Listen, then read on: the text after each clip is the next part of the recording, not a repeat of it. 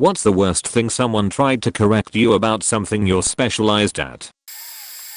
I studied history at uni and worked for a while as a tour guide in Prague, Czech Republic. I had a customer once on a walking tour of the city who got really snarky with me because I called the river running through the city the Vltava.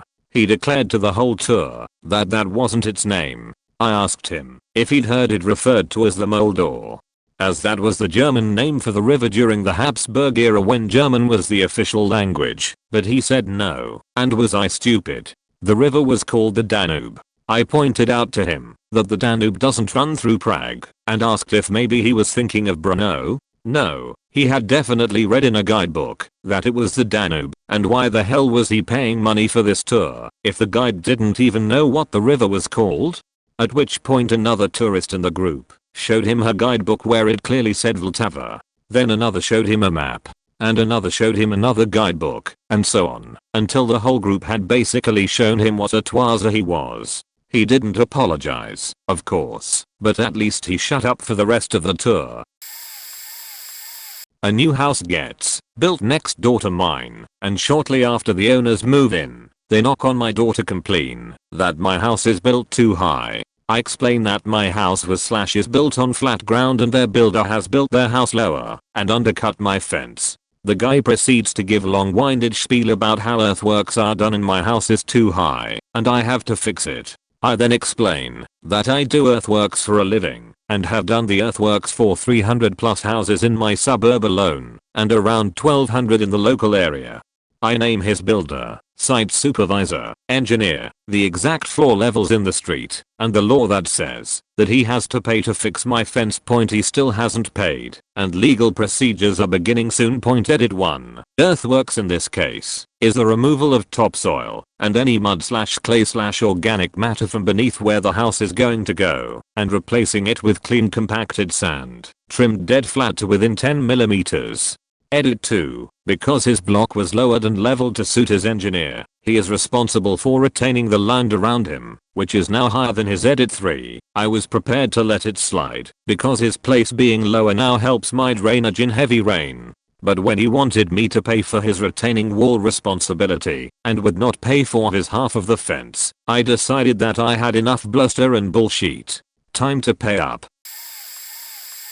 I work in lightning protection here in the States. I do the estimating and the designs for the largest company in the Southeast. Have 4 going on 7 years. Certified through our industry certification company. The amount of engineers and architects that love to argue with me about the code is astounding. I live by that code. Being I estimate and design systems, my main job is to know that code. The worst was the Army Corps of Engineers. We had a project that their designer designed that was in the bid package drawings. Pretty standard. Pick out the materials requested and ignore the incorrect design. That is how we bid it, won it, and designed it. This would have provided them with a fully certified system. In our business, a UL master label certification is as close to a requirement for every job as anything can be. 2 weeks after we submit our design, it comes back with a revise/resubmit stamp and a very snarky demand from the Corps that we change our design to the one provided in the bid package. I went back and forth on email and calls with the engineers trying to explain to them that their system would not work, was potentially a dangerous hazard, and ultimately could not be certified or warranted. They came back basically with "We don't care what you say, we know better, do it." So I did. Designed exactly like they had, and put a disclaimer on the drawing saying there would be issues and we were not responsible. A few months go by, it's installed and ready for certification. They call the inspector out, and he fails it without even getting on the roof. The army was pissed and tried to come back at us. I politely forward the countless email chains to the officer in charge. Now they scramble to get it up to code. As a consequence, it resulted in us issuing a change order to bring it up to code that was around 75% of the original cost of the project. Edit. This has also now been posted at r/malicious compliance. So go show the love over there, and thanks for the advice. Thank you for the silver. I used to work as an outdoor guide on one of the Channel Islands off the coast of Southern California. Once, I was hiking with a pair of women in their late 40s or early 50s. They were asking me all sorts of questions about the natural history of the island. Mostly simple stuff, but they had a lot of questions. Then one of them hit me with this gem. So, how often do you guys go out to feed the whales and dolphins? I was genuinely confused for a moment. What did she mean? I asked her. Well, you have to make sure all those whales get to eat. When do you go feed them? It must be expensive to have enough food for them all. This woman thought that every day, our boat captains would drive around the channel, tossing fish to dolphins and whales, until they were all fed. I have no idea where she got this, considering she'd come over on that very boat. It took me a little while to politely convince her otherwise.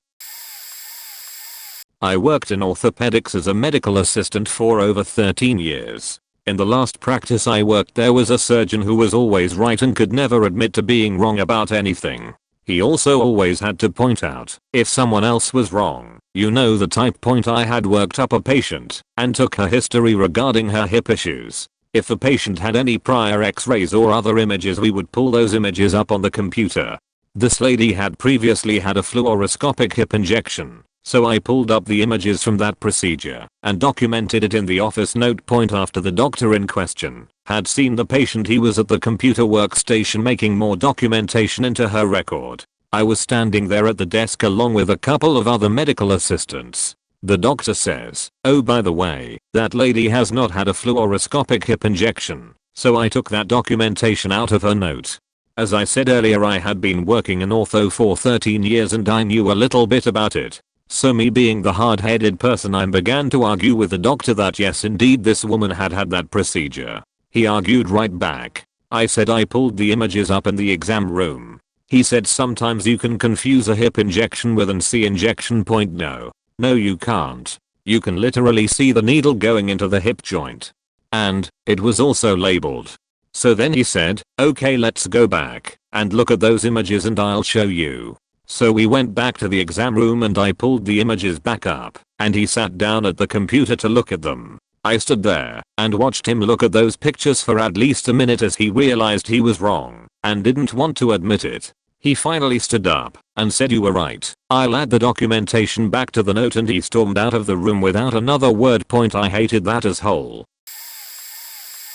In the Netherlands we have different sized glasses for our Pilsner. They all have a different name. The smallest, 0,18 L is called a flute, fluidge, the middle of ours, varsge, and the large, 0,5 L we just call half a liter or pint. Sometimes the bar has a medium of 0.33 L as well. That doesn't really have a name.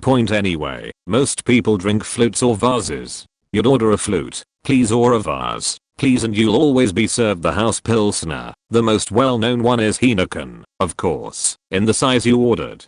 As you might have guessed by now, I'm a bartender. I was at work in a bar and had a group of 5 dudes drinking vases, a lot of them too. Thing is, if you order a beer, you'll be served a vase of Pilsner as a standard. Everyone knows this. It's common knowledge in the Netherlands, and no one ever objects to it. These dudes had been ordering 5 beers, please, the whole night. They were served vases, so 0,25 L, the whole night. When it was time to pay, I gave them their bill, and it said 35x case of Heineken. Then they tried to argue with me that the glass I served them, the 0,25 L one, is not a vase but a flute, that a flute was 0,25 and not 0,18, and that a vase is 0,33 L. I told them, dudes, I was not going to argue about something as ridiculous as this, as anyone who drinks beer in the Netherlands knows what a flute and a vase is, and everyone knows what size they are. But they refused to pay, so I told them to Google it. They did. They found a website that listed the sizes and names of the glasses, but they wouldn't believe it, because the website must be owned by Heineken. Sure, a flute and vase conspiracy. That's a new one. They told me the bar next door serves a vase of 0,33 L for the same price we serve a 0,25 L one, so they weren't going to pay. I told them to cut their crap, that I work in that bar too, I do, and that the price of a 0,33 was higher than our 0,25 and that it's not called a vase. He didn't believe me and looked up their drinks menu as if it would even matter what the prices next door were, even if they would be lower. He found out that, once again, I was right, but had some bullshit excuses to why I was still wrong. In the end I told them to pay or I'd call the cops, so they paid, but said they were going to write a complaint email, which I encouraged them to do. At this point even other customers were telling them to stop being ridiculous cunts. I kindly asked them to never return again. They came back a week later, but I told them they would not be served. They tried ordering drink from my coworker, but he told them to fuck off too, so they just stood at the bar for a while and left. Fecking idiots. I worked in a jewelry store, specialized in vintage, and this 50+ yo man with a much younger woman dangling from his arm asked me to pull out a few pieces, shushed me when I tried to present the products, and went on a pompous rant about, and you see, darling, in the Middle Ages doctors would grind precious stones, like emeralds, to dust, and make it drink to their patients as a remedy. They called it ambrosia. He turned to me, grinning, and added, but I bet you didn't know that. I just said, in the meekest voice possible, I'm sorry sir, I think you mean electuaire. Ambrosia was the drink of the divinities in Grecian mythology. His mouth just dangled open for a couple seconds before snapping audibly shut, and he barked, and how does someone like you know that? Still with the meekest voice possible, because that's my job, sir. Sorry, sir, but you asked, sir. I don't know if it was the utter powerlessness on his face or my very serious eager to please the customer face, but his girlfriend just started to gleefully laugh at him, and he just turned his heels and power walked out of the shop. Guess I lost a sale, but hey, he did ask me.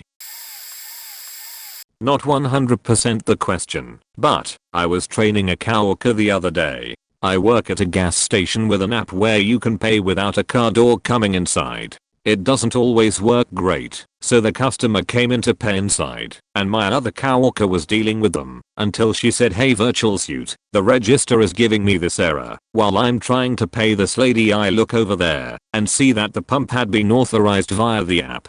And as I start explaining this to the person, who has worked for the company less than a week, and the customer, the newbie, starts yelling at me saying, no, that's the money I just prepaid on the pump. As she was waving the money the customer had handed her in front of my face. I continued to try and explain it to her, and she continued to give me an attitude, like she knew she was right. It took all my energy to not say, you mean the money that is still in your hand, that the register is not letting you put in, because the pump is already authorized and cannot be prepaid. The pump that is showing someone's wiped a card at it. Beach. You've been here 2 weeks, I've been here 2 years. Don't ask me questions if you don't want the answers. What I did actually say was, after the customer had left, hey, could you not give me an attitude when I answer your questions? That'd be great. I've been here 2 years. I know what I'm talking about. Some gal crawled up my ass just yesterday about medical tropes having actual merit in emergency situations. I'm an EMT, so that sticks out. Edit. She's back at it again in the comments. If y'all want to chuckle, edit too, since she's accusing me of lying about the conversion. I'll be posting some of the dumb shit she said here, so you can judge it for yourself. All of this is in my post history, so feel free to read it in its entirety. For context, we are discussing the validity of field cauterizing a heavily bleeding wound, like they do in movies. You think it just somehow sucks the plasma out of your whole body. Note, that's specifically what hypovolemic shock is. Not every burn sends you into shock. Yes, I'm using the colloquial term she's been asserting for 2 days, that surgery is defined solely by the act of making incisions, and conveniently omitting the part about manipulating the body using instruments. Apparently, heating up a red hot spike and sticking it into your flesh is something else. Cauterizing also does not fit the definition of surgery. Med term 101. Surgery, r/noun, treatment of injuries or disorders of the body by incision or manipulation, especially with instruments.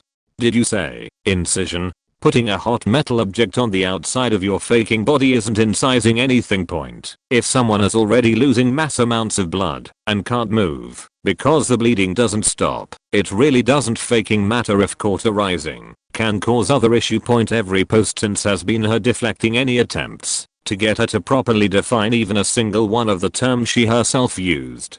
Lots of calling me uneducated, lots of bragging about being a freshman in college, and even some about a science fair she attended once as a child. But despite how called out and embarrassed I am, not a single example of how I'm wrong. Edit 3. Now she's saying the burden of proof is on me, like I didn't just write out a whole dissertation for her already. I specialize in mental health, and a friend tried to argue that bulimia is the throwing up thing. After explaining that bulimia consists of the binge purge cycle, and that even though vomiting is a common purge method, it's not the only one, she still didn't quite get it. She seemed to think that, because it was a common method of purge, it must be present to be diagnosed as bulimia. I've had to make clarifications to many people about many different mental health issues, but that one stuck out, I think because of how certain she was that she was right. Wasn't the first time she'd refused to believe she was anything other than right. Edit. A lot of responses have asked about other methods of purging. Some include abusing laxatives and dieting aids, abnormal amounts of exercise, periods of starvation to counter the binge, and using syrup of ipecac to induce vomiting. Edit. I just wanted to clarify the differences between anorexia and bulimia. Someone with bulimia will likely have a very normal diet, but when they experience a depressive or anxious episode, they'll go on an uncontrolled binge. In more severe cases, this binge could be higher than 2000 calories on top of their normal daily intake.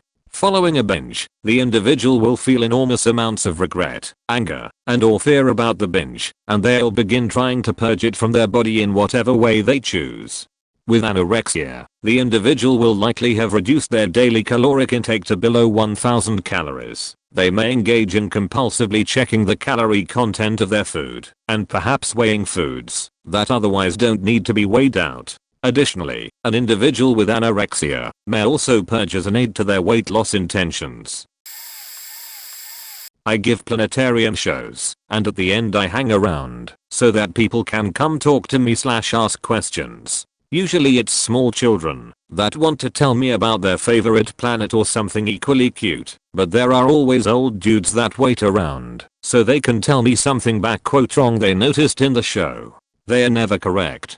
Most recently, during part of my show, I put up a picture of the moon and the earth, and when I show it I point out that this picture is to scale, that is, the size and distance between them is accurate. After the show, this guy was adamant that to scale is meaningless unless you give the conversion 1:5:672.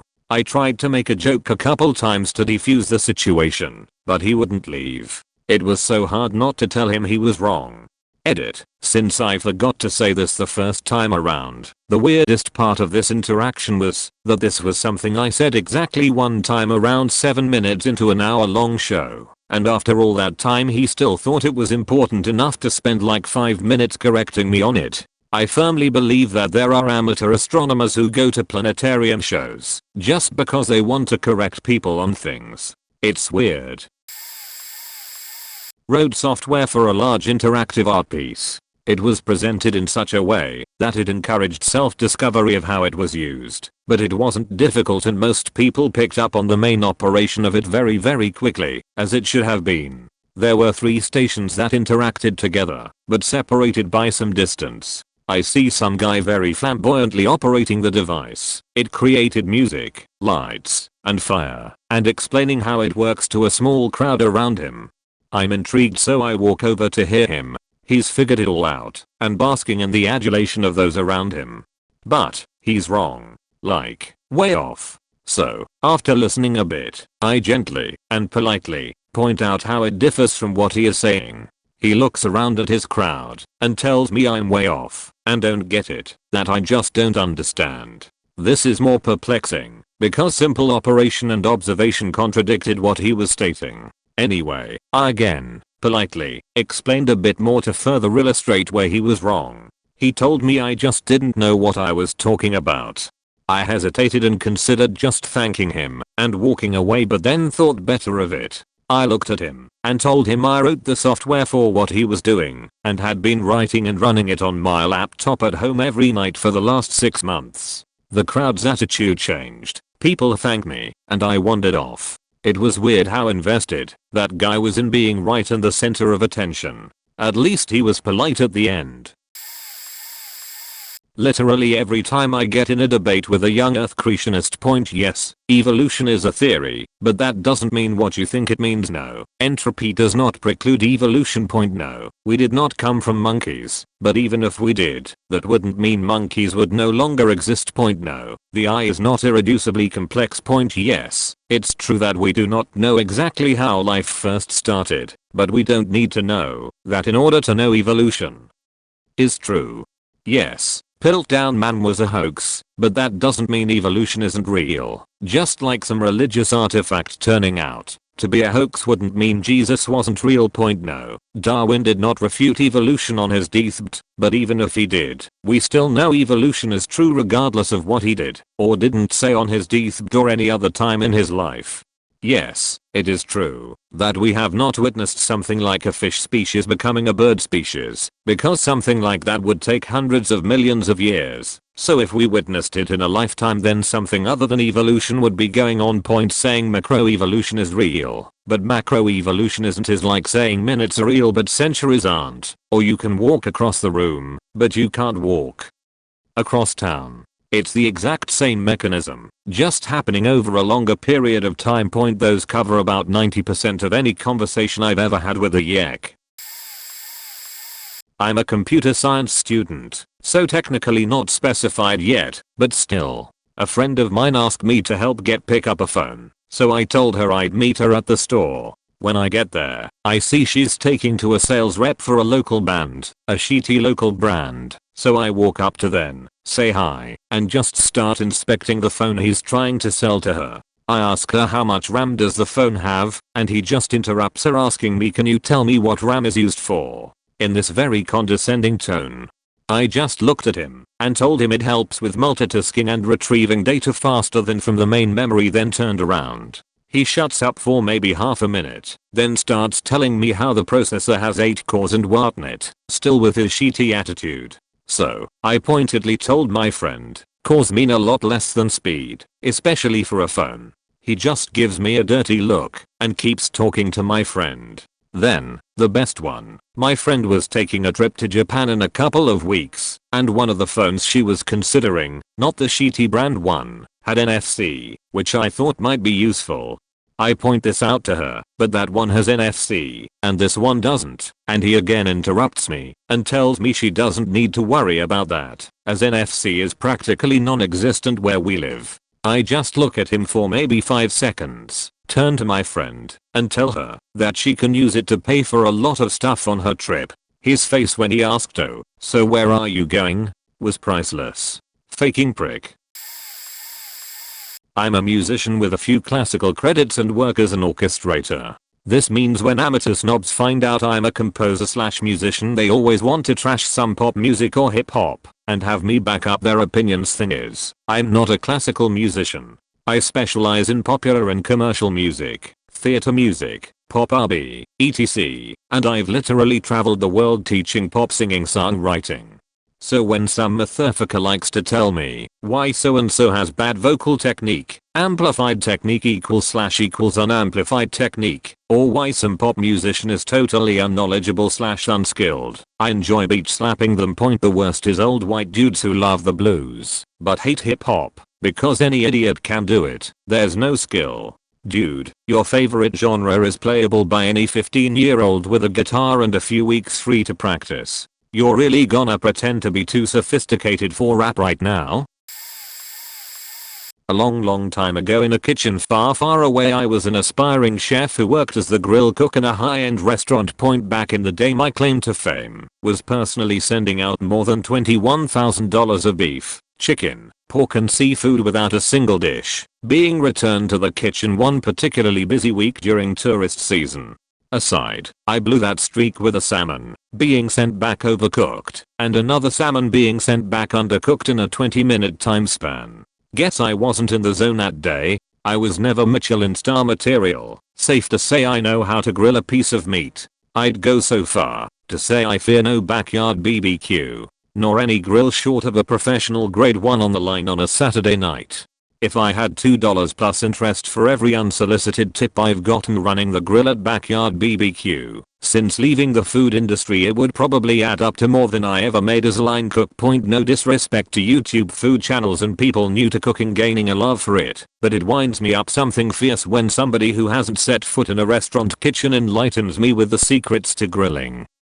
A steak point. By the time I was 25 I grilled and sold more steaks than you will eat in a lifetime, bucko.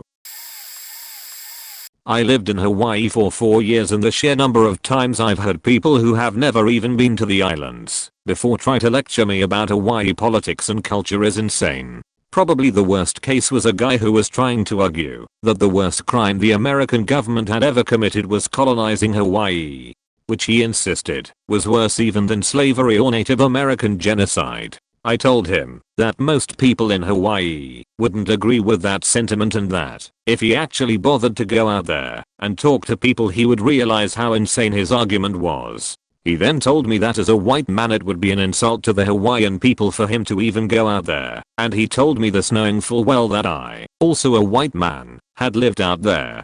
That put me over the edge and I started yelling at him about how common interracial relationships are out there and how many white people live peacefully and respectfully on the islands until a mutual Canadian friend of ours rushed over and started defusing things. I now live in Japan, and when I think back on all the idiotic arguments I've gotten into with people in regards to Hawaii I can only dread the endless mountains of stupid I'm going to have to deal with from people about this place. I'm just a nurse, but where I work you have to be highly specialized. I have more letters behind my name than in it, and it's a pretty long name, y'all. It's also a teaching hospital, so we have doctors going through their internships, residency, and fellowships working on the floor with us. I had a resident, so yes, technically a doctor, argue with me because he was explaining way wrong how a patient's temporary heart pump was working to the patient's family. I politely interrupted and said he meant to say this way and he blew up and yelled at me in front of them, losing his mind that I'd correct him. I'm the doctor, I know. I wasn't even really arguing. I just said okay, the way you're explaining it makes zero sense. It couldn't possibly work that way for any reason and I've done this for years, this is how it works. Attending walks in to see what the fuss is about and politely excuses all of us from the room to tell the resident he's a dumb shit and to never talk to people, especially nurses, like that. I used to be in the spirits business and sold a lot of high-end wines, Camus, Beringer, etc. for those of you in the know. I used to go to wine shows where it wasn't uncommon to be drinking $100 to $200 bottles of wine. These things are loaded with wine snobs, some who haven't a clue or a developed palate to really be able to properly evaluate a wine. I have a ton of stories to tell, but the standouts are one person bragging to me that he had a 20-year-old bottle of Beaujolais Nouveau he was saving for a special occasion. He asked me what it was worth. Probably nothing because it has turned to vinegar by now, I replied. He got all in my face telling me I didn't know anything. Fortunately I had the chief winemaker of a well-known winery with me. Let's ask him, then. His reply was something along the lines of I'm not sure what the going rate for a bottle of rancid vinegar would be. FYI, some wines are designed to be aged, while others are drunk right away. I'm an application engineer for big plants and mills and such, power, paper, chemical, etc. My specialization is to make sure that, given process data, their pumps, pipes, valves, and controllers, pneumatic pressure operated physical part, all work nicely with the DCS, digital control system, electric part, so nothing breaks or explodes a tank or whatnot. I had an old school professional engineer at a power company come to me and hand me a valve with a hole in it and basically tell me to fix it. Let me explain. Valves don't just magically get holes in them. That's a very strange mode of failure, and your newly religious valve's not going to get fixed. You have to get a new one at that point. This is about a $30,000 valve too. Not cheap. I tactfully explained that he needed a new one, and we redo the data. Everything checks out. We relay this to the pet, stating that he should recheck his process. He scoffs, saying, all of our data is correct. It's your valve that broke. Okay, not technically wrong, but we size using conditions given to us by the facility. He is going on and on about how I'm, ironically, not a professional. Technically I'm not a pet. Generally pod about 30 grand. Forgot to mention there were 4 identical lines going to a boiler. Identical valves. $30,000 a pop. Sent the findings to the failure analysis team. They came back saying the damage is consistent with low flow. That is, dude gave us the wrong data. Then insisted we were wrong and insulted me in the process.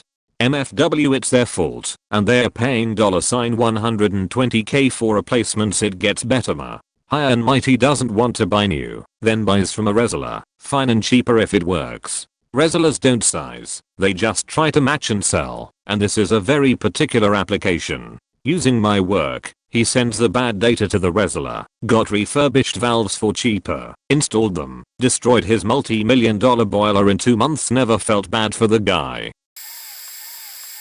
Was at the range with my hunting rifle, Tikka T3, 300 WSM, banging steel at 800 yards.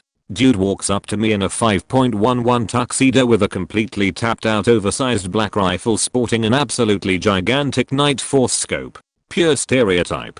Begins lecturing me about external ballistics and how I'd never be able to hit a target at 800 yards without a gun like his and all his experience. He sets up, bang, misses. Grumbles to himself, spins the turrets on his scope, bang, misses. This goes on for a few minutes. He never is able to hit the target. As he's getting more frustrated, I can see he's jerking the trigger worse and worse and starting to develop an anticipatory flinch. He starts yelling that his scope and rifle are faked up and someone must have messed with his zero. I sight in and bang. Hit. Do it again. And again. Guy just looks at me. I give him a grin and say Army Scout / sniper for 4 years. TLDR, nascent coffee enthusiast guy tries to teach his barista roommate how to make coffee. Not me but pretty close. I, male, live in an apartment with 2 other people, 1 male, 1 female. The other guy tends to act in low-key sexist ways towards our female roommate, which is obvious to me because he will treat her differently even when we do the exact same things. Anyway, this girl was a barista for 3 years. She knows how to make coffee. In the last month or so, the male roommate started getting really into coffee. He got a fancy grinder, fancy espresso machine, and started buying really good whole bean coffee. As his suitormates, he said we were welcome to use his equipment anytime. One day, a female roommate decided to make some coffee.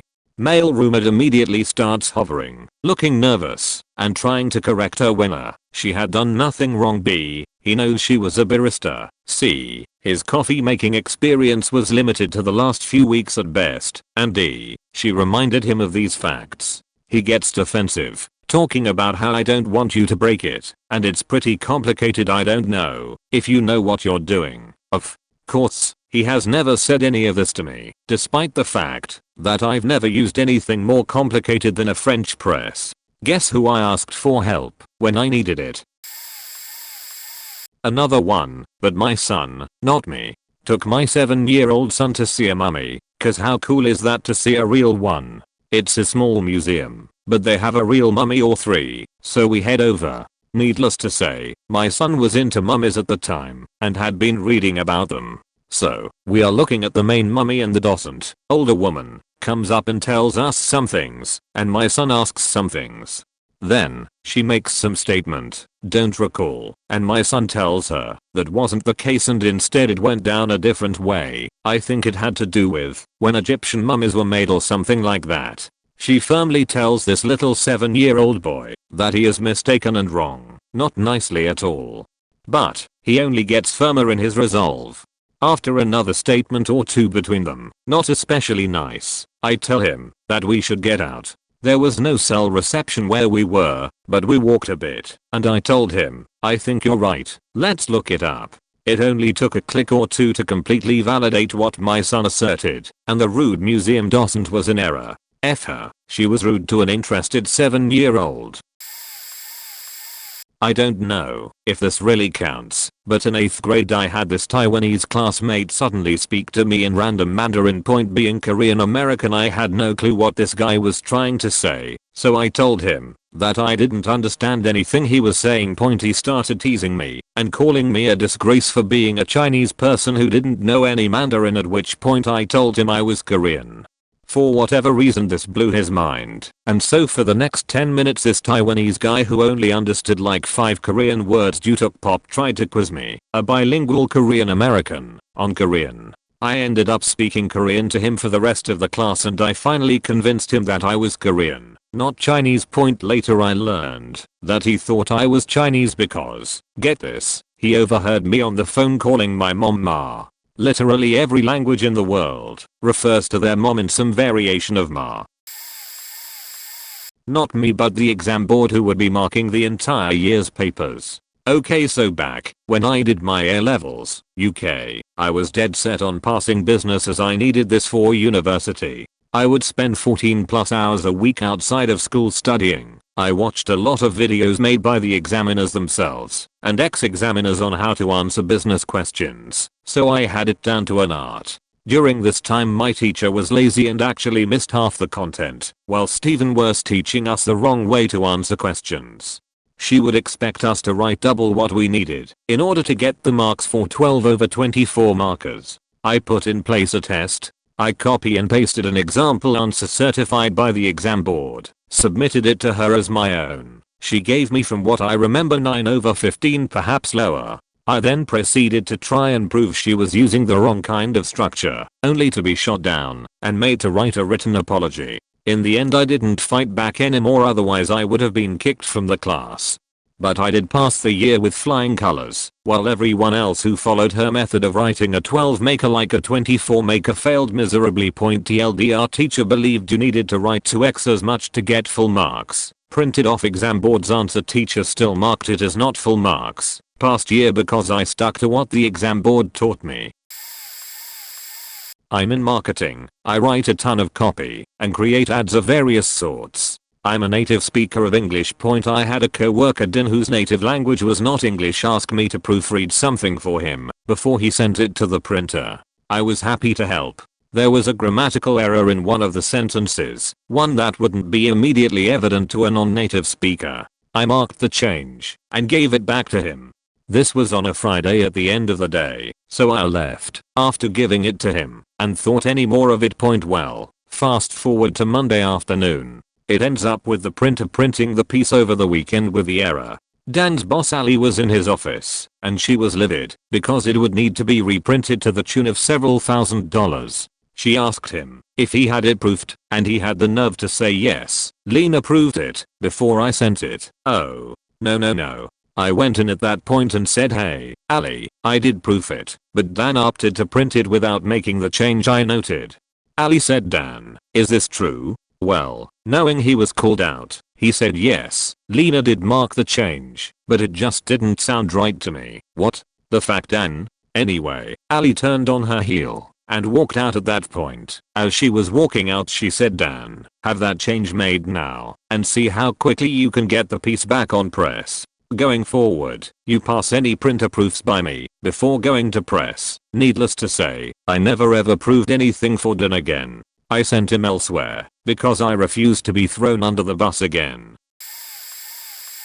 I'm an intensivist and internist, i.e., I'm a doctor in the ICU. I was at a party and someone started having an anaphylactic reaction to something they ate. Thankfully they had their EpiPen on them, so I gave them the dose to their thigh, got someone else to call the paramedics, and asked another person to try and find some Benadryl lying around.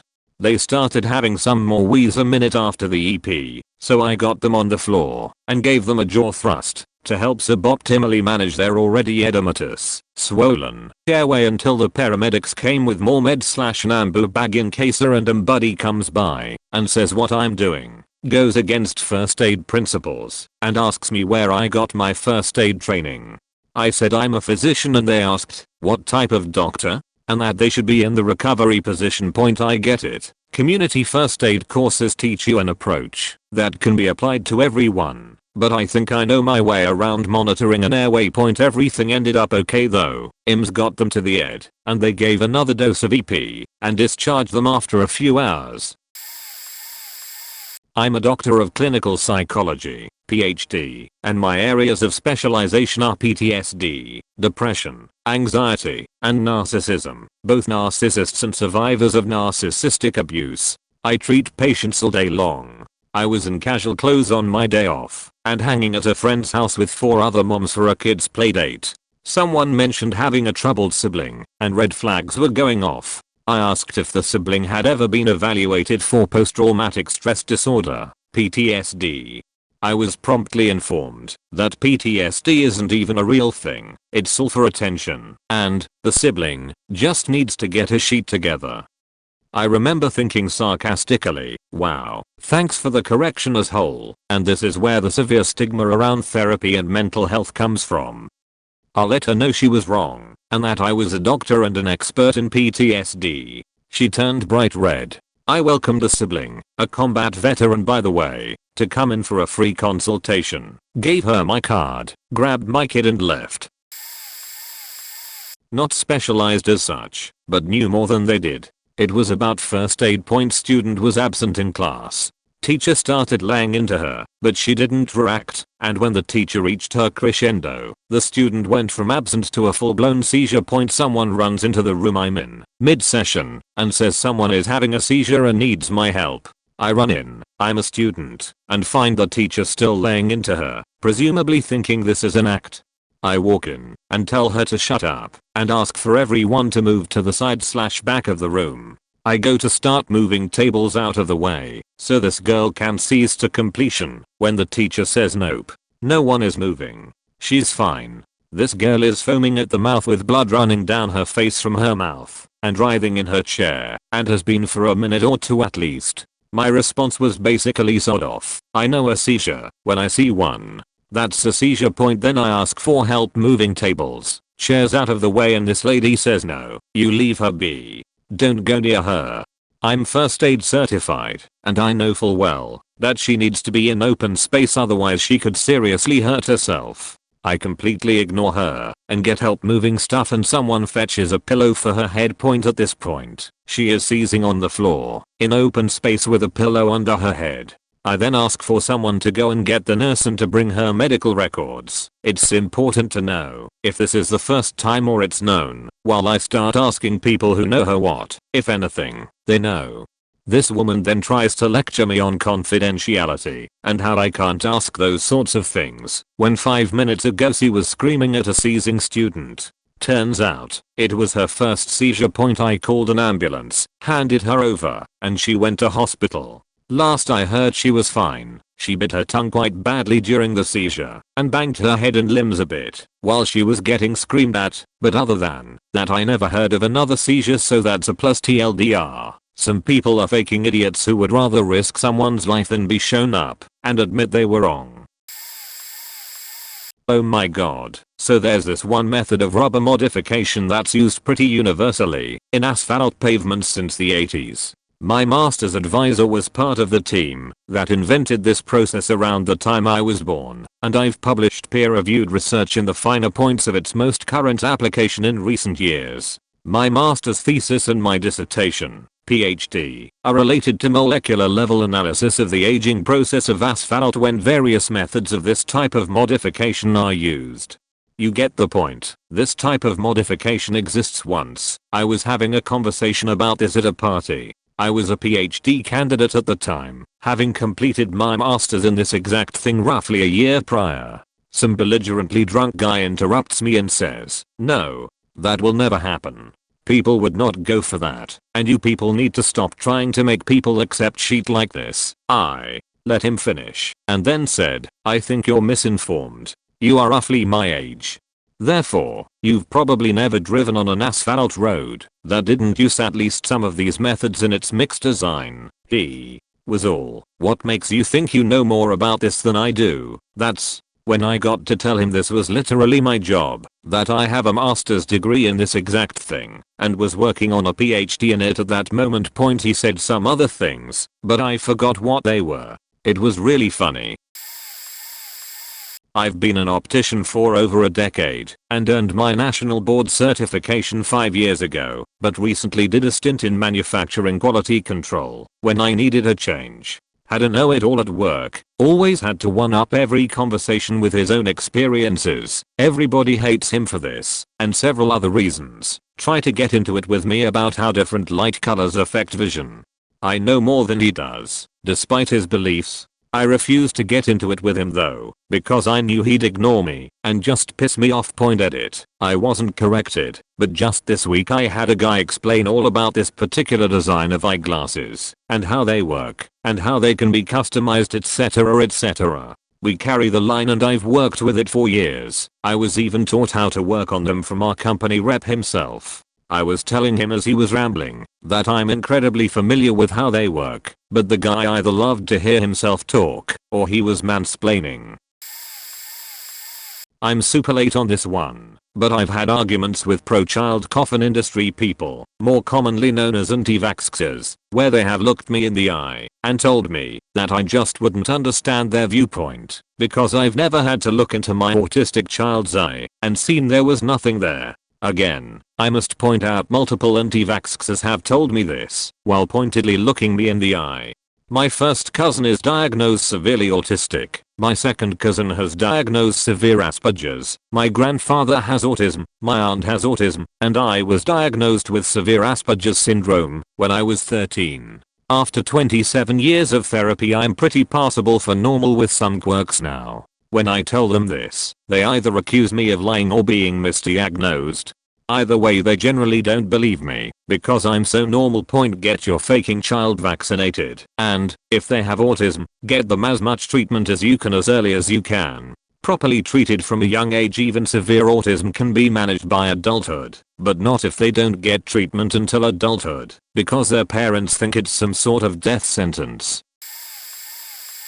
I'm an archer in a club where the youngest student, don't know if I can use that word though, is something like 6 or 7 years old, and the oldest student is me at 18. Every student in this club is using an archery sight. Don't know the correct translation in English though. I'm the only one shooting with a naked bow because I don't use those, which surprised the oldest members of the club because I'm shooting with this old school style. The only thing about my bow that is modern is a little metallic weight placed on it to make my bow heavier, so my arm is less let loose when I aim, but that's basically it. You can probably guess where this is going. A dumb kid start bragging about how he has more gadgets, that's the term he used, and that I don't have these because I'm probably poor or some shit like that, and that he's a way better archer than me. He's like what? 10, maybe 12 at best. He then proceeds to shoot. He scores the entire day on his target, which is 10 meters away from him, while my poorer shoot 3 bullseyes in a row and 3 others in the red part of the target. At 30 meters of distance. I know it's a kid with barely any experience, while I'm an archer with 6 to 7 years of experience, but still. He kinda asked for it. And I realize as I'm rereading this that it sounds so freaking made up, but fuck it, I'm too lazy to correct it. I had a homie wanna tell me I was wrong and the wall they wanted to remove was in fact not load bearing. It was a free consultation with no obligation. I was doing it for a friend of a friend. I pulled out my phone and recorded myself touching said wall and saying, if you remove this load bearing wall you're going to have problems. Even though it was free, the owner was a dick, and I had zero faith they'd not try to blame me for the dumb shit that would ensue. I also filed our in-house paperwork, which we always do for every situation. The best part comes now. A week later in their DIY renovation he removed said wall and posted on Facebook after. The house didn't come crashing down, so he said something along the lines, so many engineers don't know anything about buildings. They sit in their classes and get fancy paper degrees. The wall is removed. The living room looks so much better and more open, and the engineer was wrong. Today's a great day.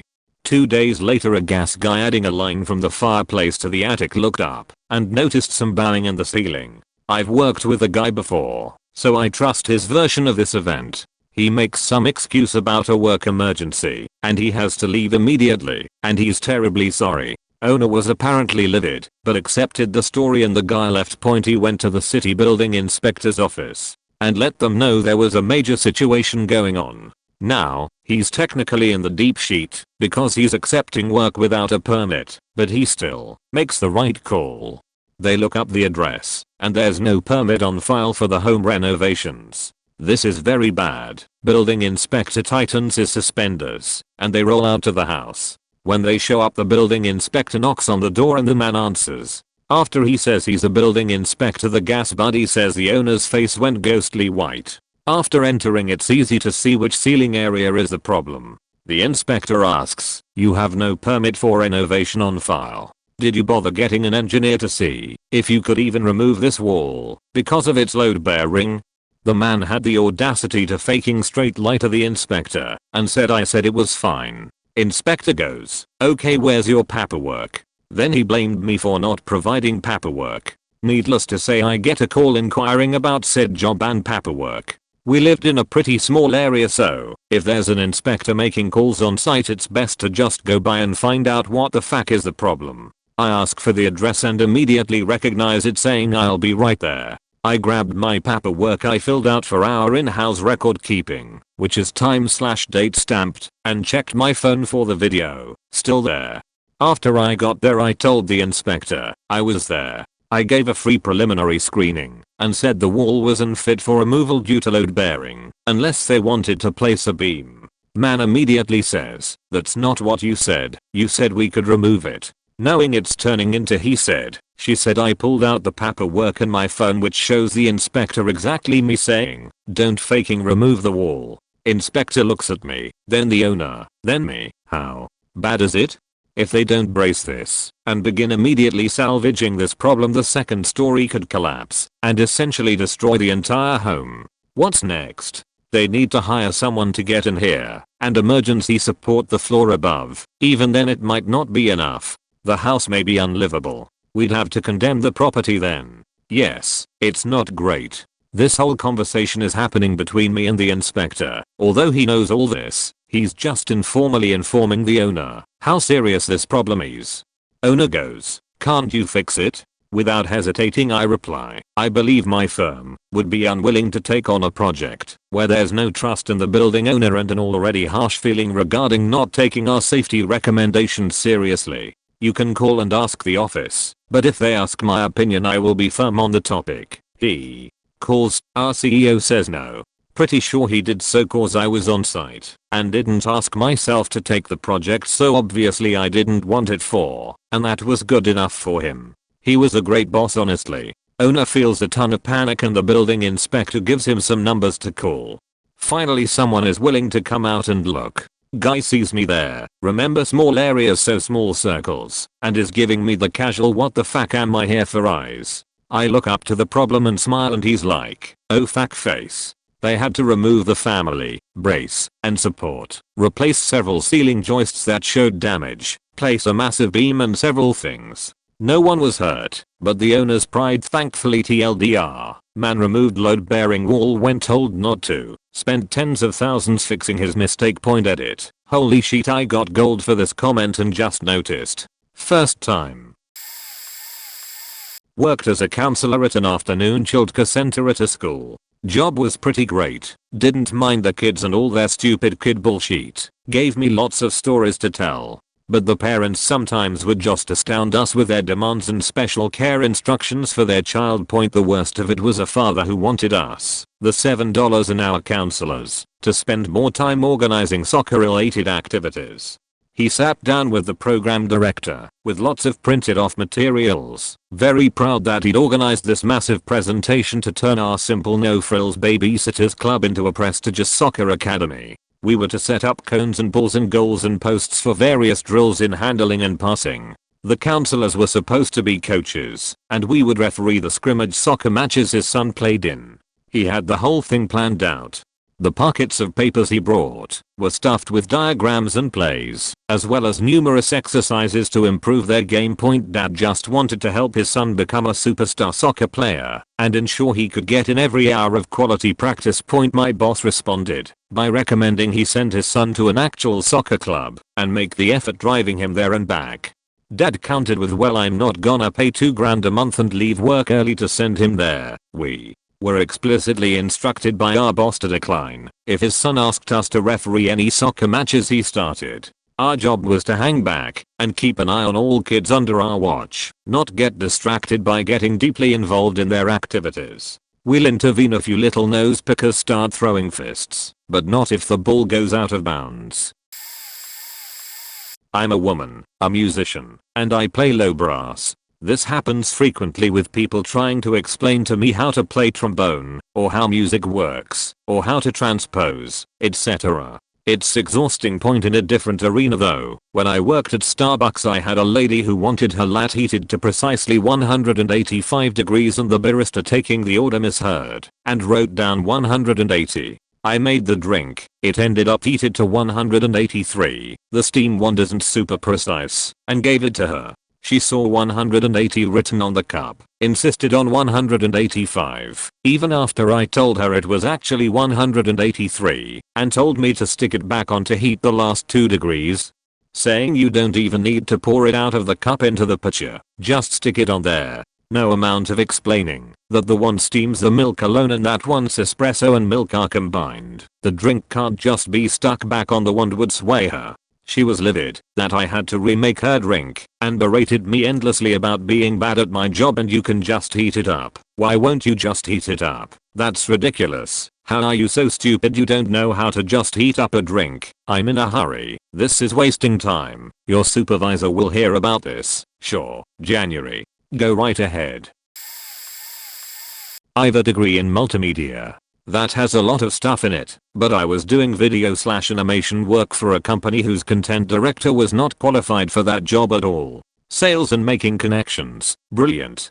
Telling me what to do and critiquing my work, no point. He has no idea about pop culture or memes, or what the kids like to do today. Bad when you work for a social media based company. It was a book lovers Facebook page and they centered around Harry Potter, got in Disney a lot. I was there 5 months before I was trusted enough to make a different style video. I found these 2 raps about Harry Potter. One Gryffindor and one Slytherin, so I cut them together to make a battle video. It blew up and showed our normal video style was boring. Took another 3 months for them to allow me post a video on a pub in Carey Island that's LOTR themed. I'm Irish so I was able to email the lads and get all exclusive content not even on their social media. A video that would have taken 3 days got 3 weeks. Pisses me off that he hired me to freshen up their video department, but stuck me right into their routine that was getting them nowhere. Let me show you what I go at. I have multiple autoimmune diseases, primarily celiac disease. One of the traveling syndromes I have related to that is a sensitivity to smells, called hyperosmia.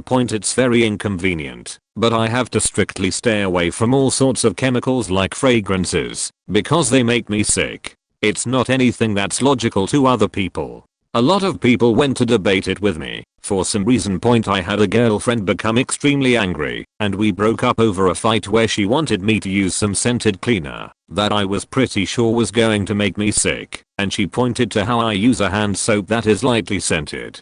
Told me I'm so fucking stupid because of my choices about which cleaners to use.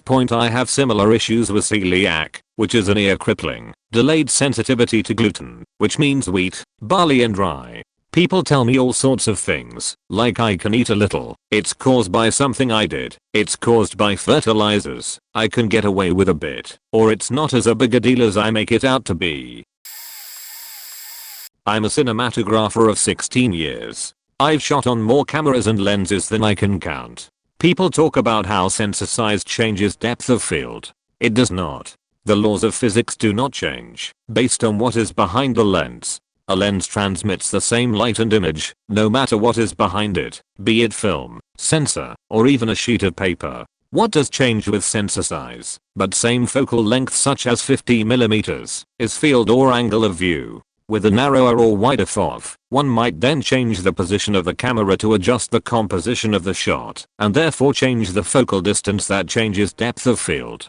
The fact that the sensor is bigger or smaller does not. End of story. There will be a million comments after this telling me how wrong I'm, even though Panavision, one of the foremost authorities on optics and cinema technologies, agrees with me and even has posted that very information on their website. Sensor size has no effect on depth of field. A 21mm at t2.8 will always be a 21mm at t2.8, whether it is on a 70mm camera, a Red Dragon, or a Super 35 camera. Panavision source. But what do we know? The internet people say otherwise, therefore popular conjecture rules. I'm a mathematician. PhD, published articles, given talks, etc. There's a funny thing about math. When you don't know much of it, you think it's about using methods with hardly any justification. When you know a bit, and have seen some easy proofs, you think every single sentence needs to be explicitly justified in full. When you've seen some hard proofs, you realize it's better, necessary, in fact, to assume your reader can fill in easy deductive steps on his own. And then there's homological algebra, but that's another discussion. I've taken a few programming classes on the side this year, since I hadn't done any in 10 years. In one I had to write a theoretical assignment which used, without properly stating it, but anyway, the transitive closure of a relation point. The reasoning to get the final result was a very straightforward application of the definition above to the initial statement, so I pretty much just wrote that as justification. I lost points for that, and, when I asked the tar about it, his reply was, your answer was correct, but I wanted more justification. You're probably just not very used to higher level math. Had to make an effort to keep myself from laughing. Also, formally, a mathematician, but this logic is faulty. The detail required is specific to that class, and not to your background or indeed the level that would be required in a math class, or certainly not a journal article. I have been in a similar position, in that I have published articles, but then have since done a lower level electronic engineering course, where I was expected to write out excruciating detail for simple calculations with Fourier series etc. Your job is to try to understand what the marking scheme of the exam and satisfy that, not to understand something yourself, and assume it's okay. Even when submitting the same preprint to different journals, you have to assess your audience sometimes, and try to understand how much detail is appropriate in the context of a course in a different subject that involves a small amount of maths, where you are quite possibly more mathematically advanced than the instructor. The smart and classy thing is to wind your neck in and adapt to what is expected. I taught a basic calculus course once where I had a cocky student who had a bit more background in maths compared to other students. So there were questions like solve this integral using method X, and he was basically refusing on the grounds that he knew the integral from memory and it was beneath him or something. I kept trying to explain that the question was testing knowledge and application of a technique, and he wasn't answering the question as phrased, but he refused to listen. A shame, as he got lower marks than he would have got if he hadn't have been pointlessly stubborn. The course was audited and had to have a clear mark scheme etc. So I couldn't just give him full marks based on I'm pretty sure he knows how to do what he is being asked to. Was a military finance officer, and seeing armchair strategists argue that the military absolutely needs the insane budget that it gets, and more. Ladies and gentlemen, I've seen the books. I've seen what we spend that money on, and the overruns are not at all tied to readiness or pay benefits. So much goes to contractors who sit around, go over schedule and demand price increases knowing that they are going to get it, because cancelling or stopping a project part way through just isn't done. They do just enough at the beginning to get the project off the ground, then slow it to an almost complete standstill until they get more money, then do a little more and stop again. Or contracting agencies who contract for janitorial services, charging the government $80k/year and only paying the janitor $30k. The rest goes to contracting fees. It's also going to logistics contracting agencies that know how to use it or lose it budget mentality works, so they actively pump TVS, computer monitors, keyboards, and mice, and all sorts of other high cost items that are easy to order to supply officers in order to help them commit their funds and get a bigger budget next year. I work as a device repair tech and I always have people telling me that I'm wrong when I diagnose the issue or issues with their devices. A few favorites: when someone drops their phone in liquid, which makes them nearly impossible to fix, and I explain that there's extensive liquid damage, and they claim that they've never dropped it in water, and that it has to be something that I damaged by opening the device. When someone comes in with a cracked screen and damaged LCD, when there's black spots and lines on the screen, basically rendering the phone 100% useless, and they don't want to pay for a repair, so they go, "Oh, you must just need to tighten some screws or something, and then the phone will be fine. I can't afford a repair, so if you could just fix it by tightening the screws, that'd be great." Then having to explain exactly what's wrong, that tightening screws won't fix it, and watching them blow up because they can't afford to replace the whole screen, and I'm supposed to be a magical fix-it genie. Another fun one is when a person gets a key phrase stuck in their head. For instance, a phone comes in with touch issues after being dropped repeatedly, and the customer is convinced it's the Touch IQ chip. 9 times out of 10 it's just a damaged screen, but they insist that it's Touch IQ because they heard someone on YouTube say that's what it was. It's always lots of fun explaining that no, we can't fix Touch IQ because it's soldered to the motherboard, and we don't do that. Point: never a dull moment in the tech industry. I'm a boxer in university, and as a girl, and relatively young, it's always a little harder to prove your worth, especially as my club is very male dominated. There was this one guy who came to our training maybe 5 times in the semester altogether. He clearly was not serious about the whole thing, and only started coming towards the last sessions. I found myself training with him a couple times, and I was the one to teach him a lot of the basic stuff: posture, how to punch properly, etc. We usually have sparring sessions during training, and you're only allowed to do those with a certain amount of experience, and if you own a mouth guard, for safety reasons. This was the last training, and this guy wanted to spar. We weren't doing it very intensely, so he was allowed to on the condition that he would be careful he did not have a mouth guard. At some point it became my turn to spar him. We begin, and I really hold back on what I'm doing, because I don't want to hurt him accidentally, and because he's not as experienced. Mind you, this guy stops the fight to tell me that my posture is wrong, and my elbows are too far out. I cannot move my elbows further back in, because I have those things called boobs, and this has not proved a problem for me as I've always been able to block stomach punches easily in spite of my chest. I get a little pissed, but say nothing, and tell him to carry on. He continues to stop me, and tells me how wrong I am. When I move to punch him, he literally turns his back to me like absolutely no one does in this sport, and he is almost always turned away from his opponent from fear of being punched. I was livid that he would stop a fight to tell me those things when he clearly has stuff to work on himself. TLDR, guy from my boxing club tries to teach me what he has failed to learn all semester long. I work with cameras in the film industry. The amount of time people argued with me that I watch MYTVIN 4K guys. 4K, first of all, is higher resolution that the human eye can take and is not meant to be viewed as a final product. It looks way too harsh because your eye is rushing and compressing, and it is really not cinematic. Point: we film in 4K and above, 9K often, so that when we edit /VFX/CGI and compress back to Full HD 1080p when exporting, we suppress the loss of information that comes with compression. We film and edit above the human eye to have maximum quality when compressed to the human eye. Second of all, as I said, it is related to recording, not to display. You are not watching The Bachelor in 4K, and never will, because your TV does not have the power to magically transform the resolution of their file. It's like saying your TV could magically transform a black-white film into color. It's called marketing. And you fell in the trap, and you bought that TV because you simply don't know better, and it's okay to feel like you've been played, but don't yell at me that the Best Buy employee knows better than I do, Karen.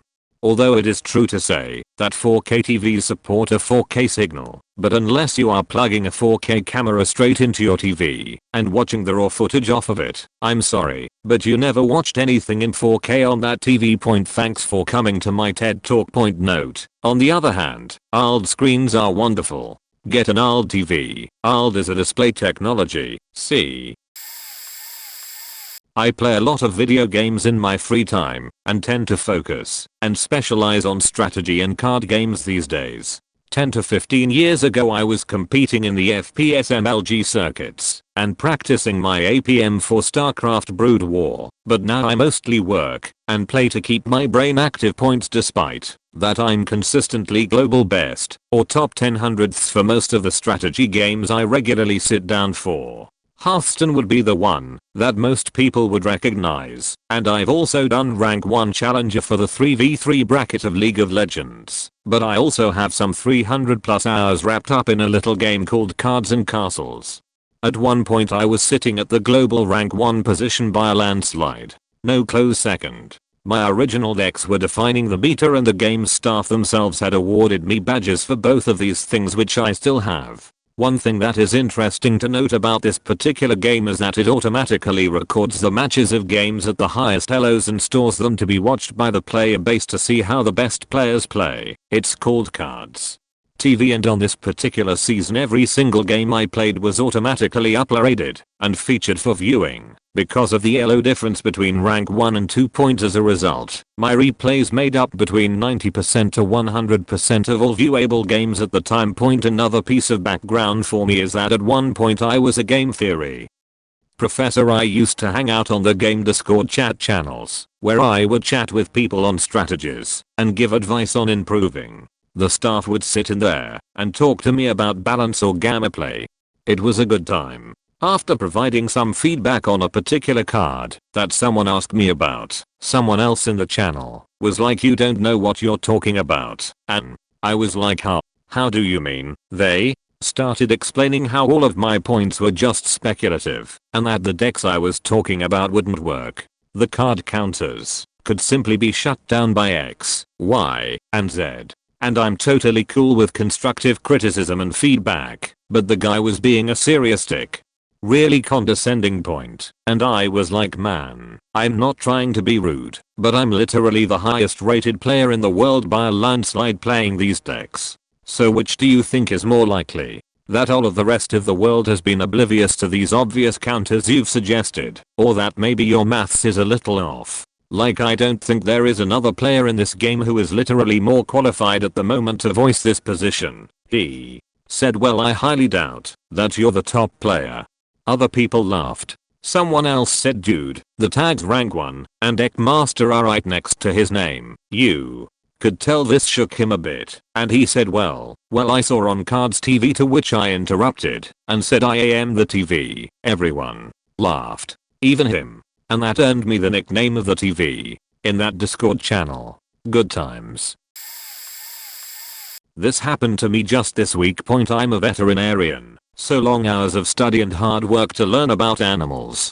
I deal with people and pets, and I consider myself, if not an expert, at least sufficiently knowledgeable about canine reproduction. Brachycephalic breeds, dogs with flat noses like the bulldog, particularly the Old English bulldogs, French bulldogs, ECT, are prone to difficulty giving birth. The puppy's head is too big to fit through mom's pelvic canal.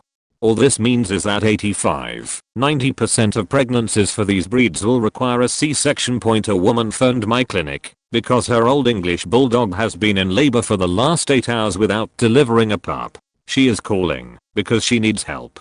I advise her of dystocia. Difficulty giving birth is common in this breed, and that if we are going to help we will need to perform a C-section. She informs me that I'm wrong. This is an Old English bulldog. She does not need a C-section. She just needs help to deliver the pups. I explain again that to help her I need to perform a C-section. No, she is an Old English bulldog. You just need to flip the puppy and she will deliver it. I explain that manipulation of a puppy through the vagina is not possible in a dog. The vagina is too small to use my hands to manipulate a puppy from the outside. The only thing I can offer to help her dog is to perform a C-section, and the sooner the better, especially since the dog has already been in labor for the last 8 hours. Listen, my dog is an old English bulldog. She just needs you to reach in and flip the puppy. I have been trying, but I can't do it myself, so you have to. Again, I'm trying to explain about this known problem for the breed of dog she has. Unfortunately, it's known to happen. I'm willing to help, but all I can offer is a C-section. It's during this third round of explaining what I can do when she interrupted me again to tell me that I obviously don't know what I'm doing, so she will find a competent vet elsewhere. I feel very sorry for that dog, and I hope that her owner took her into someone who was able to convince mom the truth of what is needed to save her dog's life.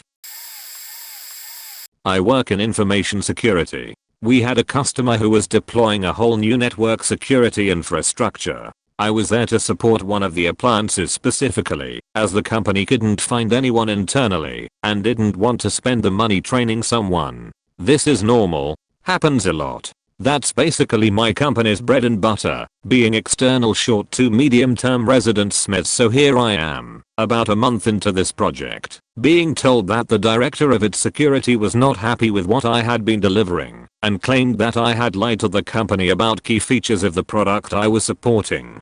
For reference, the appliance does, but is not limited to, web content filtering and SSL/TLS decryption. It is important to note that this means that it can block content that comes or is downloaded from. This distinction, though technically unnecessary, is important in a second. From HTTPS websites, I'm called into a meeting with the director, $DIRECTOR, of network security, a couple people with VP, $VPS, in their job titles, and the $POCS that I've been working with at the company, along with a sales engineer, OSE, from the vendor of the appliance. For context, it's kind of like you're called to the principal's office, and the superintendent for the school district, your teacher, and the people who make your textbooks are there. $DIRECTOR immediately starts going off about the fact that this product doesn't do what it's advertised to do, and that the vendor has lied to them, and so has the SME that was brought in. Yours truly, specifically, he said that the appliance that I was supporting could not possibly block or even detect downloaded content. Remember, this is specifically what it's designed to do. Why can't it do this? It only decrypts HTTPS. The room was silent for a solid 10 seconds. $DIRECTOR had just said, unequivocally, that it couldn't do something, because it can do one of the necessary steps for doing that thing. For you non-technical folks, that's like saying this oven won't bake a cake, because it heats up. Literally nonsense. A sir, who is one of the best, most intelligent people I have ever had the privilege to work with, calmly asked $DIRECTOR to explain what he meant.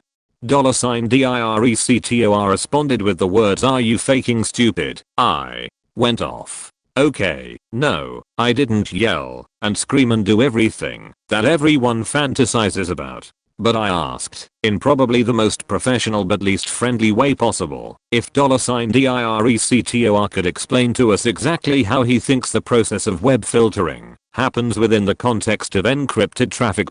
He got things wrong, to say the least.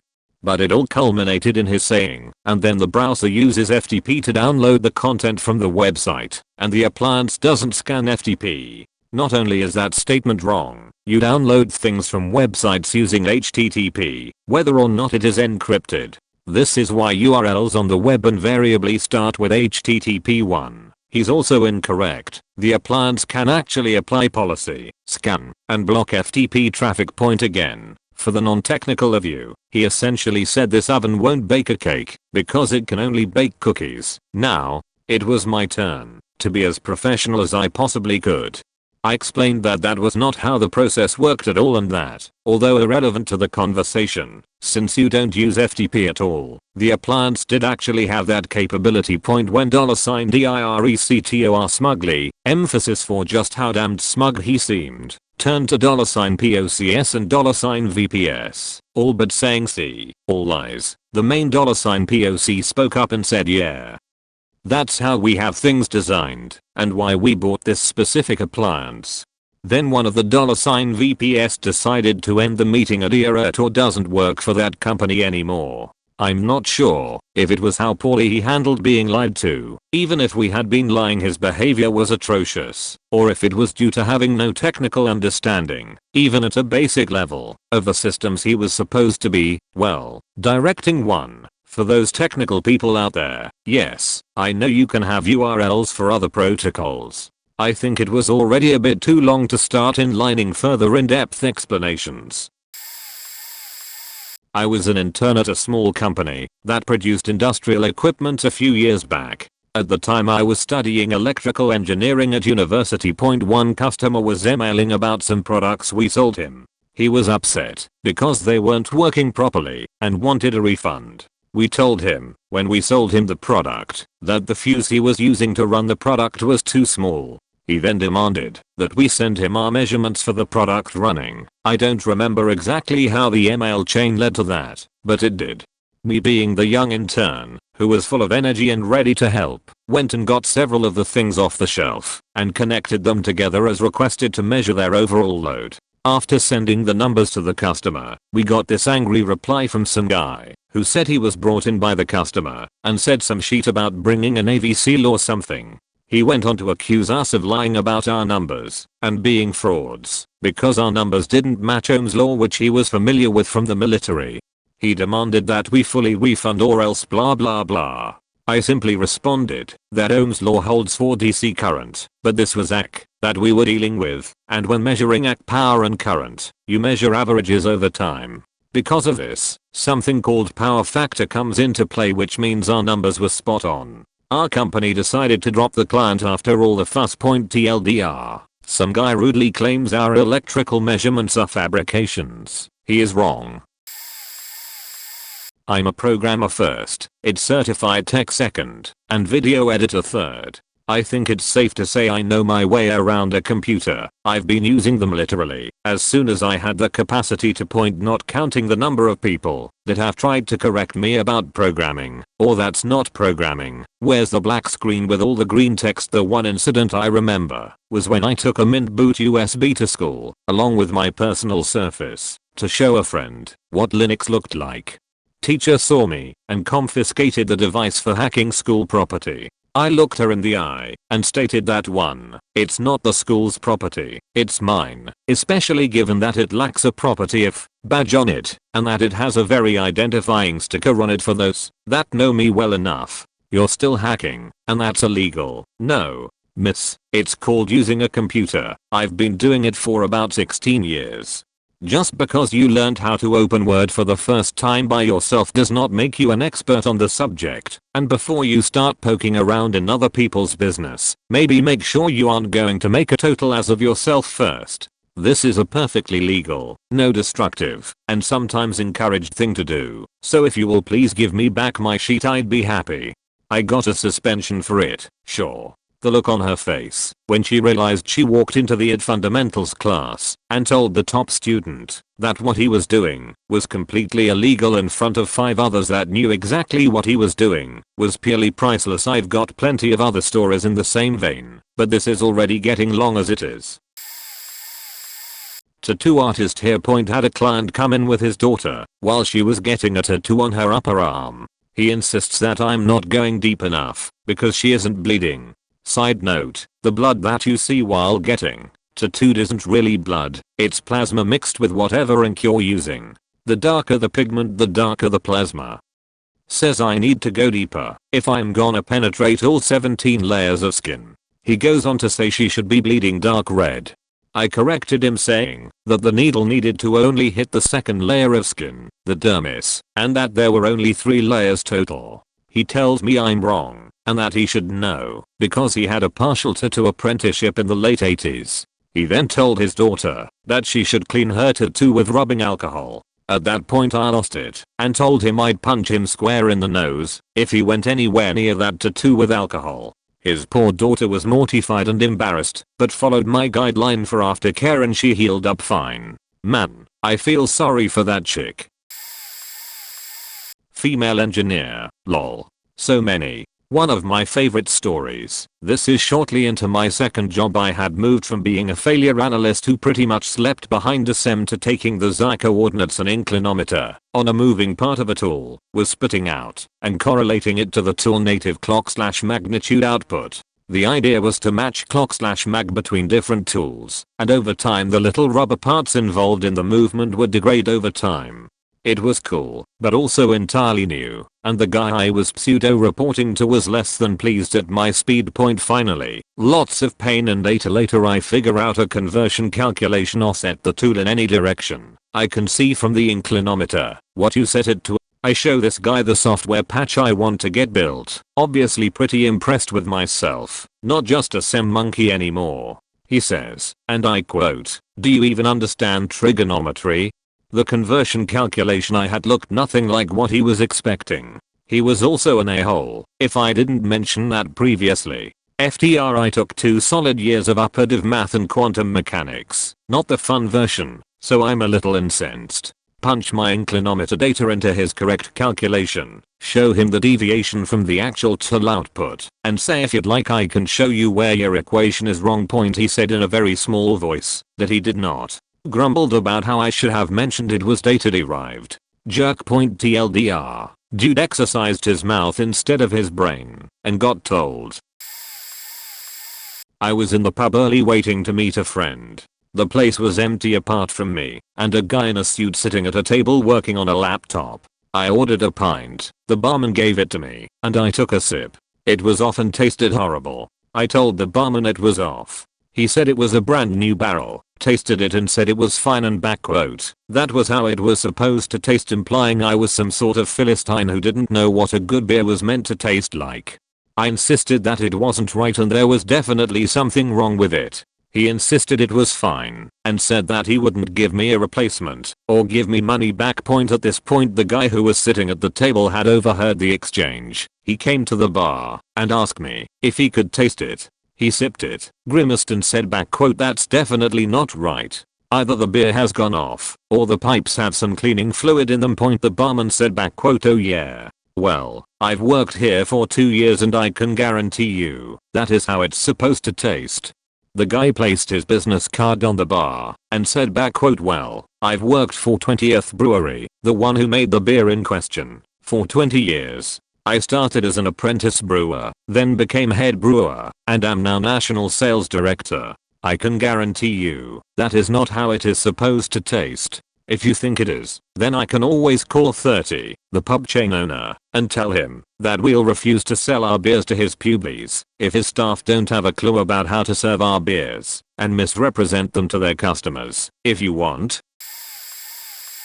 I have a BS in mathematics. While trying to explain probability to someone, I tried to make the problem simpler and just used a coin example instead. If you flip a coin, you have a 50% chance to get heads.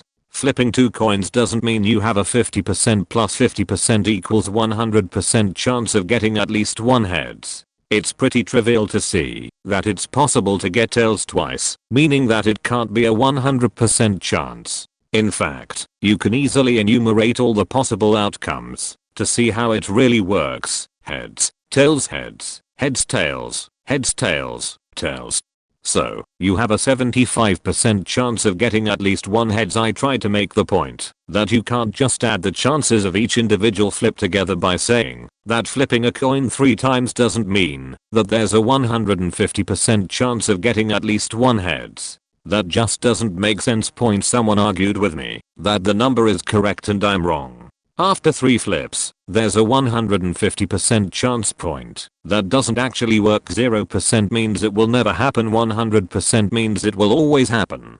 150% is meaningless in this context. On a similar note, I've lost track of how many times I've had to explain to people that if there's a 1/n chance of something happening and you go through n trials, you are not guaranteed to get the outcome you want. Like, if you roll a d6 6 times, if you don't get a 4, it's actually not that improbable. It surprises most people to learn that in general, if you have a 1/n chance of something you want, and you try n times, your chance of success is about 64%. If you still haven't won, the game isn't rigged or anything. You were just slightly unlucky. I'm not as super specialized as some people here, but during my last year in biochemistry, had this second year kinesiology dude try to explain the basic central dogma to me for whatever reason. He got transcription and translation mixed up in ways that I didn't even know could get mixed up, added like so many extraneous and clearly false steps, and then had the balls to look at my shocked face and smugly say, "Hey, I'm sorry if you don't understand what I'm talking about. I'm probably using a lot of big unfamiliar words that are too difficult for you to comprehend. I think I may have facepalmed myself to the moon." Oh, by the way, this is the same guy who said "I love you" to girl after their first kiss on a second date, got illegally high on weed right before a job interview where he was supposed to get drug tested, told me that his Fitbit research was more relevant to the world because a normal person could understand it more rather than my work on ribosomes, told me that guys just can't control themselves whilst drunk, therefore ape wasn't their fault but it was the girls, and somehow got into a good PT school in New York despite cheating and asking for help on all of their work. Going to get buried, but what the fuck not. I was a wrestler for a number of years, the TV kind, not the high school kind, and I had suffered a pretty serious injury. I just couldn't keep myself away, so once I healed up enough the promoter had me train some new folks to come in. Most people would stay for a day or two, but once they realized bumps suck and it is hard work, they would leave. I once had the distinct misfortune to train two brothers who, while motivated, were dumber than dirt, and one of them would constantly try to correct me about the correct way to do the moves. It seemed like every move would get interrupted with, "But technically wouldn't you do it like this?" Wrong, because that is how we do it on our mattresses. Every single move. Now I know they are dumb as shit, and I try to be patient, so I explain to them why that is wrong, and why it needs to be done the way I say, but then I would get another "but technically." It took about 3 months, but eventually I was just like, "Look motherfucker, I have been doing this for years. Either you do it my way or you can go back to your faking mattress." It isn't like I don't understand that bad trainers exist, but the guys who taught me were trained by and still work with the NWA and have wrestled for promotions all over the world. I myself have been around the states. I know why we do things the way we do. Not me myself personally, I work in it so there are enough stories, but this one was from my college professor. I shared several classes with a guy who we called Mr. Google. Because every statement a teacher said he googled, it was annoying, but we ignored him. One particular day we had a guest lecturer. I skipped some classes just to attend, and sure as hell Mr. Google was there. The lecturer is teaching us about certain models and such for interpreting data and management results. Mr. Google chimes up and tells the guy he is wrong because he just googled it. The lecturer tells him that he was sure he wasn't. Mr. Google insists. The lecturer asks him to read out loud what it said. So Mr. Google starts reading out loud, and he is looking quite smug while doing it. The lecturer just said, "Alright, check paragraph 3 from that page. It clearly states the exact opposite, and when you're done make sure you do not start a discussion with the man that actually wrote the book. Thank you." Never seen Mr. Google shrink so fast in his seat. I did my bachelor's degree as a double major in economics and finance.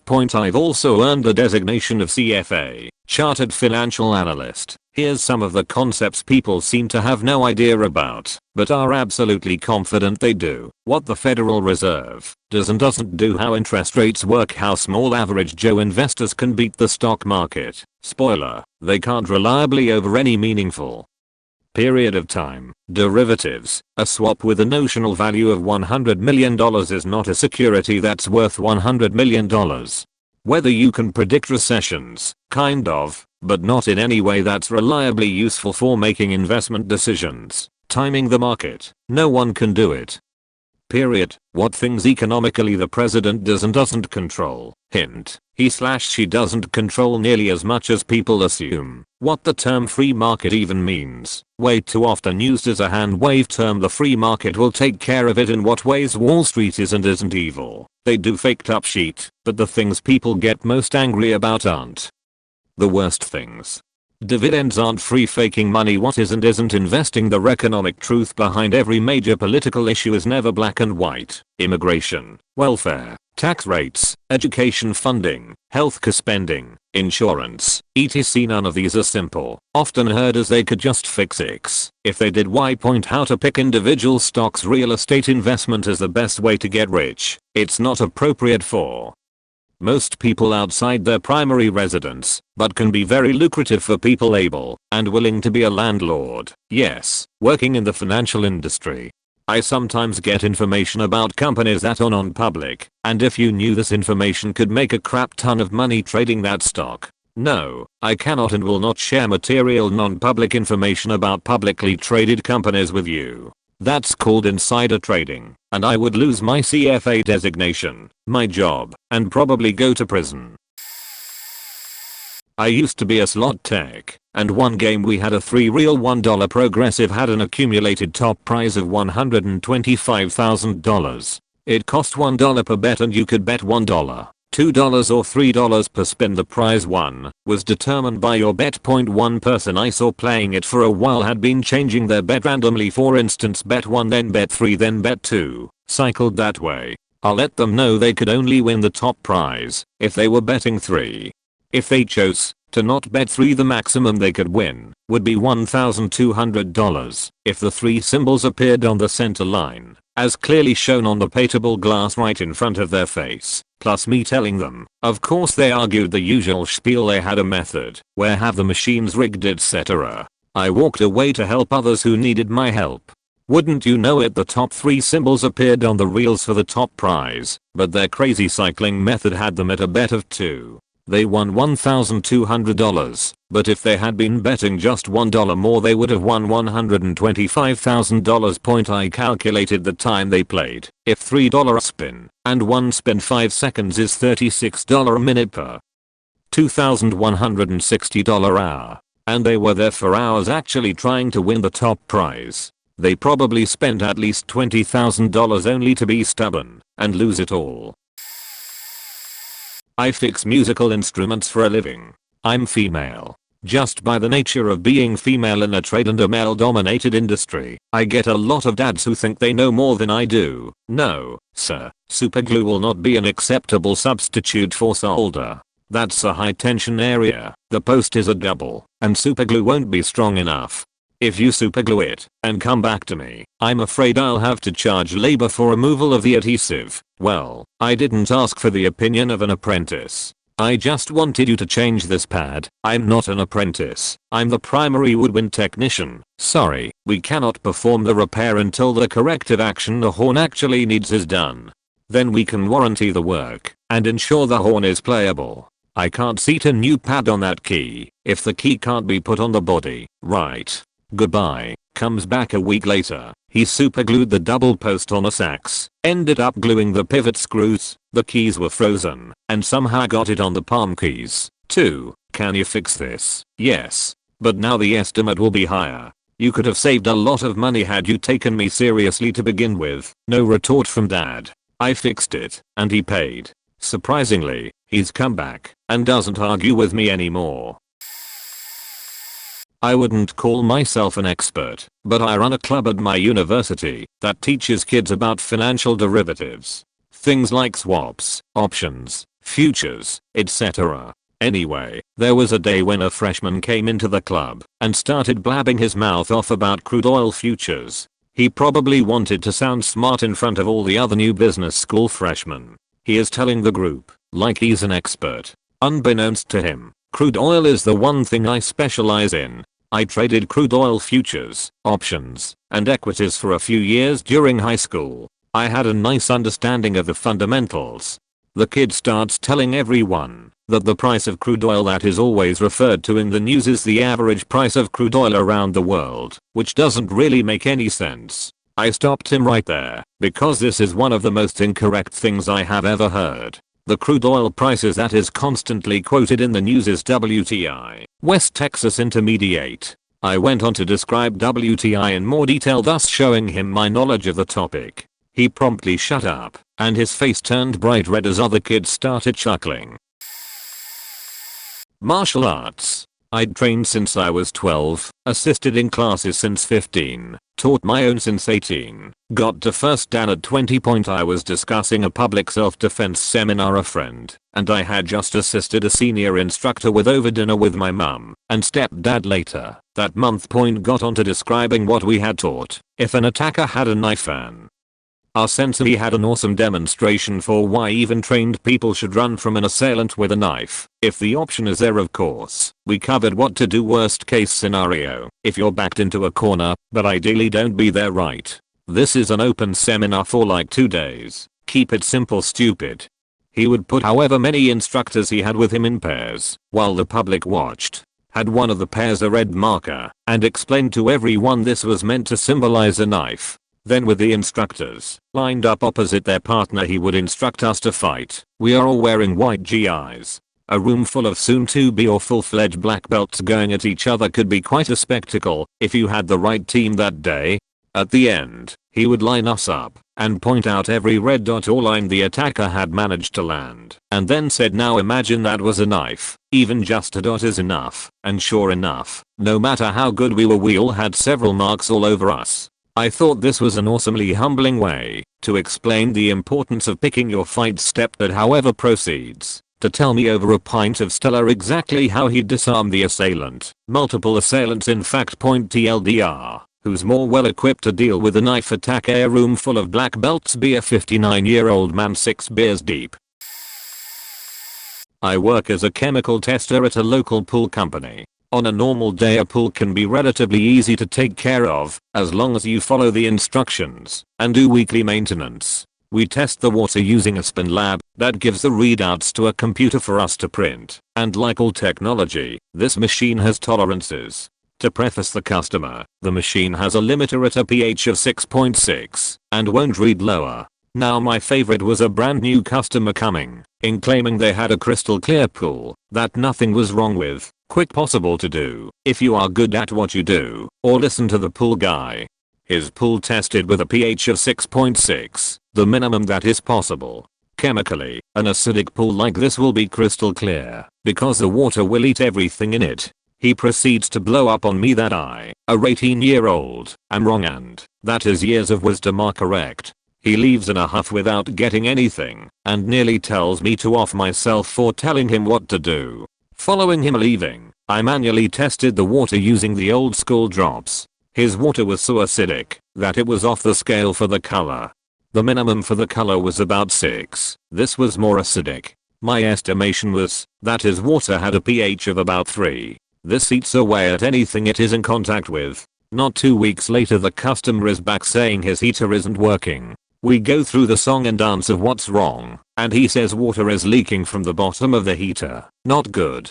The water tested with 4 ppm of copper in the water, the maximum of the system.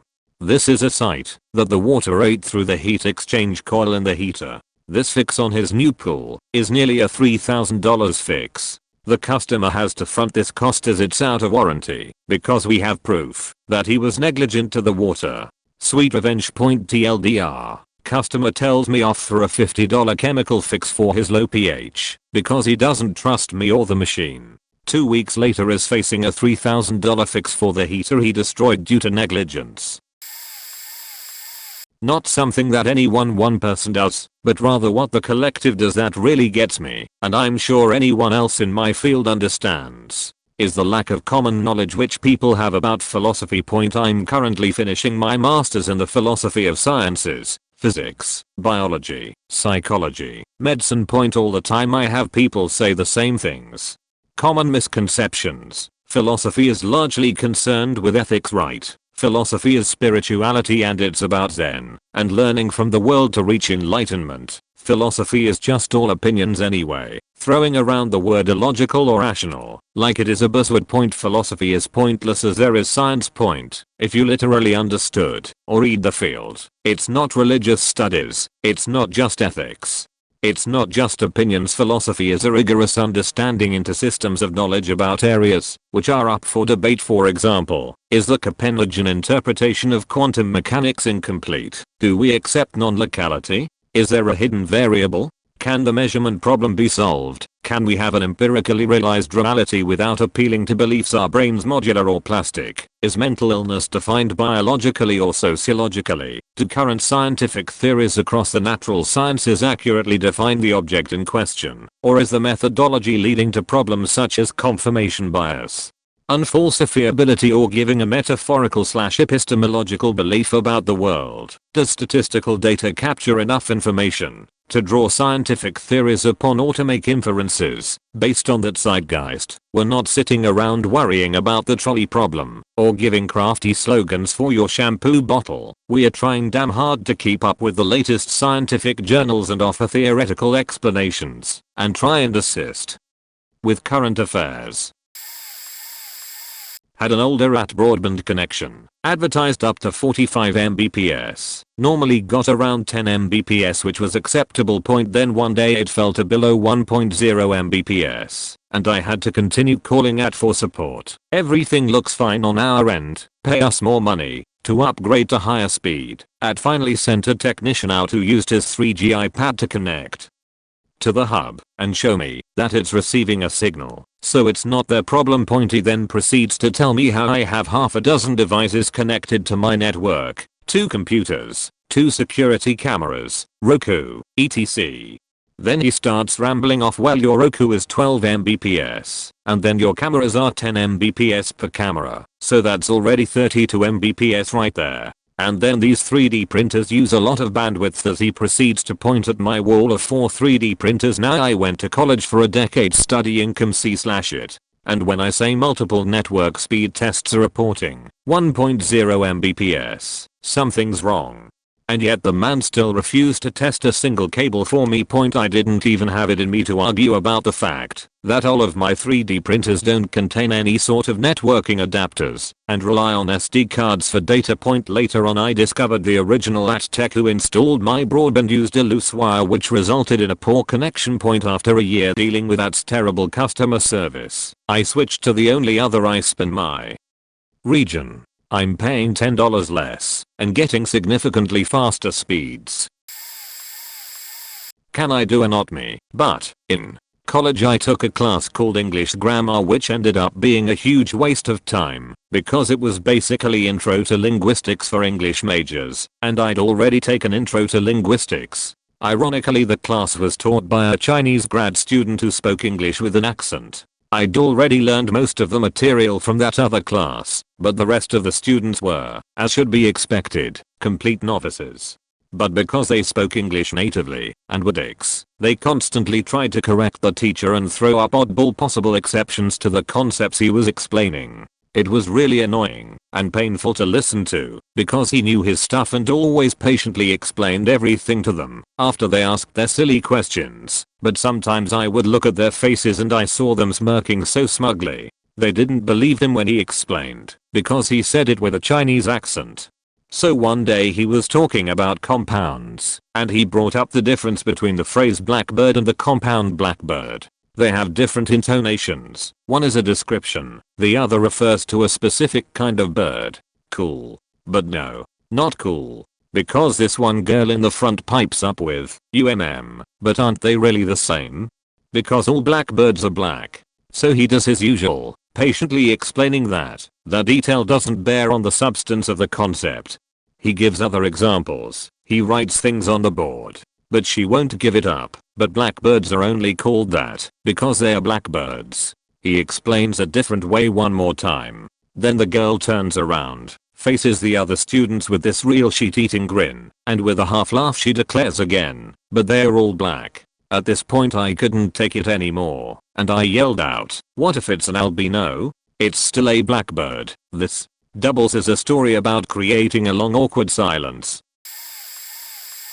Worked as a welder in the towing industry. I specialized in permanent weld on hitches for any vehicle, anything from Hondas to Lamborghinis. Our hitches were rated to outlast the vehicle they were installed on. Had a guy come in with a Chevy Tahoe who wanted to haul a 7,000-pound boat. Started welding the hitch on, and he came storming out of the showroom demanding to know why I was welding the hitch on and not bolting it. I tried explaining how bolt-ons are notorious for breaking or tearing the frame of the car out.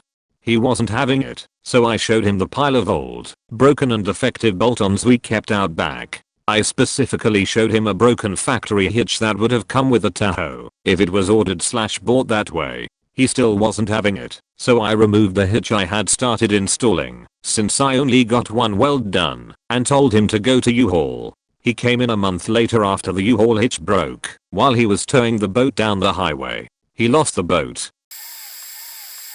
All through college I did delivery and set up for an offsite caterer. I wouldn't consider myself an expert, but I set up a sheet load of chafing dishes in my day and understand the principles behind them.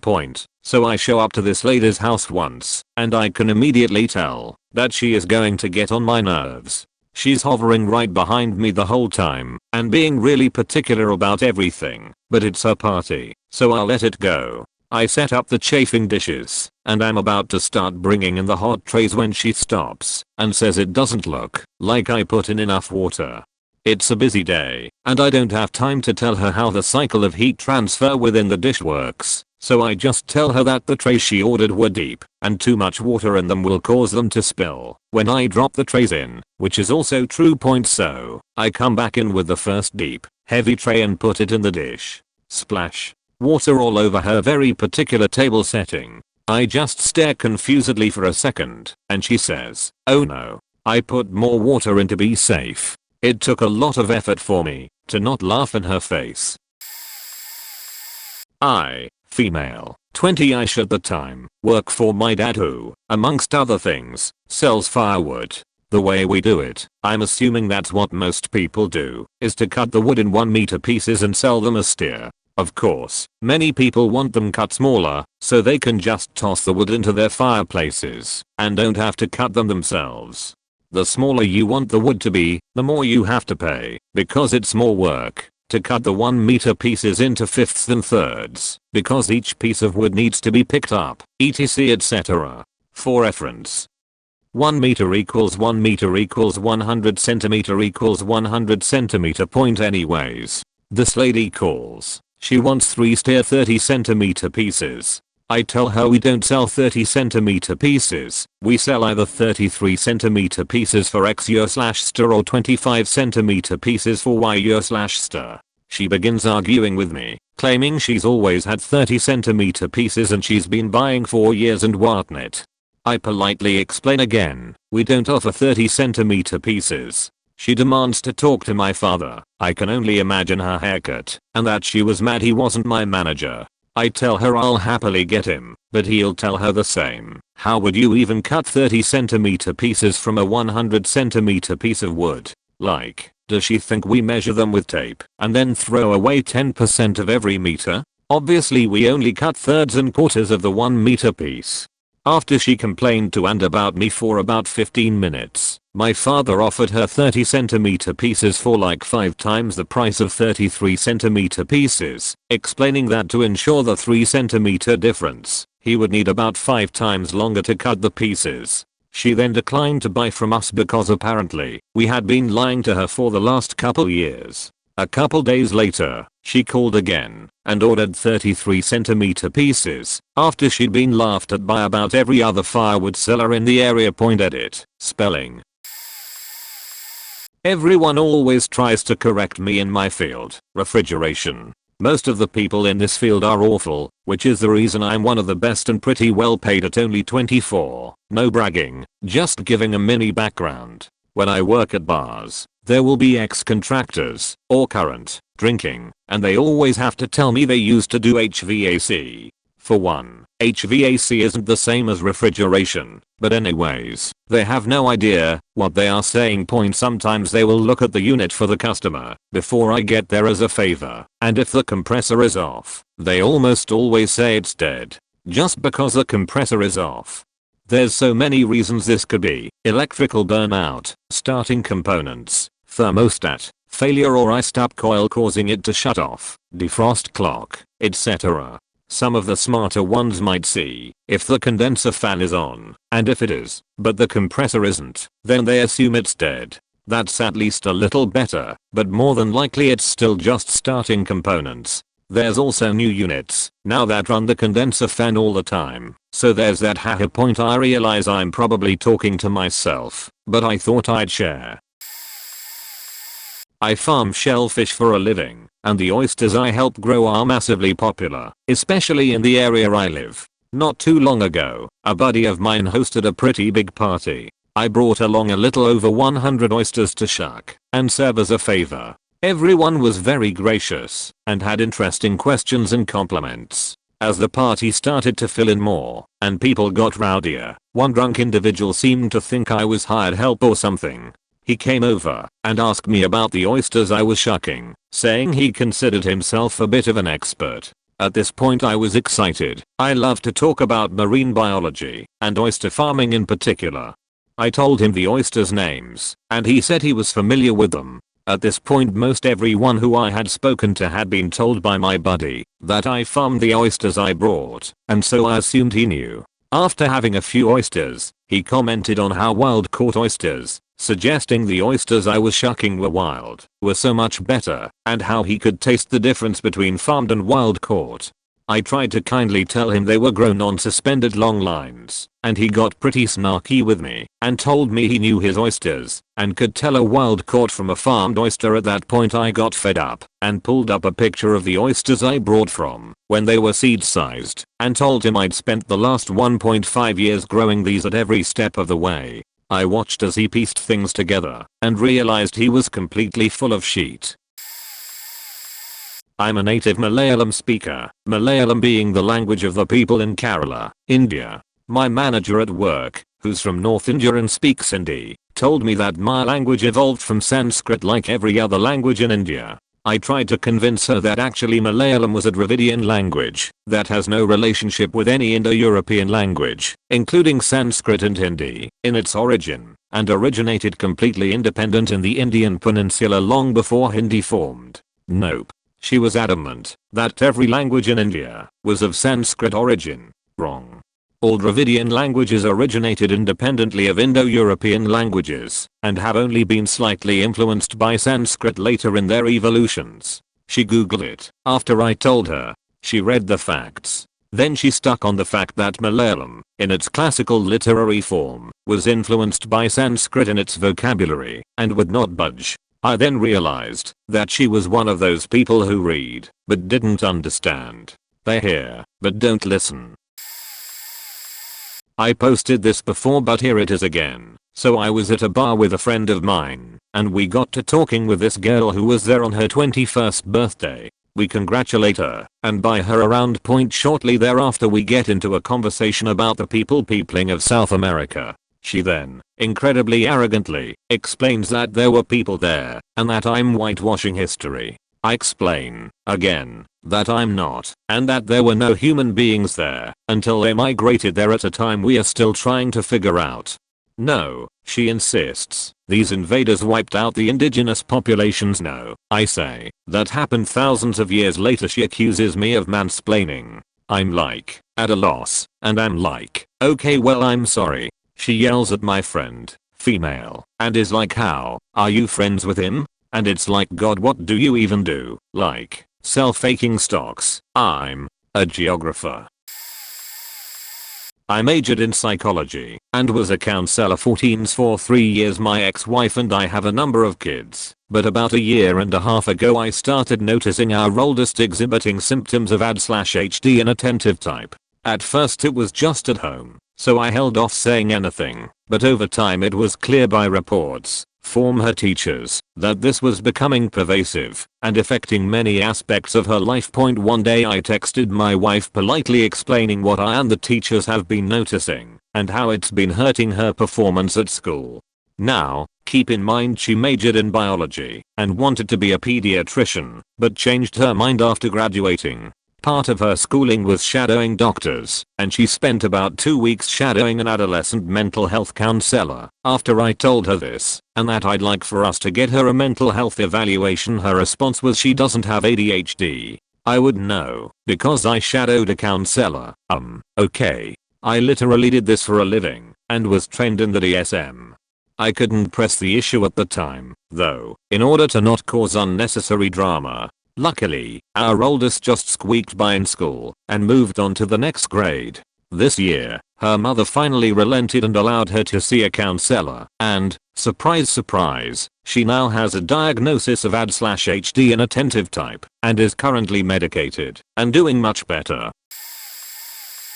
Back in the back quote 90 quote s, I was transferred to a ship that was preparing for a defense nuclear surety inspection point during an observed operation on a missile. We experienced an equipment failure. An air hose fitting broke. My workers got the deer in the headlights look. I closed my WP-50 and exited the security area. I turned off the valve to make everything safe and told the Air Force colonel that I would return. Colonel Sanders shouted at me that I was not allowed to leave because I was the man in charge. I told him that not only was I going to leave, but he was directed to come with me. Needless to say, there was a thing going on. I called my department head and co to the area, first on the SWS announcing system, and then directed one of the armed guards to prepare for a nuclear weapons security violation. My co and department head showed up very soon after along with the entire inspection team. My O6 and the Inspiration O6 also asked me what was going on. My reply was that I was trying to explain the O5 to E6 relationship. My skipper asked what happened, and I asked that inspector to go first. The lead inspector and a squadron monitor were scribbling furiously in their notebooks. To his credit, the inspector was spot on in his description and very close to verbatim about my discount with him. When he finished, my co asked me if all of this was true. And of course it was. The lead inspector, my co, the squadron monitor all left. My department head was horse laughing the entire situation. We had one change to the inspection itinerary. I had to teach a standard lesson on how to recover from equipment failures and mistakes. Colonel Sanders was my sole pupil. I introduced myself as a newly reported member of ship's force. I came directly from the training facility, where my responsibilities were to instruct COSOs, SWOs and SMOs, plus had provided personalized laboratory exercises to prospective engineering officers who were also required to know how to launch weapons, though there was no curriculum for them yet. The squadron commander had arrived by then. While we were debriefing our flawless inspection, SQDN called me to the front of the meeting and introduced me. He told everyone that I didn't write the books on nuclear weapons safety and security. I tech edited all of it. My CV at the time was pretty extensive. As a side note, my next short tour included other service officers and senior enlisted training and lab exercises. I work with wild plants for a living and often discuss poisonous plants with people I'm teaching. I frequently get people telling me that pockweed roots and berries are perfectly safe to consume. After I tell them that's not the case due to alkaloids like phenylcatoxin, amongst others, they insist that I'm wrong and have bought into plant phobia propaganda because their grandfather/grandmother ate 20 to 100 berries every day. I ask them what happened to him/her afterwards. The response is usually vomiting, diarrhea, and respiratory issues. Well duh, that's due to toxic chemicals in the plant. They proceed to tell me that it is just the plant purging toxins from the body. It's not the body reacting to toxic chemicals from the plant. That can't be the case. Another common one is when people tell me that if the plant is edible then it can't be invasive, which couldn't be further from the truth. Yes people, garlic mustard is a noxious invasive plant, and it decimates native plants due to choking out, and a naturally occurring herbicide it produces, that many native plants have no resistance to. It is edible and extremely healthy, one of the most nutrient-dense greens ever analyzed actually, but it is incredibly invasive and needs to be removed before going to seed, as one plant can produce thousands of seeds. Lastly, when people tell me that staghorn sumac is poisonous because it's sumac, I'll explain the difference between it and poison sumac and that staghorn sumac is incredibly safe to consume. Sometimes they even ask for scientific white papers. I'll provide them, and they retort back that they both have sumac in the name, and it says so in the papers. Of course they do, that is their common name, but they are completely different plants with different chemical compounds and different botanical names. Why ask for scientific data and then ignore it when a damn goldfish has better reading comprehension skills? It sucks because I've been studying wild plants for over 10 years and these people come to me to teach them because they know very little. Yet I must be wrong, and so must the herbalists, botanists, universities, and nutritionists who publish these papers. I'm a dental hygienist. Granted, I only went to community college to get licensed, but I've had to take quite a few science classes that aren't directly related to oral health before I could even apply. My school accepts 20 students a year, and to say it was a mental and emotional challenge is an understatement. They don't just teach students how to clean teeth, but pharmacology, anatomy, theory, community education, nutrition, medical emergencies. It was often overwhelming. Last week I saw a preteen patient, and her mom came into the room with us. It's optional for parents. They are welcome to join, but are also welcome to wait in the lobby. Anyway, this was the first time I was meeting them, and I asked the usual questions. What's your home care routine like? Electric or manual toothbrush? How often do you floss? And what kind do you prefer? The mom tells me that they don't floss. They don't believe in flossing because it cuts the gums and makes you bleed. They don't believe that there's any science that supports daily flossing, improves oral health. Well, buckle up, buttercup, because you're in for a treat. I educated the plaque out of them on the science, method, and technique of flossing. I do my best to not lecture, but to educate and explain what flossing does and why it's important. I don't shame people. I help set obtainable goals working towards more healthier habits. They both left in a good mood. Even if they only floss once a week, it'll be an improvement and I'll be happy. Not really exciting, but I have a bachelor's in finance. Worked for one of the largest banks in the US until this week. Now working at a Fortune 100 company as a financial analyst. Currently a CFA level 2nd candidate. I spent a lot of time trading derivatives and fixed income on my own time, so I know a decent amount about finance. My former boss, Senior VP, National Portfolio Management Director, $210 million norm, tried to correct me that US Treasury securities were denominated in $1000s instead of $100s during conversation, and claimed he had no idea how I was able to buy $100s denominations myself when I said I trade them in $100, but it was probably something illegal. We started to argue little, so he decides to call up the bank's trading desk to confirm $1,000 denominations, and condescendingly refers to me as a trainee to them, so me, just has no idea. I get pretty upset about this, because I'm literally trading US Treasury securities as the cash portion of my personal portfolio.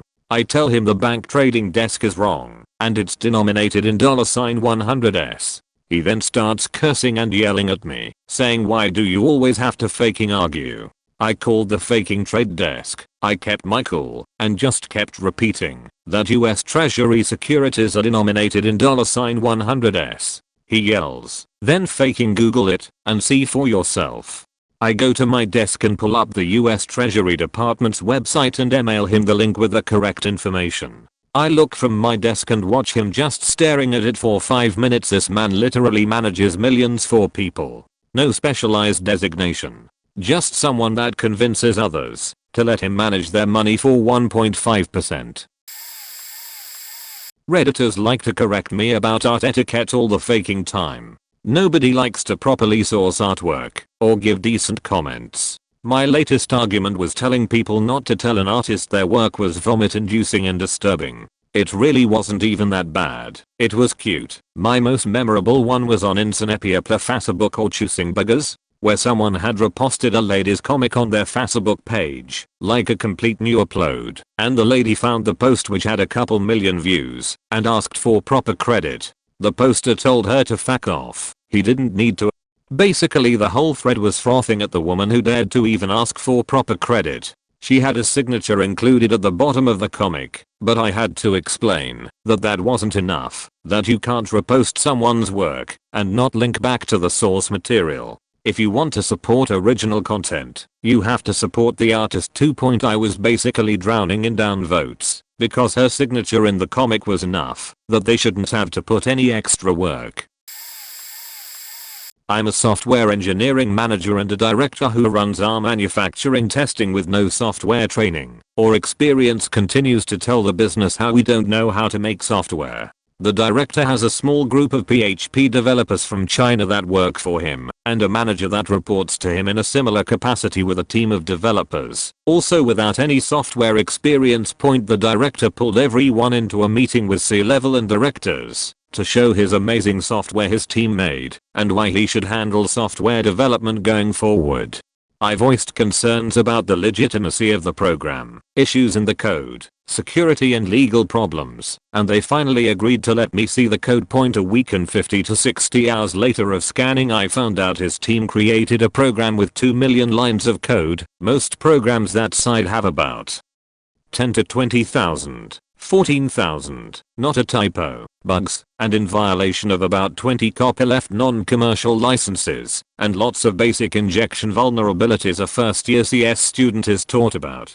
That program was put into production. It has got to the point where he took a team of my resources for 4 months, created nothing but a throwaway prototype, said it was very valuable time, never told the team what the purpose was, says we don't know what we are doing, because he already made it, and we should be able to use his throwaway work, and now tells everyone we are 4 months behind. The board and C-level continue to support him and ask us why we are so much slower than him. This isn't someone specifically, but a slew of tourists that would come down to experience food culture and fail miserably in a city built on food. So I spent a few years in an open kitchen that specialized in medium cooked cheeseburgers. Hands down the best burger I've tried to date, and I've been in the cooking world for 10 plus years anyways. As a sous chef I was in charge of handing out the food to guests once finished, and while our servers were required and strictly checked on to explain our burger cook temp policy, once a day someone would freak out on me about serving raw meat. We would politely explain how our burger was meant to be cooked and immediately offer to bring their temp up to well done for them. 9/10 people would say they didn't want it well done, they wanted it medium, and again 9/10 their burger would be a perfect medium. We had a great system in place, and I don't mean the McDonald's kind. If they were polite we would bump it up to medium well and send them on their way. Taking were wrong, but as anyone in food knows, people can't really be polite when they're hungry. So yeah, if someone was extremely rude and would tell us they knew more about meat temperatures than we did, and that medium was supposed to be a light hue of pink, we would put the hammer down and throw a weight on their burger until it was beyond raw and essentially inedible to anyone that knows anything about good food. Half the time people would be ecstatic and tell us that it was perfect, please kill me. The other half they would scowl and tell us they would never be back. Our business did extremely well financially, so we pulled this move often. This happened this week. I work in a scrapyard. It's my job to know my metals, but based on how the market is now, my job went from this is copper to this is #2 copper with a 97% purity. Also Trump will sign a trade deal that will either make the prices skyrocket or plummet. I'm also 22. I had a customer come in and sell me some copper, understandably a lot. But his stuff was a lower grade due to oxidation. It wasn't until recently founders started caring about tarnish, so I explained to him what was going on. And then he started yelling, saying things like I don't know what I'm doing, and how I'm retarded. He makes so much money because he goes around the country blah blah blah. Then he went into the office and yelled at my boss, who a year ago would go into my workstation and fired me on the spot. But this time he called the sales guy who knows what he's doing and found out I was right. And he turned to the customer and told him I was right. Then the next day the customer demanded that someone else buy his material, and my boss told him that he either works with me or leave. It's good to have your boss have your back for once. Maybe not the worst thing, but the first thing that comes to mind. I used to be the calibration and testing tech for a manufacturing company that made artificial lift components. Part of my job was to perform the setups and verifications for the eddy current test equipment. I'd been certified NDT level 2 for about 10 years and had gone through pretty extensive training on the concepts of eddy current inspection. One day I was trying to explain to our plant manager that we need to invest in calibration standards that match the grades of steel that we produce and that without it, we are compromising the integrity of our tests. We'd argued about 10 minutes back and forth about it. He tried to explain to me that this wasn't required and he's been doing manufacturing for 30 plus years and it was a waste of money. He said I don't know about all that. Seems like a waste of money to me. My response was, well, I do, since I'm a certified tech, and if we want to do it right, I suggest we get the right test bars. I wasn't trying to throw around that in certified, but I think I'm way more specialized to understand the things we need. I was at my friend's day party in college. There was drinking by everyone except me, religious reasons, at the time. To which I no longer subscribe. There's a complicated story to how this happened, and if anyone cares, I'll elaborate in an edit, but the bottom line is the cops showed up. He starts checking IDs. I decided to try and help out anyone who was about to get in trouble and go first, because I had nothing to fear. I hadn't had a beer all night. I handed the cop my out-of-state ID, went to college in the next state over from where I grew up, and told him I haven't been drinking, but here's my ID anyway. He immediately boasts, well, this is obviously a fake ID. I'm aghast. I tell him that it's real. He starts going on about how he has this second job and he's seen tons of out-of-state IDs, and how you college kids all think you can get a fake out-of-state ID because cops won't recognize the fakes. But he could tell the difference. Curious, I asked him what about it looks fake. He starts scratching off a sticker or something and saying, see how I can scratch that off. And I go, yeah, because you're scratching it off. Please stop. I then ask him, if this is a fake ID, why does it say I'm underage by over a year? He looks back at the ID, realizes that the ID has a big red bar on it that says under the age of 21, or whatever those IDs used to say. I can't remember specifically, and I haven't had an underage ID for a while. But my home state did that thing with the red bar, and it changed the orientation of the ID for underage driver's licenses. He then pretends that he sees something that proves it was a real ID all along, hands it back to me, and starts going through everyone else. I probably should have wasted more time for my friends, but this sheet was just too funny. I was the guy everyone at this company came to for help with anything that plugged into a wall, because people either just didn't know or didn't want to learn. So I knew a lot about social media and how to use it, and I was invited to a meeting under this assumption that I was going to help the company better utilize social media. Really, there was no reason for the company to use social media because it wasn't the standard business that relied on the public for a constant revenue stream. So reaching out to the public via Twitter and the like seemed to be counterproductive, and I was going into this meeting to tell them that this older woman is the president of the company, really as a favor to her being a close family friend of the owners, more than anything else. She was nothing more than a racist who thought she knew more than she really did, didn't do much for the company, except when it could make her look good and important, etc. Not a very pleasant person either, very rude. But that's beside the point. We went into the meeting and they began talking about how they wanted to start a Twitter and use hashtags to get word out to people. I opened my mouth and said one word and she immediately cut me off and began talking. She told me, excuse me, I'm talking, while having her finger up in the air to shush me. Then she began talking about we'll use hashtags like /ash or company ice the greatest company but for Arizona and hash or company helping pia plini wakan.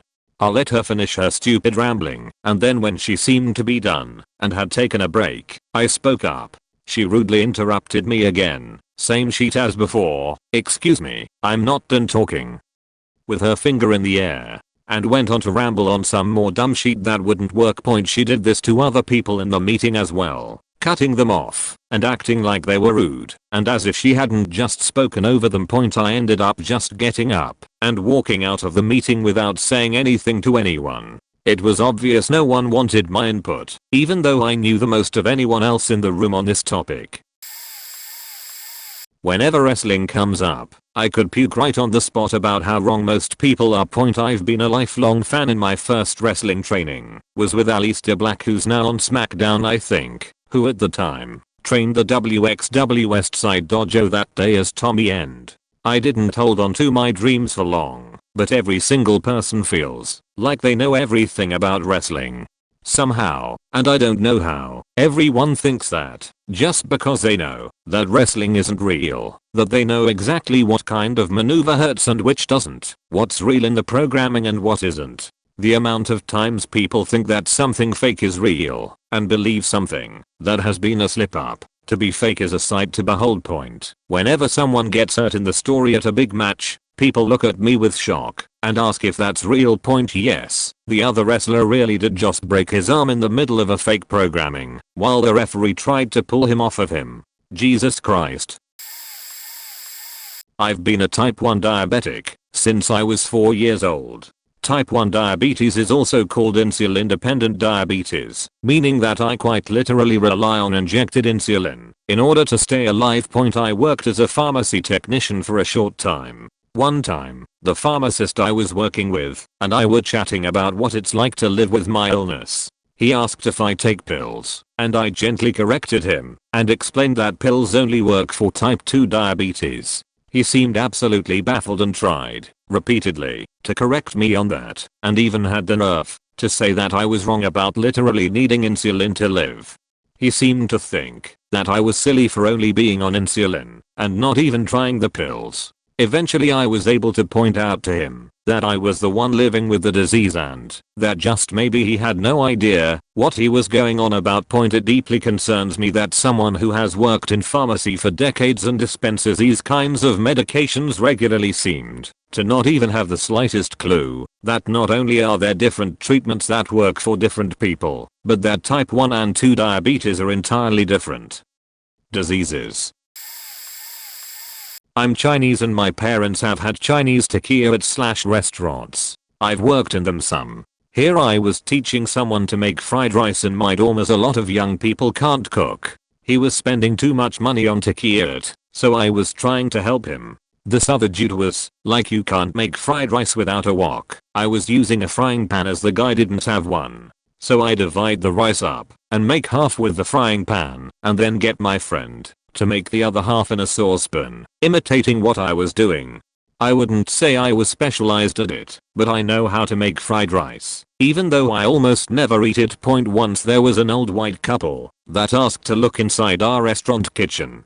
The wife had a eureka moment and exclaimed, "No wonder our dishes never work out. You need super stoves and woks like this." I mean, sure, the equipment does make a difference, but most dishes can be replicated at home. Everyone had a laugh about it, but it just meant they'd be customers for life. I was in theater class with the worst class you could ask for. Super rude, treating people who haven't known them for years like children. We had to do a whole class project, and we had 3 corners of a class period to make up, practice, then perform an original story based on the winning story one kid had. So at the end they wanted to play a live and let die. Now I have an awful memory, but if there is one thing I can remember, it's things about music, especially classic rock, because I want to go into music. So to clarify, I say the one by Paul McCartney. And they all looked at me in disgust, like I was crazy, and one guy went, "What? No." Then continued to ignore me again. Point. When we were done, I thought maybe I was wrong, so I was walking with my friend when we were leaving that class and I whipped out my phone, looked at my Spotify, and bam, those jerks were wrong. Damn. Never second guessing myself again, I was right. Those guys thought it was from Shrek, so it couldn't be from someone famous. They acted like it was written for Shrek. Damn dude, those people. There was a James Bond movie off of it too, like come on. Ag. Excuse me while I rage about my horrible class. I dropped it after I started realizing the problem more, and it hit a breaking point. The class that always talked about being a safe place and a kind environment where we all belong was one of the worst classes I've ever had. Close saint I've ever gotten to bullying. Point. I was still nice to everyone, though one of the nicer kids really liked Kiss, so when I saw them in concert, I went back to that class to give him a pic I bought there. I'm not necessarily specialized, but I'm pretty up there in the grammar department. I had a bachelor's degree and had just returned from a year and a half traveling abroad teaching English. I was working in a Walmart photo lab while I figured out what I wanted to do next. It was Christmas, and a lot of customers were putting in orders for personalized Christmas cards. For these types of orders, we would have the customer write out the wording, and we would follow it exactly. Whenever I was taking these orders at the counter, I noticed that everyone kept adding an apostrophe where it didn't belong. Merry Christmas from the Smiths. I was able to get most people to listen when I would tell them the apostrophe didn't belong there in this case. But there was this one guy and his girlfriend who were not convinced. An older lady standing behind them heard the discussion and asked if she could be of help, as she had been a school teacher. I gratefully said sure, thanks. She then looked at the guy's spelling and proceeded to tell me that the apostrophe was correct. I was startled and said no, the Smiths aren't possessing anything, and it's not from the Smith, so it should be from the Smiths, plural. At that point, everyone in both lines was looking at me with pity. The poor, stupid Walmart girl, who didn't even know when she was dumb. The school teacher couldn't possibly be wrong. Seething inside, red-faced, and at the verge of tears, I took the order as they wanted, and barely made it through the rest of the day. So infuriating. I'm an EMT. I'm a dinosaur with 20+ experience, so I usually drive the paramedic truck. For the most part, they are great. Then, there are a few that obviously didn't spend much time as an EMT before upgrading. One in particular was really ignorant and stubborn. Or maybe just stupid. We worked for a private ambulance, so we mostly took people to psychiatric wards. Juvenile patients are generally undiagnosed, especially teens, since there are so many other factors. Their charts may say possible depression/PTSD/bipolar, etc. Paramedics insisted they just needed to be scared straight. As in, put them in prison for a week or two, and they'll shape up. It took the better part of a week of 12-hour shifts to explain that's not how it works. That I have bipolar depression, PTSD, an anxiety disorder, and so on. That I will have them forever and will need meds and therapy for the rest of my life. That I had these symptoms my whole life. That these kids were lucky that someone caught them early. Thought I got through to him. The next week, he brought me lavender oil. It cures depression, he said. I poured one of his boots while he was sleeping. My favorite example of this was when I got sent to attend an IEP, individualized education plan, meeting for a high school student with autism as a graduate student getting my master's in clinical psychology. The shitty special education team was making a case that they needed to remove the majority of the services my client was legally entitled to under ADL or for his upcoming junior and senior years under the justification that the student wanted to attend college eventually and no college would give him that much help, so he needed to get used to it now. We are not talking about any crazy or unreasonable accommodations, just basic things like access to the teacher's lecture notes, extended time for exams, and a reduced distraction environment for test taking. They went on and on to me about how college professors are different, and how the student wouldn't get any extra help even with an autism diagnosis. That's when I formally introduced myself as a college psychology instructor at the very university where my client planned to attend, who also worked closely with the university's Office of Disability Services. I explained that not only did I give my college students the services they wanted to withdraw from my high school client, but that I gave them to any student who requested them, regardless of whether or not they had a disability. I also told them that university professors are required to give all of the listed accommodations to their college students, because not doing so for a student with a documented disability broke the law. They couldn't argue with that, and bent over backwards to rewrite the IEP on the spot, most likely fearing a lawsuit. So incredibly satisfying to watch them start panicking and backtracking like mad. I have worked in 4 different spas/nail salons over the past decade. One day after work I was hanging out with some friends and was talking about how a coworker was having an issue on her hands, skin badly peeling, due to lots of exposure to the pure acetone. A friend who is into cars promptly spoke up and asked what the acetone percentage is that we use. I told him it's 100%. He replied yeah, but what is it diluted down to? I replied it's not diluted. We work with gel polishes and acrylics and it's absolutely 100% acetone. He insisted it wasn't actually pure 100% acetone, that it's used to remove car paint and daily exposure to skin would damage it. I just stared at him and replied, nice and slow yes. That's exactly what is happening. That's exactly what I said. I showed him a picture of her affected fingers and he finally believed me. For extra measure I gave him a brief history of how nail polish formulas were originally inspired by car paint and sent him a picture of our acetone bottles with the ingredients list. It was a short list. 100% acetone. Late to the party, but I was interviewing a chemical engineering student from the nearby university for an internship position at my company, and I asked a few technical questions, some of which were softball and some of which were trick questions, just to see how they approached the problems. Correct answers weren't as important with the trick questions, so one of the pretty straightforward knowledge questions was what is the difference between heat and temperature?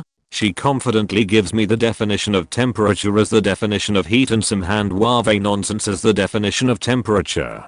I assume she was a bit nervous and just mixed some things up, so I asked if maybe she meant that temperature definition was for temperature. Nope, she confidently declared that she just had a test with that exact question on it, and that she got it right. Point, she did not get the job, because while some things do require rote memorization in engineering, when questioned on something, appealing to authority is not the right way to respond.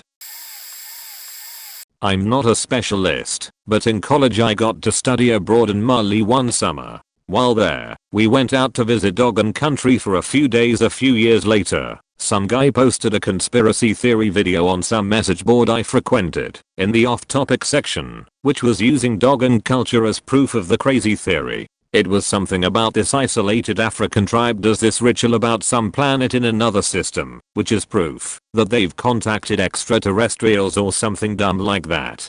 Basically, it relied on people having never heard of this African tribe before, and being like, oh wow, look at that point. So I just posted something like lol, that ritual has nothing to do with space, it's about the harvest and animals, since I had actually gotten to watch them perform it, but I didn't say anything beyond that. He replied with this lengthy response about how he helped research this, and they had read all about this tribe and blah blah blah.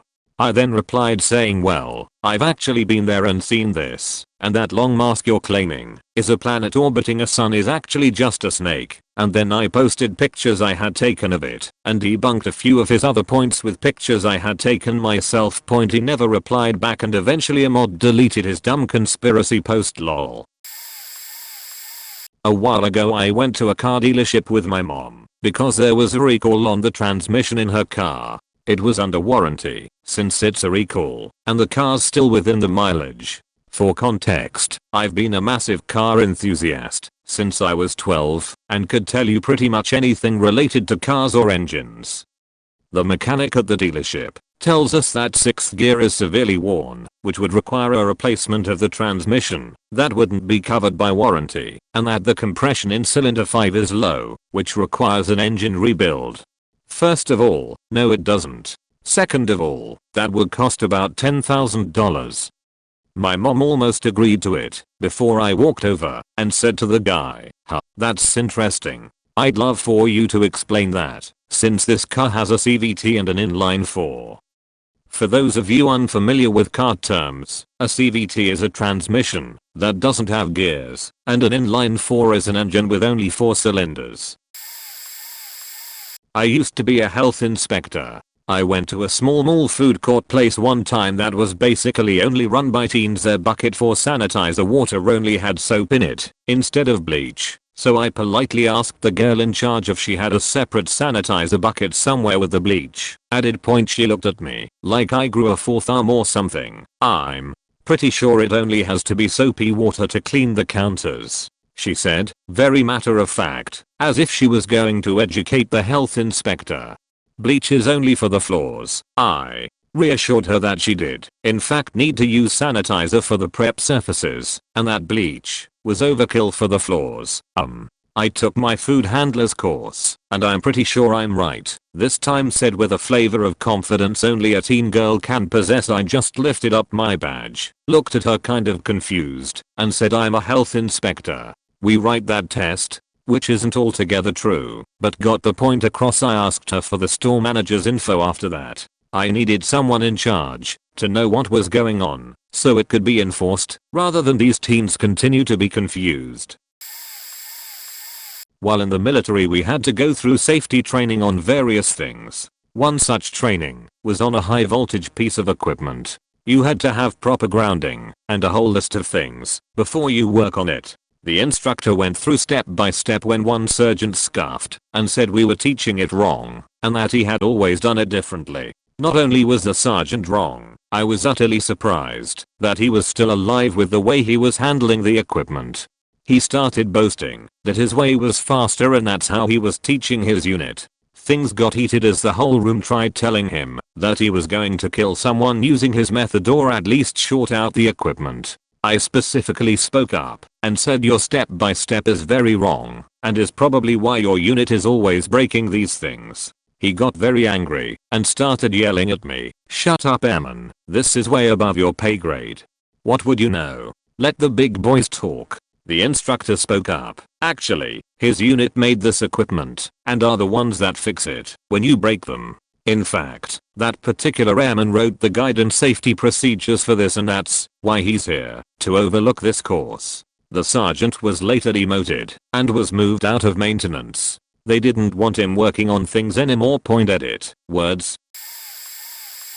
I was in a group of people when the conversation took a turn down how to get extended due dates on finals and such. I know quite a bit about this since I've spent many weeks of my first year in and out of hospital. The conversation turned to just me and one other girl as we talked, and the others just pretty much listened. She told me how unfair it was and how students with non-excusable disabilities get extra time. Like people with asthma, diabetes or other more common disabilities that are treatable with medication. She was saying how others shouldn't be allowed extra time if there is an easy treatment for it. I told her that things like asthma and diabetes have medications, but it is still an illness and the stress of university can make your sickness worse. She just kept telling me I had no idea what I was talking about because her father was type 2 diabetic and he only ever had to take pills. I have been type 1 diabetic since I was 1 and have been in DKA multiple times. One that involved me being comatose for 3 days and missing an important project. Yes, I do know what I'm talking about. I teach engineering and specialize in thermodynamics, and I do consulting on the side. Years ago I was approached by an inventor who had an idea for hydropower that very obviously violated conservation of energy. He was completely convinced that it could develop 5 MW of power when at best it could develop 2 kilowatts, something an average junior engineer in college could verify in a minute with 2 basic lines of math, which is what I did. I have bilateral club feet. I used to work in a rehabilitation hospital where one of the specialties was club feet. I was talking to a coworker about my feet and a coworker asked what club feet meant. A third person, a goddamned registered nurse, said it's when you're born without toes. Completely perplexed, I said no, that wasn't right. Club feet basically, to dumb it down, just means that your feet bones were born twisted and even after surgery, my weight distribution is off. Nurse insists I'm wrong about a congenital birth defect I live with, which literally means I have dealt with it since the second I was born. She fought with me so much that I took off my shoes to show that I did, in fact, have toes. Then you don't have club feet, she snapped. You have something else, and you're confused about what you have. I was dumbfounded. Fortunately, this whole time, the first person had been googling club feet, and at this point, she cut nurse off with pictures to say I knew what I was talking about. Nurse stormed off in a huff. It was wild. Teaching. I'm a trained classroom music teacher, and I was chatting to a former friend about a situation with a challenging student. Basically the kid has severe learning difficulties and is prone to outbursts.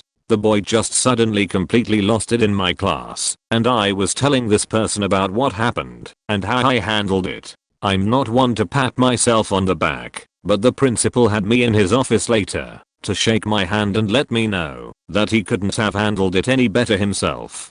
I was proud of myself. It was a nice little moment, so I felt pulled to tell someone. You know how it goes. My old pal then went on to tell me how wrong I was and how I could have handled it better. She's never been in a classroom a day in her life. Never been exposed to a classroom management situation, especially a child who completely sees red and is virtually uncontrollable. This wasn't the first time either. She was one of those people that always seemed to want to correct you on sheets she knew nothing about. It was infuriating. Not me, but my dad, who's an electrician for a large company. Someone came in to check the wires for a part of his factory. Note: 9 years before he was building the factory and putting in the electricity, the checker, Chad for short, said that the wires were put in incorrectly and needed to be fixed by an electrician. Dad's manager, Mike, told Chad that 4 electricians were right next to him, my dad and 3 others, and they could fix it in no time. Chad looked at my dad's team and said these aren't electricians. Obviously, this made my dad, a master electrician, very mad. What do you mean? This is my best team, Mike answered. Chad still refused to let the team work on the wiring. Dad eventually told Chad, take your wire checker thing, I don't remember what it's called, and check if the wires are dead. Sure enough, Chad was wrong. Mike called Chad's company. Last we heard he was on leave, probably not coming back. My mom's boyfriend was a veterinarian, a very well-known one that specialized in reptiles and amphibians. One time, we were all in the car going to pick up his 8-year-old son from school. When we arrived in the classroom, his son was arguing with the teacher if salamanders were real or not. Being the son of a veterinarian, of course, his son was arguing with the stubborn teacher that salamanders were a real thing, not fictional creatures as the teacher argued. The veterinarian chimed in and informed the teacher that salamanders were a real thing. She was visibly flustered and turned to the veterinarian to go on about how she minored in biology when she went to college. So clearly she knew not to fall for the trick. At this point, the veterinarian showed the teacher a picture of him holding a salamander. She still refused to acknowledge salamander's existence. My mom then told her to go look it up. She did. I will never forget the transition she made from a proud stroll to the computer, giving us dirty looks, so sure she would be proven right, to a look of embarrassment mixed with anger. But she wouldn't admit that she was wrong. She claimed that the search results were rigged. After that, we gave up. It's just crazy to me that people like that exist, especially an educator. I found out from the kid a few years later that she was fired because of the way she acted towards students. Big surprise. Also, sorry for bad formatting. Mobile user typing this out at stoplights lol. I'm a professional tailor at a department store. I asked a legal question on the internet once, and the entire thread was people cheating on me because I said custom wedding dresses, and they, having read some askman.com slideshow about getting suits made, insisted I couldn't be a real tailor or I would have said bespoke, and they started a new thread to mock my arrogance in using the word tailor, saying I was somehow claiming to be equivalent to like Anderson and Shepard or something, people who fit suits for royalty and celebrities. Reader, bespoke is almost never used outside of menswear, and if we are being pedantic, they are not even talking about tailors in the Savile Row sense, who only sew and don't even meet clients generally. They're thinking of cutters. I was totally polite and apologetic about my bad choice of words. My official title at the job I've been doing for a decade, because fighting on the internet never accomplishes anything, but I'm still annoyed to this day. My question was never answered. I worked as an 4th nurse on the night shift. That was my specialty. Very specialized. Needle and catheter intervene. And troubleshooting and managing central lines. But primarily get the hard sticks. So I would have folks tell me how to do my job, or have mothers tell me that I only have, angrily, 1 shot. Now most often I was called after at least 1, often 2, and sometimes 3 other nurses missed. So pickings in the vein department would be slim at this point. Feet and scalps, in infants, were not out of bounds. So when I would get folks who were angry or threatening, I would gently remind them that I don't need to try even once. And if I do, in fact, miss, I'm still their last option outside of a central line. So I understand that in emergency situations people need a bit of control and lash out or act like dinks. And I know that some people know their bodies best, and it always attempts the vein of their choosing. But if I missed it, I'd gently ask if I can try the vein of my choosing. Fun times.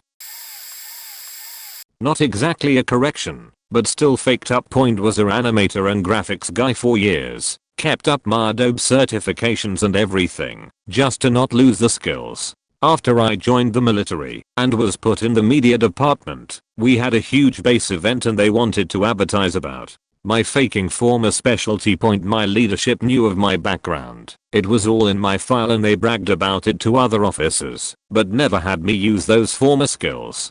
The topic comes up in a meeting and I wait to be selected to do the graphics work, but no, they select some first term kid straight out of HS and have me back them up. So I ask why do that given my obvious abilities, and they said that this kid was best for the job as they had a Microsoft user certification that guaranteed them knowing PowerPoint, the military's favorite sheet sandwich to torture people with, and since that program wasn't on my list of skills they figured that I could learn from them. Point they had spent months bragging about me, but apparently had no idea what my skills were or what it meant I could do. Faking idiots. I work at a garden center and have for several years. We tackle trial and error on a first-hand basis of all sorts of insect and disease control. Through the university you can become a certified master gardener. This entails them basically troubleshooting common bugs and diseases for a few weeks over the phone with the public, and some plant identification. Unfortunately it's mainly based on common ornamental and natives. It's also just 6 weeks long. I can't tell you how many master gardeners start with well I'm a master gardener, so I might have more knowledge than you, but maybe I can help. Maybe just ask the question and see what I say as an answer. Usually if they don't believe me and ask 2 or more colleagues the same question, more often than not, they are given the same answer and leave unhappy. Most of the people I work with have been here for 15 to 30 years and are much more reputable than a 6-week public course they took online/over the phone. So frustrating. Also anyone in the restaurant business that was in culinary school for pastry and baking. Because baking is scientific and that means they know everything and more about cooking than the rest of us. I roll. Artist here. I've lost count of how many times someone has tried to tell me how much my time is worth. Point I do a lot of metal work, woodworking, mold making. Sometimes I'll do a little graphic design on the side, but my specialty is fabrication. I have a steady income and I haven't even graduated yet. Point I charge roughly $15-20 an hour plus materials for commissions. You're paying for my time, talent, and knowledge on what I'm creating for you. I'm almost done with my BFA from a very high-ranking institution here in America, so technically I'm still a very young artist, but I've been in this game for years now, and the fact I'm making money off my work says something. Point my uncle recently hired me to create something for him and tried to give me career advice about how to talk to customers as an artist, since I was goofing with him on the phone. I reassured him that I was only being unprofessional because I'm talking to my damn uncle, and it just made me think, if you want me to be Mrs. Professional when I speak to my very close family about my practice, then get your cheeky book out, because I'll charge you more than I normally do for family and actually treat you like a customer. Not me personally, however. My first year thermodynamics lecturer once told us of a PhD student he had who was extremely cocky about his work. The student had chosen to write his thesis on a supposedly brand new theory he had come up with about heat transfer cycles that he was convinced was going to be groundbreaking. It would of course be quite literally groundbreaking, as my professor would later explain. The student was proposing an idea so fundamental to the field it would have completely overturned the basic principles on which it has developed and known definitively to be correct. This only spurred him on, however, as he was convinced he would end up going down in the history books. So he went for his briefing with my professor, whose research has been some of the top in the world, who gently attempted to tell him that Carnot and Kelvin were highly unlikely to be wrong, and also that his theory would have to involve the laws of physics breaking. Said student insisted he was right and would start work right away to prove it. Flash forward to the next consultation, and he had started his full-scale analysis of the theory, except in blind faith and arrogance he couldn't see how he was just plain wrong. My professor was getting annoyed at this point, and stated how, if the student was correct, physics would have to be so broken we would have perpetual motion machines. He stated if the student was to carry on, and have his work marked, he should know it would fail. The response was something similar to "you're holding me back, because you can't bear someone so young being more successful." Low, and behold, when it was time to mark, the student received a mark of stone dead zero with feedback from multiple professors. Where he had made his fundamental misunderstanding point, he decided not to pursue his studies any further. I'm a forensic geotechnical engineer. I specialize in analyzing homes, buildings and roadways that are in distress due to an underlying soil condition. One time I was looking at a guy's house that had large cracks all throughout the house, but the worst were in the corner of the house. I had a tech with me doing a floor level survey, which basically measures how level a slab is and can detect soil movement. The homeowner kept talking to me about all his problems and cracks in the house. I told him I think his home is experiencing distress due to expansive soils, and even said that this corner of the house is probably being lifted up. Expansive soils expand when exposed to water and can lift up structures. He questioned me on why, and I said, based on my experience and the patterns of distress in the house, it's the most likely cause. He said, experience? You don't have any experience. I was 27 at the time and was rather insulted. So I said, well, we will know once the floor level survey is done, and walked away. My field tech was still inside, and the guy asked him about the corner of the house. It ended up being the high spot. He came to me outside and was like, yeah, you're right, all sullen about it. I just smiled and said, this is what I do. I'm a forensic geotechnical engineer. I specialize in analyzing homes, buildings and roadways that are in distress due to an underlying soil condition. One time I was looking at a guy's house that had large cracks all throughout the house, but the worst were in the corner of the house. I had a tech with me doing a floor level survey, which basically measures how level a slab is and can detect soil movement. The homeowner kept talking to me about all his problems and cracks in the house. I told him I think his home is experiencing distress due to expansive soils, and even said that this corner of the house is probably being lifted up. Expansive soils expand when exposed to water and can lift up structures. He questioned me on why, and I said, based on my experience and the patterns of distress in the house, it's the most likely cause. He said, experience? You don't have any experience. I was 27 at the time and was rather insulted. So I said, well, we will know once the floor level survey is done, and walked away. My field tech was still inside, and the guy asked him about the corner of the house. It ended up being the high spot. He came to me outside and was like, yeah, you're right, all sullen about it. I just smiled and said, this is what I do. I'm a pilot and used to teach people to fly helicopters. In terms of job satisfaction, it was one of the best jobs I ever had. The students were almost always highly motivated, which made it an absolute pleasure to see them succeed. That being said, they would often leave the school after their lessons and start reading misinformation on the internet, only to bring said misinformation into the school to share with other students, assuming that the flight instructors were wrong about one point or another. What we would see, out of the blue, is a bunch of students making the same dangerous mistakes all at once, and often acting indignant about the underlying theory. There were several occasions I had to get everyone together to get to the bottom of things, and to reiterate that if they had found some piece of information somewhere else and thought that my instructors or I were mistaken about something, they needed to bring it to us first so we could figure it out. Most students got the idea pretty quick, but there were a few that we had to constantly battle with. Unfortunately, it's an industry where you can't afford to simply throw up your hands and walk away, so we practiced patience and made sure we were all on the same page, no matter how long it took. I've been working with young learners for 10 years now. I don't know if I'm qualified as a specialist, but whatever, I had a kid a few years back who was just an absolute monster. He was 3 years old and clearly dealing with his first time in any kind of socialized school setting. He couldn't control anything he did. He was physically abusive to everyone around him. Normally I don't have many meetings with parents of 3-year-olds simply because they are still in the process of figuring shit out, and they can be reasoned with.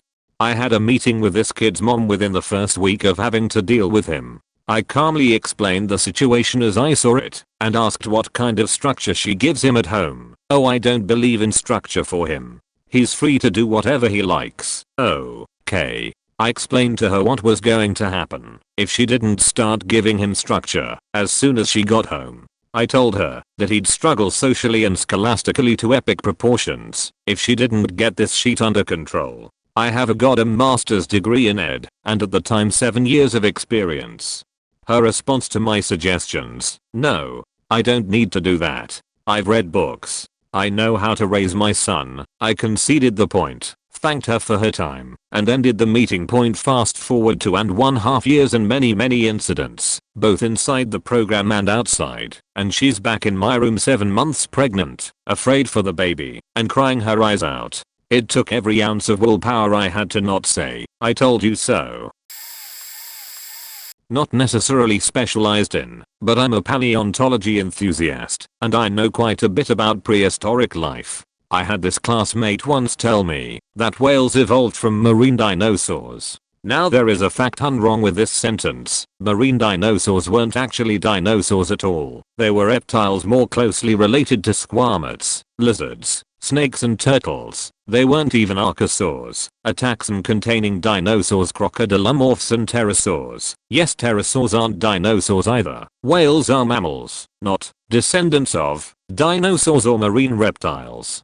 The only living descendants of dinosaurs are birds. They evolved from small, feathered dromaeosaurids, dinosaurs from the same family as Velociraptor. When I pointed this out to him, he blatantly dismissed the first 2 arguments and said, "Birds evolved from dinosaurs?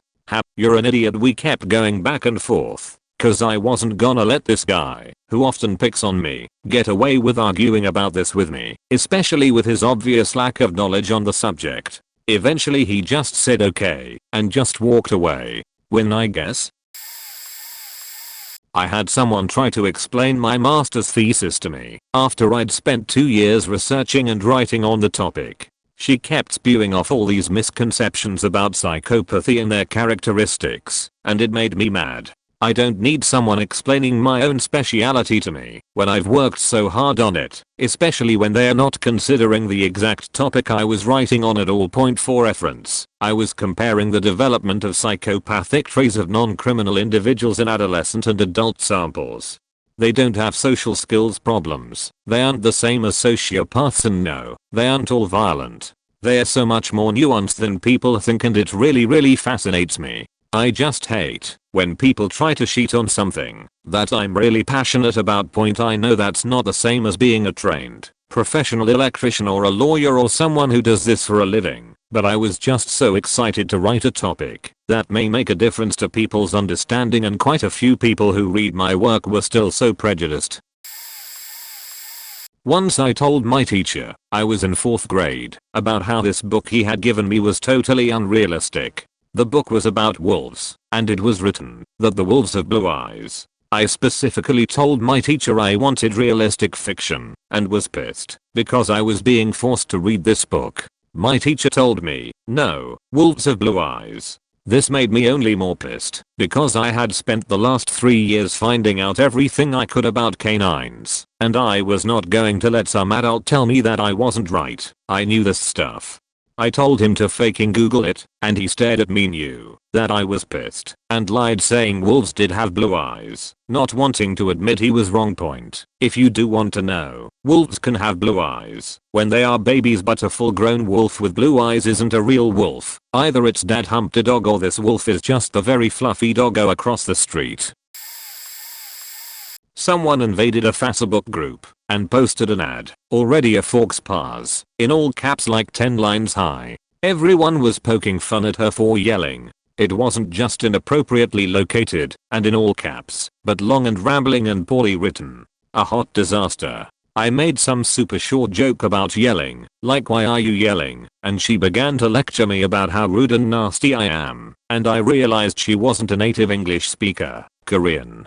So I apologized about the joke and tried to explain why everyone was making fun of her in the nicest way possible. She had asked why, because I genuinely felt bad and saw she didn't know better. I explained the etiquette around it. She proceeded to tell me that all caps was good for ads, and I'm the fool. Point Beach. I'm a native English speaker who happens to be a creative director of an advertising agency who also happens to write copy for our clients' social media presences. I didn't tier her a new one, but I did cheerfully notify her of this and not look at the responses. I used to work at Sherwin-Williams. To be fair, 80% of the people that came in there knew way more about paint and painting than I did. My knowledge was of the store itself, because I've lived in the same town as it since it opened. Point anyway, a lady comes in and is talking about paint, and she mentions, yeah, I came by at 9 last night to try to grab some, and you guys were closed. Yes ma'am, we close at 7 PM every day. Oh, I thought you all were still 24 hours. Ma'am, we've never been open 24 hours. Oh no, this store used to be. I remember. Cue me, still in eye contact, leaning back to yell over my shoulder to the office, where Lisa, not real name, the manager was. Hey Lisa, how long has this store been open? Since 2001. How long have you been the manager here? Since day one. How long ago did we stop being 24 hours? We've never been open 24 hours. The lady, with a slight scowl, says, oh, well it must have been another one then. I could tell from her body language, she just couldn't be wrong. I hate people like that, so just to twist the knife a little, I said, hey Lisa, have you ever heard of a 24-hour Sherwin? No, at least not in our state. She didn't say much more, and after we rung her up, never came back. Point also, the amount of people that are confident the name is Sherwin-Williams, although they could look anywhere in the store or the sign out front at any point in time to realize. I only argued with one, maybe two people about that before I realized that it would always be a losing battle. I have a degree in religious studies. Lots of people have tried to tell me that Catholic teaching doesn't require employers to pay a living wage, despite the fact that this quote from Pope John Paul II, Centesimus in Us, paragraph 8 exists. A workman's wages should be sufficient to enable him to support himself, his wife and his children. If through necessity or fear of a worse evil the workman accepts harder conditions, because an employer or contractor will afford no better, he is made the victim of force and injustice. Point and this one from Pope Pius XI, Quadragesimo Anno, paragraph 71. In the first place, the worker must be paid a wage sufficient to support him and his family. But if this cannot always be done under existing circumstances, social justice demands that changes be introduced as soon as possible whereby such a wage will be assured to every adult working man. Point, and also this one from the official book of Catholic teaching, the Catechism of the Catholic Church, paragraph 2434. A just wage is a legitimate fruit of work. To refuse or withhold it can be a grave injustice. In determining fair pay, both the needs and the contributions of each person must be taken into account. Remuneration for work should guarantee man the opportunity to provide a dignified livelihood for himself and his family on the material, social, cultural, and spiritual level, taking into account the role and the productivity of each, the state of the business, and the common good. Agreement between the parties is not sufficient to justify morally the amount to be received in wages when this is shown to them. Most of them insist that I'm peddling socialism, refuse to accept it, and continue believing they agree with the church on everything. It's maddening. Silly enough, someone tried to correct me on how to take care of my chickens. When it comes to something like raising an animal, research is helpful, but personal experience and natural instinct are better tools to use than the internet. One of my friends told me to get rid of one of my roosters, because according to research, 2 roosters will fight to the death over the hens. This much is true, since I've seen it happen before, when I've had 2 roosters, and had to get rid of one to save him. However, in this case, my dominant boy, who's either a Java or a Moolah rooster, Blacksmith, was very old, and wasn't even bothered by the presence of my young, strapping, bantam rooster, Pasha when I brought him in. In fact, I saw the 2 bonding, as if Blacksmith was passing down the knowledge and duties of a leader on to little Pasha. I refused to get rid of him, and he did his job, alright. Pasha died a few months later protecting one of the hens from a hawk. Now Blacksmith appears distraught over losing Pasha, along with 3 hens, Snow Moon, Phoenix, and Pebble, along with the fact that he, in his old, tired state, had to resume the duties of the leader. If I had followed my friend's advice, Blacksmith wouldn't have been able to defend the hens against the hawk, and all of them would have died. Luckily, I think my new batch of chicks has a rooster in it. A bit of medical jargon in this one point: had a guy come in on peritoneal dialysis who has peritonitis, infection of abdominal cavity, and it's his 3rd time in 2 years. Most people only get one infection every 2 to 3 years, some even less. I ask him about his sterilization techniques when changing the bags, and he says yeah, I use colloidal silver to disinfect and inject it in the peritoneal cavity as well. I'm like, dude, don't. That's what's causing your infections. He replies, nah, it's all good. My friend makes it, so I know what's going in. So you're using an unknown mixture of silver particles made by your friend in most likely a non-sterile environment, injecting it into your abdomen, and that's definitely not what's causing the infections. Peritoneal dialysis is for people with end-stage kidney failure. You have a small tube inserted into your abdominal wall that connects your abdominal cavity to the outside world. You then have to put fluid into your abdominal cavity, leave it there for some time for osmosis, to get rid of stuff that your kidney usually does, and drain the fluid out. Rinse and repeat. Because it's a direct portal into your body, you have to be very strict regarding how you connect the bags of fluid to the tube. If you don't do it in a sterile manner, then you increase the risk of infections. For the last 10 or so years I've worked on heavy machinery, not the longest but longer than anyone else at the job. We have a cow logger that catches fire and eventually gets rebuilt, except the internal hydraulics were never cleaned out. They just replaced all the hoses forward. A year later a hydraulic pump burns up. The pump was way too young to fail, so I know something is up after taking it to a shop for an inspection. We agree the oil supply must have been restricted and burned the pump up. I take this info back to my boss and show him there are screens in the tank that need changed. He agrees and green lights it. 30 minutes later his son comes down and starts giving me the "we don't really need to do that, do we? We could just throw the new pump on and go, couldn't we? Couldn't we?" I realized my opinion meant nothing to this more, and so sure, I slap the new one on, and after 3 hours it burns out too. $2,500 down the tube, and boss is pissed. After I explained to the boss what happened, I never had that problem again.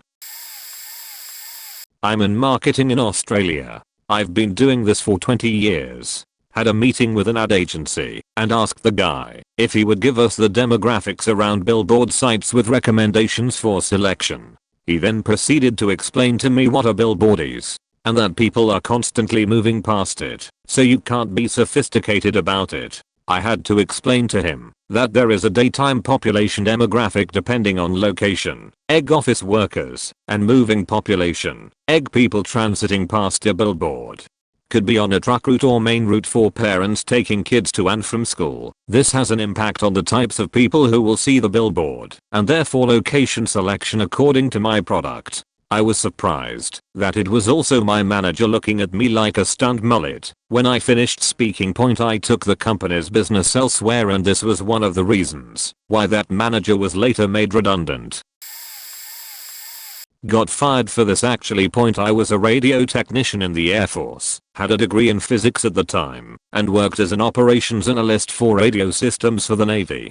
Sufficient to say, I understand radios and electronic systems, and specifically, I know how to properly install and calibrate a system. I moved to a new city after working for the Navy, and while I was deciding if I wanted to go back to school, I got an in-between job working for the city radio shop installing police and fire radios.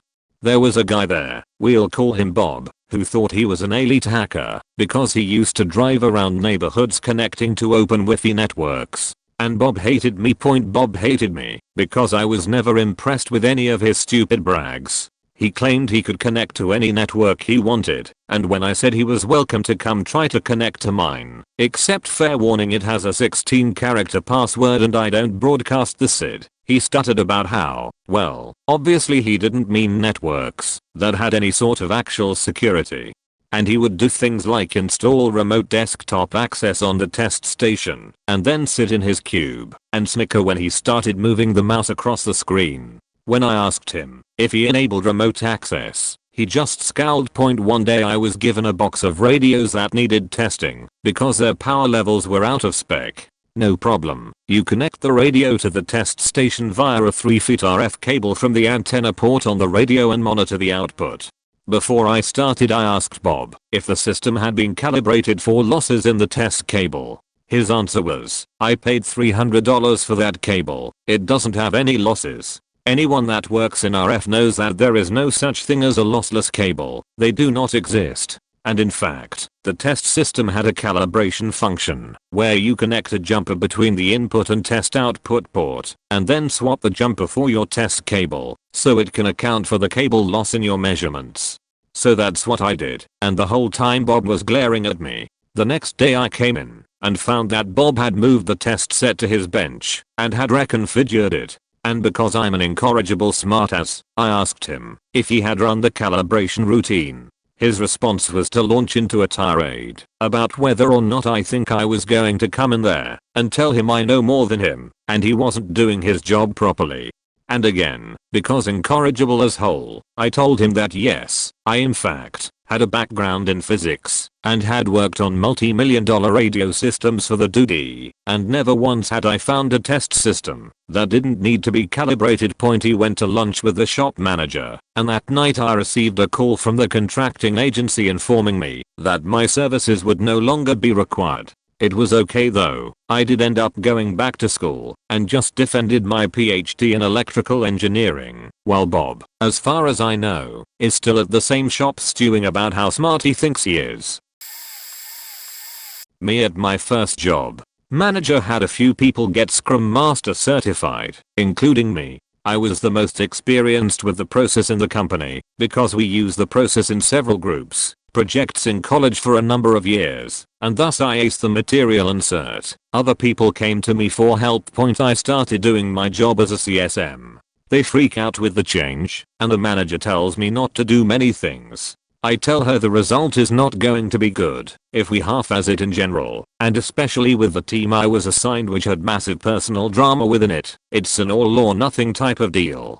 I'm right, and shit hits the fan. Manager calls me over and asks why I'm not keeping up with my CSM duties, what she told me to stop doing, and is stating I'm responsible for everything not working. I told her she told me not to do the specified things exactly. She tells me she's going to write me up for not doing my job and won't give me details about what to do. When I ask how to make it better, she wants increased productivity. I try to fix the real root of the problems head on in a future meeting. She pulls me aside and says she wants me to go 2 hours with her for disciplinary action for exposing negativity in the workplace and not doing what she says.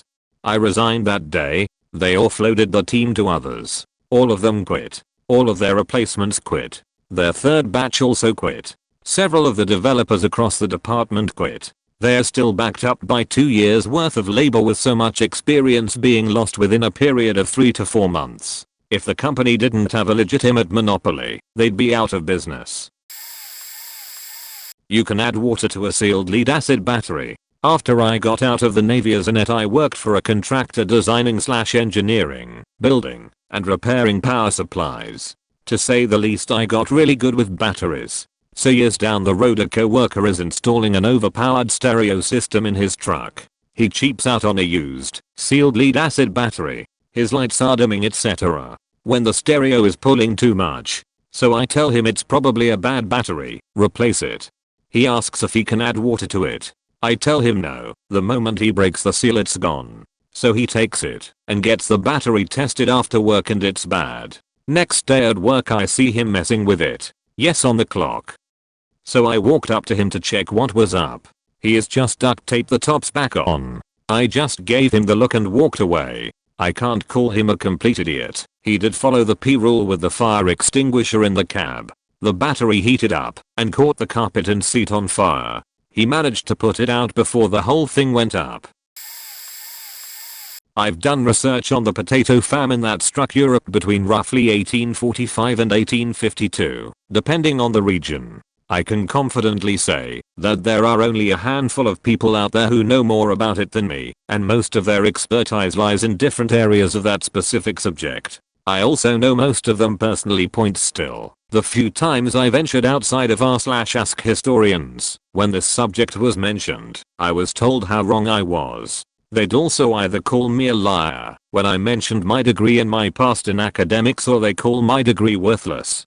The gist of my research was that I compared the impact of the potato famine and the governmental approach towards this crisis in different European regions. The two regions that were struck hardest, and were thus my main focus, were Ireland and Belgium. This research further affirmed what has been the official narrative, even amongst Irish historians, that the potato famine was not genocide nor deliberately orchestrated by the British government. Their response certainly left much to be desired, and it did exacerbate the crisis. However, many of the laissez-faire reasoning, and even the deserved poor ones, weren't uniquely British. These same arguments and corresponding relief initiatives were being used in other European governments. The biggest difference was that the only region struck as hard as Ireland was the northern part of Belgium. However, they quickly recovered. The research on this goes very much into detail, but the how and why boils down to the fact that Belgium wasn't geographically nor politically isolated, and that they produced a wider variety of crops and potatoes, unlike Ireland. The Belgian government also ultimately did prohibit the export of foodstuffs after a lot of discussion, while the British government kept trying badly informed and updated interventions, even though the crisis was even more extreme than in Belgium. Their response was entirely in line with the way most crises were met in Europe during this time point. I actually tried to link the success of the relatively unprecedented interventionist approach by the Belgian government to the weakened grip of the laissez-faire attitudes in later times, both in England and Belgium. While this time period does seem to be a turning point, and I personally see the potato famine as a catalyst towards the growth of interventionist attitudes during times of crisis, the direct paper trail is very thin. The potato famine also seemingly pushed forward plant research and microbiology, which both formed the foundation for the first genealogical theories. Again, the direct paper trail is fairly thin, though. So basically the narrative often pushed here on Reddit, that the potato famine was a genocide, is plain wrong.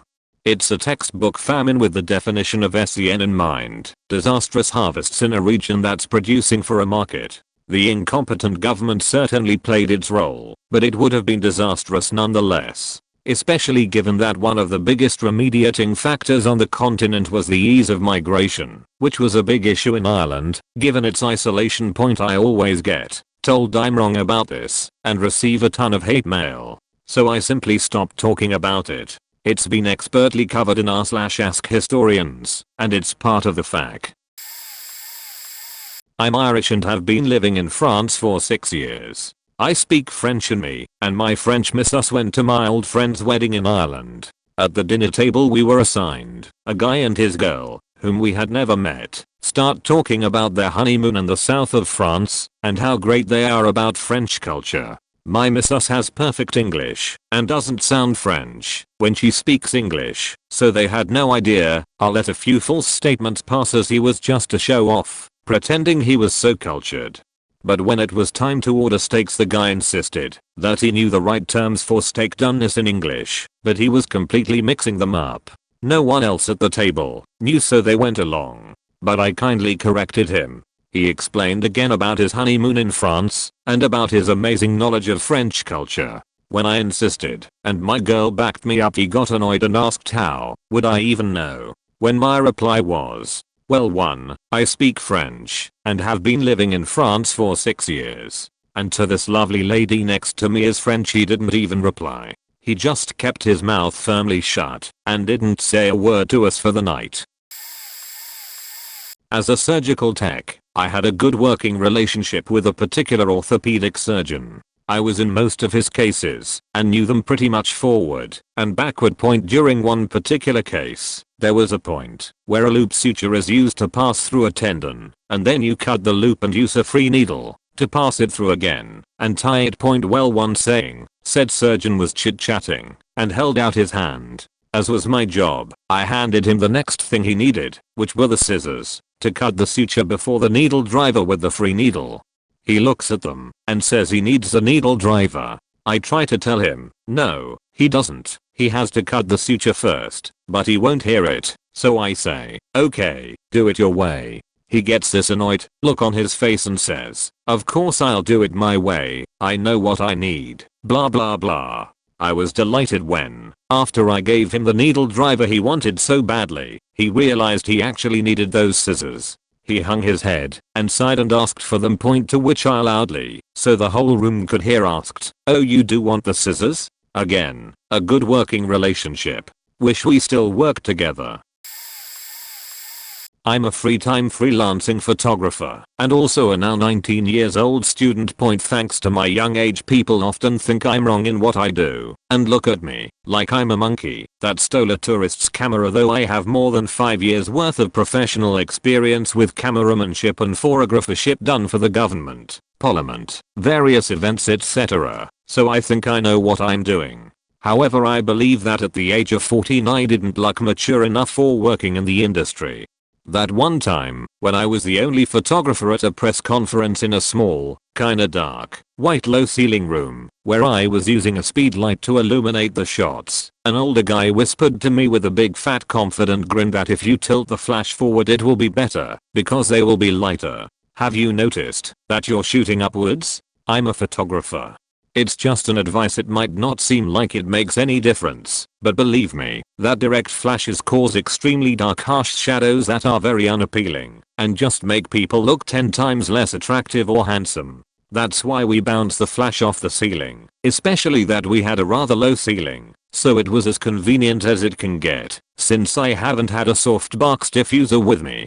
I have also been getting some workers' advice when in particular events, staff approached me from behind saying that visitors can't be this close to the stage or whatsoever, and I should go further back. After showing them the press label and where I came from to shoot, they suddenly always became much friendlier as we have known each other for ages, saying things like, yo, I didn't meant it that way, you know, and yeah, you just looked young, but respect and it's all cool, no problem.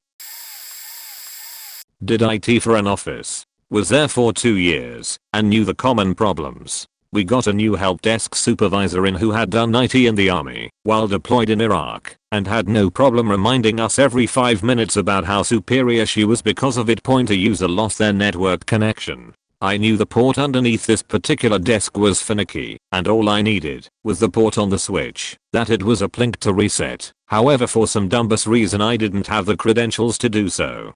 Interaction was like this. Me, hey army girl, I need this port reset on switch X. Point: army girl, well, what's the problem? What's going on here? Me, the wall port is bad, and I've run into this like 5 times before. I just need port Y reset on switch X. Army girl, well, did you try all this other pointless bullshit? Me, no, I know what's wrong. I need port X reset on switch Y. I can't log into that switch. Please just do this.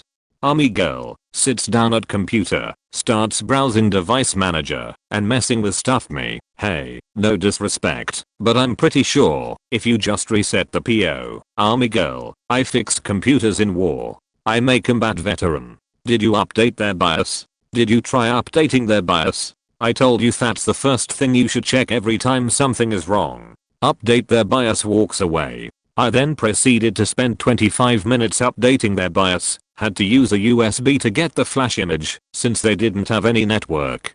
This obviously didn't fix anything, so I went to our director and told him I needed the port reset point. He finally made her do it and it instantly worked. I was like, yeah, this has happened about 5 other times before. I tried to tell her that. She resigned about 2 months after that because she wasn't a good fit. Our company supplies a certain kind of machinery usually used professionally, but sometimes by people who want to perform certain work as a hobby. Picture roughly cubic things that weigh 800 to 3,500 pounds. I loaded them into trucks, flatbeds, trailers, and people's vans. I made sure they were safely strapped without damage to machine, or vehicle or other people on the road. But I could not save one dog from a certain asshole who said it's heavy enough, kid ain't going anywhere. Guy would not listen. He signed the I'm not listening waiver we had and all but patted me on my 30-ish-year-old head point. So his first stop at speed, he hits the brakes and a machine tumbles right from the rear of a quarter-ton van into his dashboard, cushioned only by a lovely, loyal and now smushed dead black lab. He came back a couple of days later and had me repair the broken sticky out eye bits of his blood-stained machine. That man was broken and humbled all to fuck. He paid up and let me tie it down this time and was almost crying when he said he should have listened. He's been a loyal customer for over 25 years, since son now runs his own larger manufacturing company.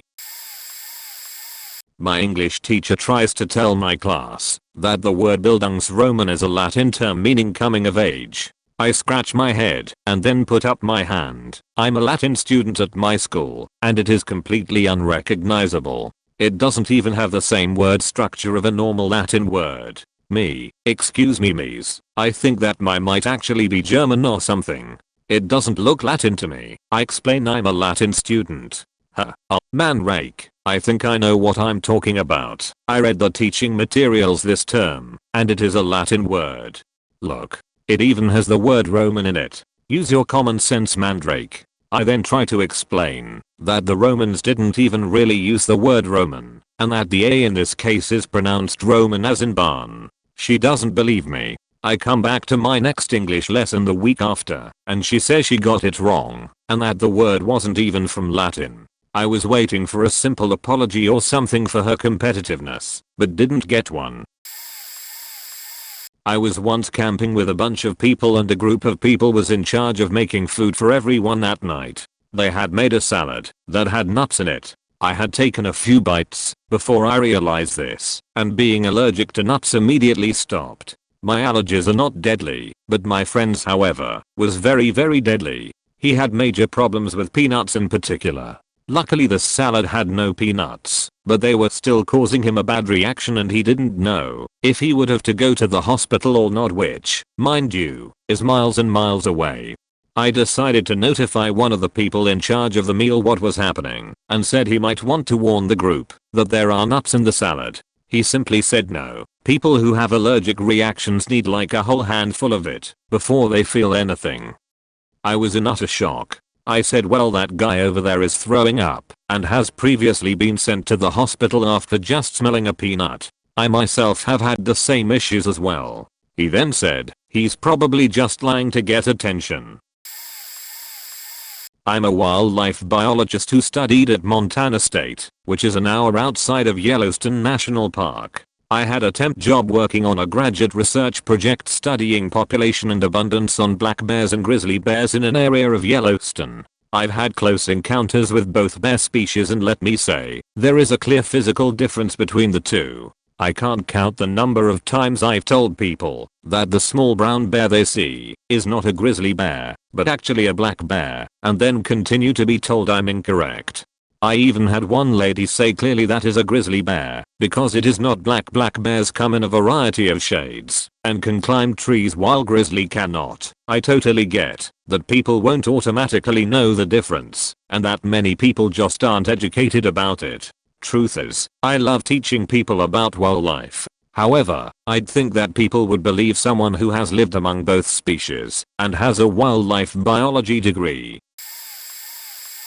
I'm a news videographer, and I was at some local makers event and this guy, 16 to early 20s, walks up to me and tells me he's curious about my job and can he follow me while I'm here. I'm thinking he's an HS or just graduated, not sure what to do next. So I tell him sure, but don't get in my way. I clip up the organizer and he's making all kinds of noises during the setup. Sighs, tuts, grunts. The lady kinda looks at him a few times and then does the same as me, ignores him. Do the interview, start grabbing my bra, and I'm just about finished and kinda going through the shots in my head and looking around to see if there is anything else when the kid finally clears his throat absurdly loudly and begins to explain how I'm doing it all wrong. I made her wrong, I white balanced wrong, my sungun is wrong, I did my interview wrong, I'm carrying my camera wrong, I'm carrying my tripod wrong. All of my footage is wrong. He just won't shut up, and by now I'm annoyed and walking away, but he's following me. I finally turn around and lay into him. I graduated top of my class, hired directly out of my internship at a major market station, have the respect of my colleagues to do a good job, and frequently field questions on feedback on other people's work. I do everything for a reason, and did nothing wrong, and then explain the mic placement, the interview, and the white balance procedures, then told him to fuck off. Later on I found out he had interned at our station and held a grudge against us because we didn't hire him. Apparently he was horrible and did shit wrong all the time and would refuse to learn the correct procedures. Also found out that he barely passed the program, and it was mostly through an overwhelming amount of sympathy and a bit of a desire to not have him return that he passed. Barely.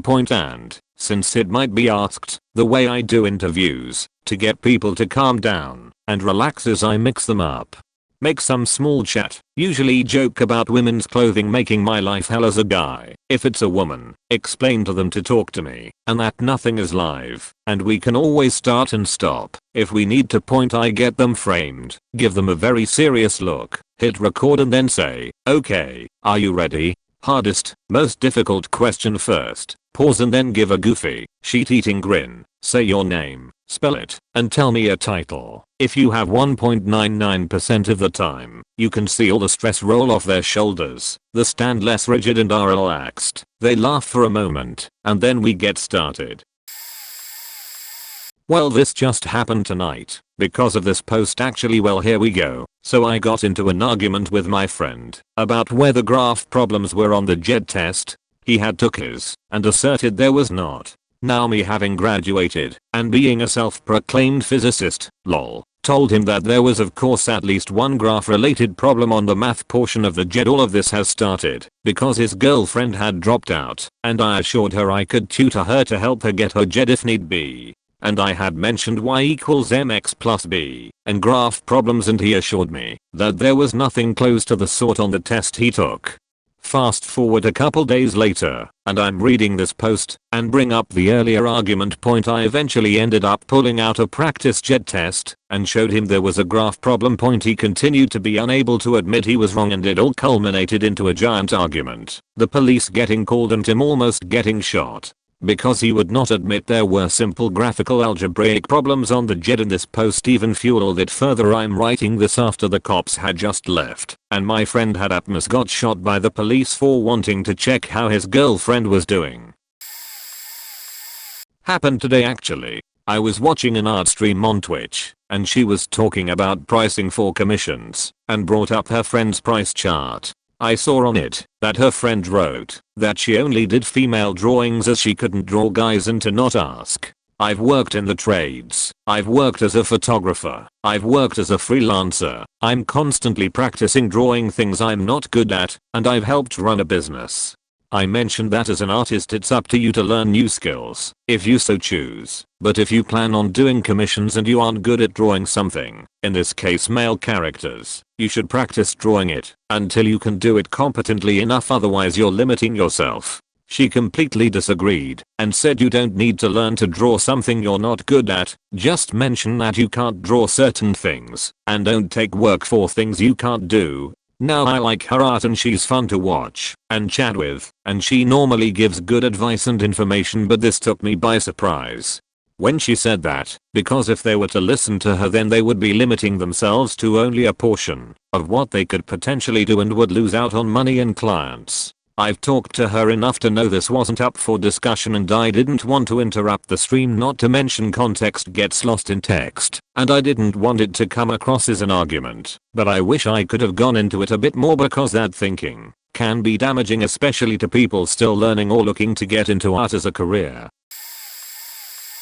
After teaching about hexadecimal numbers, someone argued with me at length about how lowercase and capital letters are different, and I was doing it wrong. I tried to explain that the case does not matter, but he wasn't having it. I tried asking him to explain to me how they were different, but he just scoffed and said totally different point. I never convinced him. Point for those who are not familiar, hexadecimal is a way of writing numbers in base 16 instead of base 10. It works just like the normal counting, you know, only instead of 10 numbers, 0 to 9, there are 16, 0f. After 9, you start using letters. 10 equals A, 11 equals B, 12 equals C, 13 equals D, 14 equals E, 15 equals F, 16 equals 10. This is popular in programming and computers in general because you can express a byte into characters with no waste, 00FF, and it lets you easily encode arbitrary data as visible, readable, pronounceable text. Point I think from that description alone it should be clear that case doesn't matter. I mean, if R is 10, then what the fuck do you think R is? Lowercase 10. About my ADHD. Not only do I have it, but I also work in education, and so I'm constantly doing research on it for the benefit of my personal and professional life, but also for the betterment of my students. And yet, everyone who does not have ADHD is somehow a damn scholar on the disability point according to them. I just need to get my act together and write more lists. And apparently using meds is a cop-out. I should just try harder, avoid red food dye, eat better, spend more time in nature. etc. Point basically, according to many, my developmental delay is made up by Big Pharma, and if I really cared, I'd just try harder at life. Point by the way, I did not get diagnosed until age 29. Before that I just thought I was stupid. Getting diagnosed has improved my life, helped me go back to school and get a career going. And I tried for a long time to manage my ADHD without meds. They are a good tool out of many that I use to help me function. Point edit. Also want to mention, some of the same people who have said this to me have also asked to buy my meds off me to help them power through a paper or project. I've spent a number of years in competitive air rifle shooting, and when I was a range instructor for the military I've probably disassembled and reassembled more weapons in a few short years than most average gun owners will in a lifetime. With that said, my roommate is one of those non-military grunt style wearing bearded guys that gets mistaken for being a veteran more than normal, and he's recently gotten into the world of guns and I've seen him dick around with his guns for hours trying to figure something out, but refusing to ask me for help. He has a fragile ego and a huge pride factor, just so I don't hurt his pride. Eventually I'll just passively say, hey man, you mind if I try real quick, and probably within 30 seconds I'll have it figured out and hand it back to him all fixed, but usually with no thanks or acknowledgement. He got real pissed one day. He released the slide on his Scorpion with his hand on the port and just about took the end of his pinky off, and I couldn't help but crack a grin and say, man, that brings back memories seeing someone do that, lol. I repair tires. My dad's been doing it for 35 plus years, and I'm only the second woman he's ever seen who does what he does. I had a ratchet old man rap on my office door looking for one of the boys to have a look at a sidewall tear in a tractor tire. No problem, I'll have a look. I think it requires a bit more than an office girl. Excuse me? I'm the general manager. I've been doing this for 20 years and have likely repaired more tires than you've had hot dinners. It's usually one of the boys, so today it's me. So you can either drop the attitude or take your tire somewhere else where they won't fix it before 5 PM. Up to you. For reference, one of the boys is referring to either my 55-year-old dad or our 42-year-old foreman. who both trained me in repair and vulcanization. As soon as I was able to hold a compressed air tool without killing someone. The amount of sexist, chauvinistic clients I deal with on a daily basis isn't even shocking anymore. You develop a thick skin. Not my profession, because I'm still in school, but I'm a dancer. I've been dancing since I was 7 and did gymnastics before that. I'm in my school's dance club, which is pretty renowned, and I do shows outside of school as well. On top of dancing, we do a lot of physical training to make us stronger dancers, etc., and they even put us on fast food bands sometimes because it makes the body move slower. I'm naturally a bit chubby, but I managed to turn the fat into muscle thanks to dance. I've lost weight, but yeah, I'm not skinny/slim. Recently my club had auditions and this girl, my classmate, who is kind of not very well liked, auditioned. I was in the room while she auditioned, but she didn't see me. She's very naturally skinny and not an amazing dancer, but whatever, I wasn't going to judge. One day we bump into each other and start talking. The topic comes to weight, and she takes one look at my thighs and says, I think you could afford to start working out. She's clearly one of those people that thinks skinny equals healthy and anything bigger than that is unhealthy. I have friends bigger than me that can plank for 8 minutes straight no problem. Anyway, she starts going on about how she just auditioned for the dance club, the one I'm in, and gives a damn TED. Talks about the benefits of dance and how healthy it is, blah blah, and I just listen to her and then say, yeah, I know, I'm in the dance club. I haven't spoken to her since.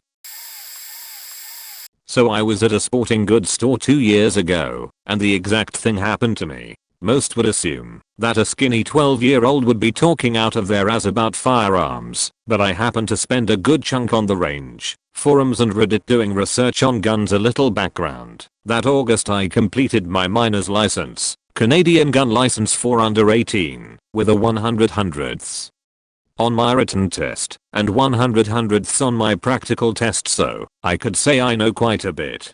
And one of the exam questions was the very thing I got tested on by some know-it-all employee. The juicy part, I was browsing the gun counter with my mom and dad, looking at shotguns. I spotted my favorite helper there, let's call him Anthony. He's helped me and my dad multiple times, and he starts showing us some Remington 870s. Mom, what does gauge mean? Why is that a 12 gauge? Me, gauge is the size of the shell it takes.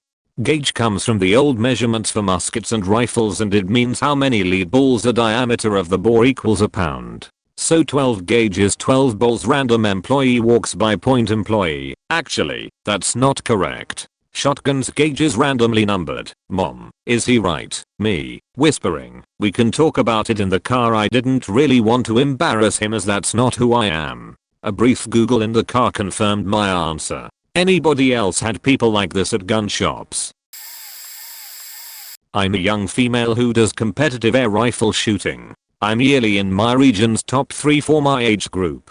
My club does an Easter event where people come and pay to shoot and get Easter eggs for every shot above a 7. It's really cool, and I love helping out and have had a great time helping people shoot every year that I do this.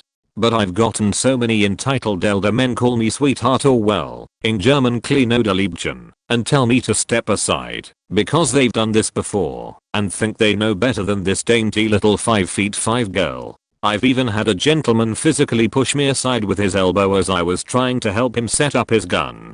The man insisted on shooting without a stand underneath this very heavy old-fashioned air rifle, because only then would he shoot better, and when I politely asked him to remove his beer from the shooting stand, he said that it was fine where it was. He then proceeded to start waving the gun around whilst talking to a buddy, even though I'd said at least 5 times to only point it towards the shooting range. An elderly female club member of mine actually had to step in to tell him to either listen to me or leave. It was humiliating and such an awful experience. Just this weekend, putting in car light bulbs. We went out hiking and she needed to put a new light bulb on the Honda Element. She opened the new bulb and put on a glove, and I figured good, she knows not to touch the bulb. I'll let them do their thing, and a couple minutes go by and they're not done. They're working on the driver's side. I got out to supervise and saw that they were trying to attach the rubber gasket to the bulb. Instantly I knew they didn't know what they were doing. I told them I didn't think that was correct, but no one listened to me. I look down at the passenger light and can plainly see that one isn't installed correctly. I look down at the light itself and you can see the bulb looking at the socket awkwardly. I pull the whole thing apart, clean the bulb, insert the bulb, lock it in with a metal tab, place it on the rubber gasket, and then plug it in. As I'm finishing I hear them saying I don't know what this metal tab is for, and I just had to tell them, back up, I got this. Your passenger side wasn't correct. I corrected it. Watch me and learn. A friend of mine had posted on Facebook about this puppy he just got and had questions as to what all vaccines he needed to get her and helpful tips. I told him of a few good vets in the area, the shot schedule I adhere to for all my pets and what they are, and the benefits of them. Also told him to not let his puppy touch the floor or shopping carts if he was out getting her a leash or harness, so she wouldn't risk contracting parvovirus.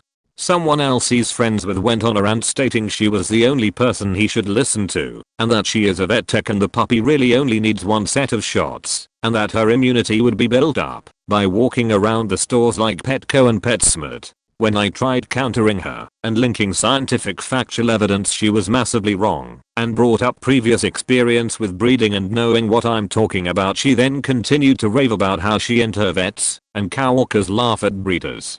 She owns a few designer breed dogs that otherwise would never have come to be if not for breeders, and when I asked if she thinks service dogs are a joke as well because they come from breeders, she tried to insist they all are rescues. How she passed any kind of exam to call herself a vet tech is beyond me. Not all breeders are in it for the money. All of the breeders I know are only interested in continuing solid bloodlines, so the dogs will have a long healthy life and function for their intended purposes of hunting or helping people. A lot of little things related to pets. I didn't go to school for several years for nothing. Sure, I can't perform heart surgery yet, that'll be another couple years. But no, you can't feed your cat anything but tuna and cow's milk forever. No, locking a dog in a room isn't going to magically teach it how to behave when it comes out of the room. Leaving pet food, canned, kibble, or raw, out all day and refilling the bowl when empty is absolutely the reason your pet is overweight. No, you can't just let your pet continue to be overweight for the rest of its life. That's going to cause a lot of health problems down the road. Not all people's food is bad. Example: pizza, very bad. Baby carrot, good as a little treat, totally fine in moderation. A fully cooked, fully seasoned steak that you cooked for yourself, very bad, especially if you cooked with onions. If you want to cook a steak for your dog, don't add any seasonings or flavorings of any kind. Don't add salt or pepper. A plain bland steak is absolutely fine in moderation, like to celebrate your dog's birthday. I had a client who wanted me to make her a logo for her salon business. I made the initial sketch and she liked it, but wanted to add a few things. At first, she just wanted me to make her nails longer, change the color of her hair, and add a little illustration at the farthest side of the logo. Fine. But then she asked me to add a magic wand to her hand and sparkles, and everything started to look really cluttered. She then asked if I could move her Instagram handle and other social media information away from the bottom of the logo, the only place it fit, and move it elsewhere. I tried to tell her it wasn't gonna look right otherwise, and she persisted.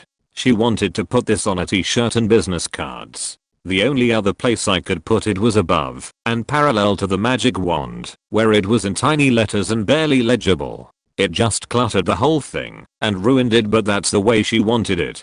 Good luck attracting people with that mess. I warned you. We were investigating a buried natural gas pipeline for a leak and were in the process of aerating the soil. Essentially, what we do is drill holes zigzagging over the pipeline to introduce air into the ground to blow out any methane indications. Then we wait a few minutes to recheck those zigzagging holes, and wherever we get the highest gas indications, we are usually pretty confident that's the spot of the leak. Anyway, aerating with about 100 pounds of air pressure will usually cause air to blow up through any cracks or crevices in the ground. Enter the smarty pants onlooker that says he found the leak, since he can see and smell gas coming up through one of the holes. The problem with his conclusion was that we were in the process of aerating the soil with 100 pounds of air, so of course there would be air blowing through any and all soft or open crevices. When we were confident enough to dig, the smarty pants were 8 feet off. The association president of our condo building and I were arguing about what kind of paint to purchase for the hallways and stairwells. I suggested one finish, but he insisted on flat, saying that it was more durable. After explaining to him that you can't wash flat paint and it marks easily, he kept yelling / mansplaining how I was wrong. Since he's the president, it was his decision. Note, the only benefit to flat paint is that it is cheap and blends in well to clean walls when touching up, as the sheen is not a factor. If walls are bumpy, it hides imperfections better too. For high traffic areas with 50+ people, no point. But hell, what do I know? I've only been a professional scenic artist for theatre for 15 years. When painting the halls, he volunteered. He didn't put drops down, so was cursing after he dripped paint all over while painting the ceiling. Also proceeded to dip an entire roller into a 5-gallon bucket and slap it on the walls before rolling out the excess on a great point. It's been 1 year, and guess what? Time to paint again, because the flat paint is all beat up and full of handprints. Idiot. Not a professional in the matter, but it just seems common sense. Had 2 friends get irrationally mad and stubborn over the matter of they absolutely insisted the entire business is one big muscle and can be worked out to gain size and strength just like other muscles. I just about lost my absolute shit when they Googled it to try and prove me wrong, and as they slowly realized they embarrassed themselves and got way too upset over the matter. They tried to say, well, they sell business weights, so it has to be true. That was their only ammunition, despite the countless links proving the business is in fact not just a muscle point. This is all within a Chinese restaurant too on a double date point. If anyone could have heard how outrageous stubborn and mad they got, they would probably wonder why the hell me and my girlfriend were even hanging out with people like that. Point. There's a difference between not saying you're wrong and just letting it blow over and then getting so defensive and insistent that it becomes cringy as fact to even be around. I was an engineer, directional driller, and consultant in the oil field. Virtually every article I read online gets some technical aspect wrong. Many can't even make the proper distinction between fracking and drilling. Point. Then these articles get posted to Reddit, and I try to make a comment based on my actual experience and education, only to be incorrectly rebuked by what usually sounds like an 18-year-old kid doing 5 minutes of reading on Wikipedia. But since my statement of reality doesn't fit the popular narrative here, I usually get downvoted and hidden, while the ill-researched, mostly incorrect parroting of opinion by a kid with zero experience or education in the subject matter at hand ends up upvoted. And what everyone sees this, in a nutshell, is why a site like Reddit has outgrown its usefulness as a medium to discuss things rationally and has just become another mouthpiece for the majority to echo their preconceptions. Much like a Fox comment section.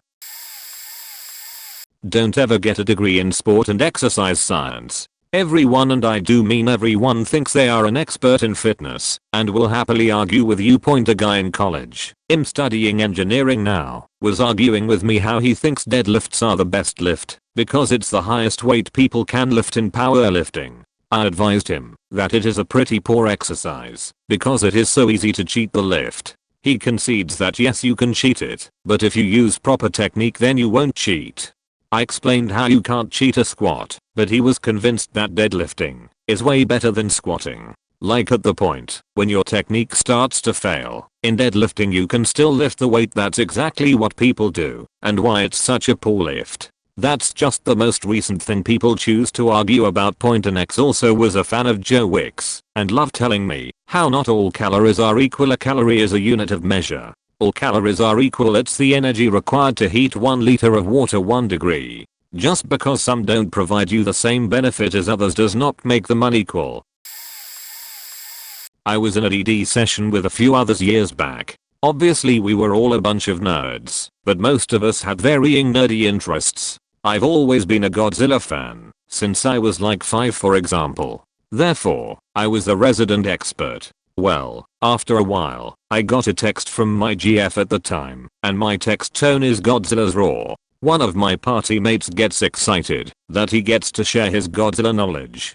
He was the kind of guy that wants everyone to know he's the nerdiest guy in the room, thus the most knowledgeable. He tried to tell me that the roar was the sound the gate leading to Toho's studio made that sound, and that's where they got the sound for Godzilla's roar 1. That's just blatantly wrong. It was a resin-coated leather glove rubbed on a double bass. 2. Are you seriously implying that they use the same soundbite for 60 plus years, or they didn't replace the gate or even oil the damn thing? Because I can tell you that's not true. Hell, I can pick out the era. Can't do specific movies for the most part, unless it was very distinct for that movie, in which that roar was used. That'd be one noisy faking gate. If this were true. 3. I'm pretty much known as the resident expert of the group. Are you seriously gonna challenge me with this casual bullshit? Fuck off. So, my boyfriend is really smart, and he's usually right about things. I just started going to college after being out of school a few years, and I'm majoring in history. We were having a political debate the other day, which apparently was amusing to watch, and we're on the topic of world leaders. He said Hitler was probably the closest person to take over the world. I had to stop him right there cause, has he never heard of Mongolia? The collective Khanate included about half of Asia including the Far East, Caucasus, parts of the Middle East, and parts of Eastern Europe. That was a significant portion of the known world. There were, like, maybe 5 or 6 kingdoms keeping them at bay, and the only reason they didn't go farther west, seemingly, was because they just didn't feel like it.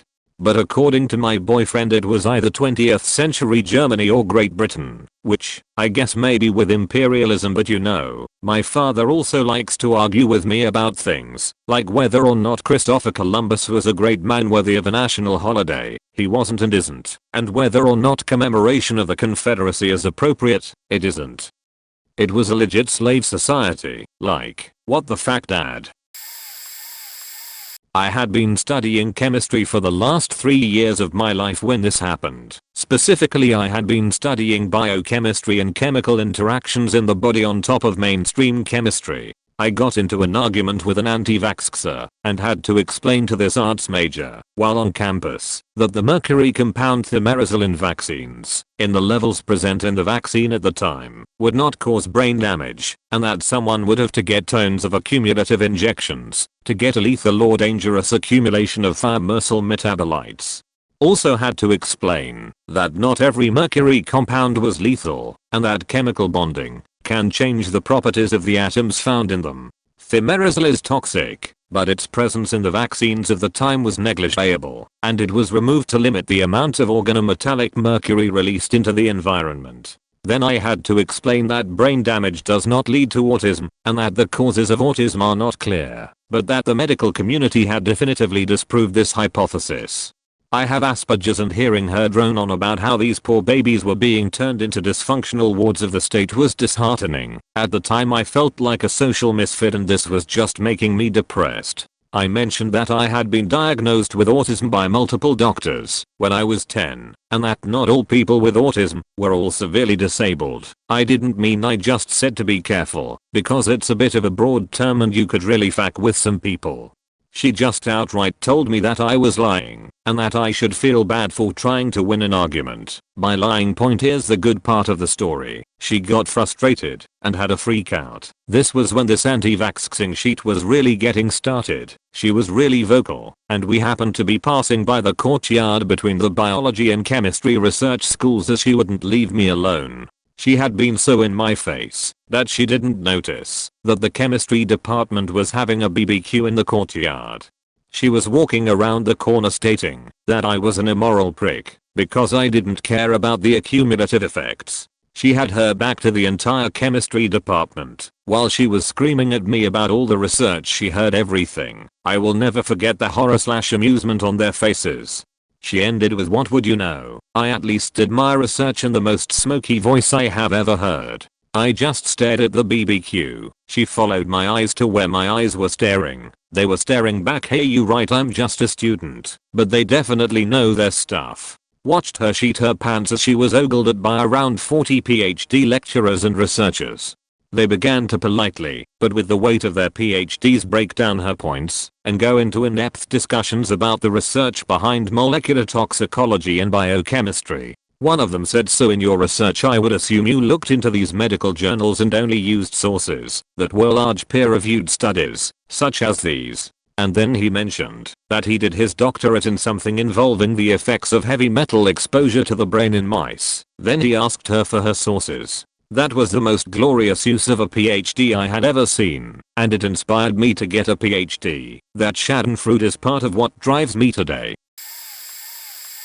I had a customer come in asking me to fix his glasses. He had dropped them, then stopped on them, hard, on textured concrete from the looks of it. The lenses had popped out, and as you can imagine, were scratched straight to hell. I did the best I could, and put the lenses back in. He takes one look and flies into a rage. "Polycarbonate is such a racket." I just blinked. "They popped out, and are supposed to be scratch proof. Look at these scratches. They are supposed to be scratch proof." I tried to collect myself. "Sir, polycarbonate is just a tougher, lighter plastic. It's like the headlights on your car. It's going to scratch if you drop it and step on it. Every single lens sold is going to scratch if you do that. There aren't any scratch proof lenses. It's just scratch resistant. I'm sorry." He flew into a fit of rage.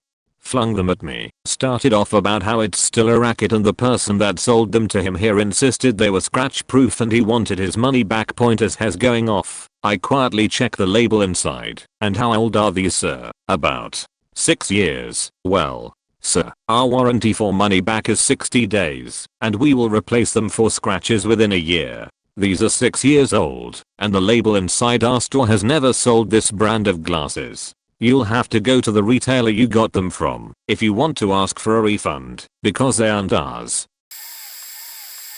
I help people with computer issues a lot. I wouldn't specialize, per se, but it is something I'm somewhat good at.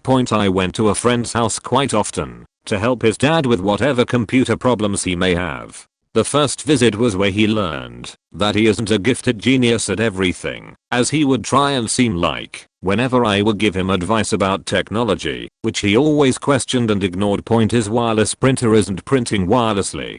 I get it, they're a pain in the ass at times, so I say, alright, I'll swing by in a half hour and see what I can do. In the meantime, don't do a single thing to try and make it work. It's easier for me to fix it if we just work on the current state than if you fiddle with a bunch of shit, because then we have to backtrack through everything you did. That didn't happen. This man took down his Wi-Fi, faked with the settings on the printer, and did God knows what else on his computer, such as installing like 4 programs thinking it would make it work, all of which did nothing even relatively close to diagnosing or fixing his problems, and were basically bloatware/malware. After unfaking all of his mistakes, like 2 hours, because he didn't actually know where and what he faked up, all I had to do was reconnect the printer to the Wi-Fi. That was it. As I ran into a fuck up, I wrote it down, whether or not it was by his hand. After fixing it all, I showed him the long list of issues and asked, "Do you know what issues are related to the printer being messed up and the issues related to you fiddling with it? I want you to differentiate them with a P4 printer and an M for me. Take your time." According to him, he only caused about 5% of the issues, so I said, "Okay, let me show you the real answers," and proceeded to mark all but the printer not connected issue as M, which stood for his fuck-ups. He never questioned me or tried to fix it before I got there again. The Dean of Engineering at my alma mater paid a visit to my workplace, an aerospace engineering company, where a handful of alumni of the university now worked. We all met up for lunch to talk shop and, presumably, listen to a pitch for donations. I'd been in the field for about a decade at this point, and was midway through a discussion of the dynamic loads associated with re-entry, when he corrected me that there was no gravity in space. The whole table got very quiet while I tried to explain that decelerating from orbital speeds of over 20,000 km/h was going to impart an elevated G-load to anyone or anything inside, at which point he interrupted me to inform me impatiently that yes, he knew technically everything was still within the gravity field of Earth at that altitude. So it wasn't really weightlessness. I then tried again to explain to him that it didn't matter what the prevailing gravitational conditions were, because slowing down that hard always causes a force to be experienced. He still didn't get it and left it at a sort of agree to disagree spot. I think his background was as a chemical engineer, but you'd think he'd still remember F equals M asterisk A point anyways. No donations were made that day.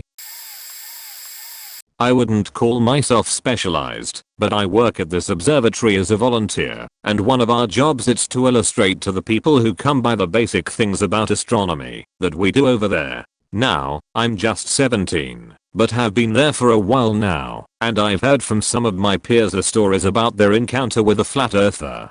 Never thought I'd actually meet one, but one day this dude walks in, so me being on my shift I start the visit. When I start talking about the moon, he interrupts me, saying that he doesn't believe in the moon landing. Now, it's common for people to have doubts about that, so I'm not shocked, and provided all the evidence I had on the matter. It was clear at some point that it was a lost cause, as he also said that we live on a flat earth and under a dome. Yay. At the time I just turned 16, and I was already tired from the previous visit I did, so luckily, when he kept ignoring all the facts I provided, an older volunteer came by and helped me with this guy. The advice they gave me after all of this, and I thus give to you all, is not to argue with a flat earther, because they simply don't believe in any of the obvious scientific facts that we take for granted. You can't, because if you try to give them facts backed up with scientific proof, they'll say they simply aren't valid or are made up. I was a mortarman in the army. We had sighting units that were system specific because of their internals. Plastic internals for the small mortar, metal for the big ones. Because boom vs boom, that were not interchangeable. If they break, they spew radioactive tritium everywhere. And they will break if you put the wrong sight on the wrong mortar. One day I was out training soldiers on the guns, and a mortar NCO from another company approached us. This guy had no business being anywhere near a mortar, let alone in a leadership position.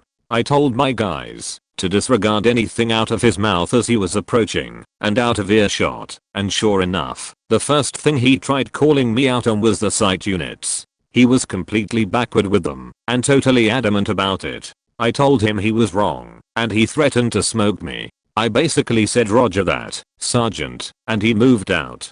Turned around, looked at my guys, they all knew, and we had a good laugh. That guy was a running joke until I got out. In the field, I was talking to a peer about mammal scat, pointing out what species each came from. He brought his girlfriend with us, who was a pre-med major. She tried to correct me after I finished explaining to my colleague that the scat we found was from a white-tailed deer. Her thought was that it was from a wolf. There's no wolves in South Central Iowa. Hasn't been for decades. My peer is specialized in wild prairie plants. He and I discovered the deleted scat had traces of dogwood butts, wild cherry flowers, and had no muscle fibers or cartilage. Wolf scat would have hair and look like dog poop. Wolves don't eat tree buds. Deer do. She was adamant she was right, to the point we brought it to the lab and floated it for abdominal worms. There were presences of them, but not digested, like they would be if a wolf had consumed deer and then passed it. She refused to believe me, to the point I brought in a professor who was a mammalogist and his PhD student who has been studying white-tailed deer for 7 years TLDR. A 1A nurse tried to tell me what kind of poop we were looking at when I've been studying mammal scat and have conducted a research project on white-tailed scat. Poop specialist for the win. Not my story, but my favorite example of this. I had a professor at a good college. Public but still pretty exclusive and hard to teach at, which meant many of the professors were from schools like Harvard and Princeton. We were talking about language in a language class, and somehow it came up how a language sometimes expresses these logical fallacies. So one of my professors told us a story about her years teaching in a private high school. A student there failed her class and the parent came in to complain, assuming that someone working at this school who failed his kid couldn't be well qualified. I remember she told us that we should always try to anticipate certain responses in order to avoid them, and told us that this father, in his aggravation, pointed to her and said, "Where did you even go to school anyway? What makes you qualified to fail my kid in this subject? I have a degree in this from Harvard. The guy had no response because he wasn't expecting she was more educated than he was. I just love that story. This is kind of a funny story that falls along those lines. I work for a non-profit and there is a group of people around trying to sell candy to fundraise on our behalf. Basically they are buying candy at the dollar store, approaching people and trying to sell them a pack of fun-size candy bars for $5. I have had the pleasure of running into them a few times and I always question them on what location they are from, etc. One such time I was wearing my shirt from work with a logo on it.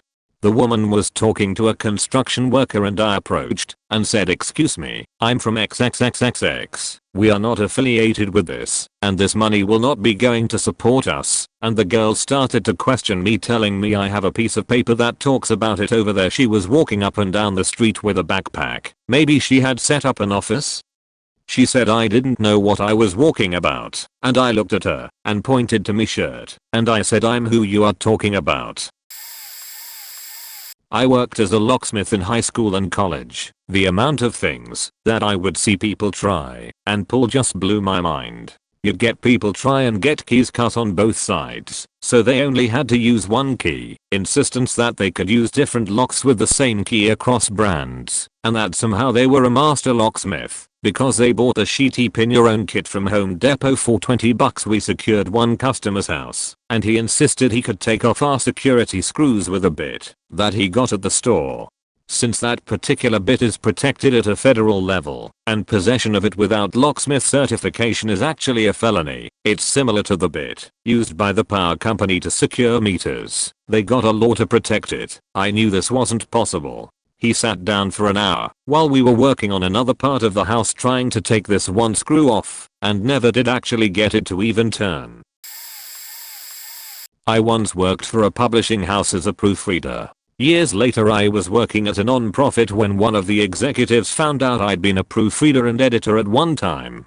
So she asked me to proofread a piece she had written and to mark any corrections needed. Point of course I did what any trained proofreader does and made standard markings with a red pen. There weren't many, mostly a missing comma here and a misspelt word there. Jesus, I didn't even edit anything, just the fiddly stuff people usually make mistakes on when they're writing and haven't done cleanup on their work. Point got treated to a 30-minute tantrum on how my red pen and proofreading marks had been a deliberate attempt to make her feel and seem stupid. She didn't want to hear this was standard and how I had been trained. Finally I had to go back in and make the marks in black ink with lots of praise to each error to keep her from having an absolute meltdown. I never proofread anything for her again, just said I didn't have time. Why didn't I tell her to stuff it?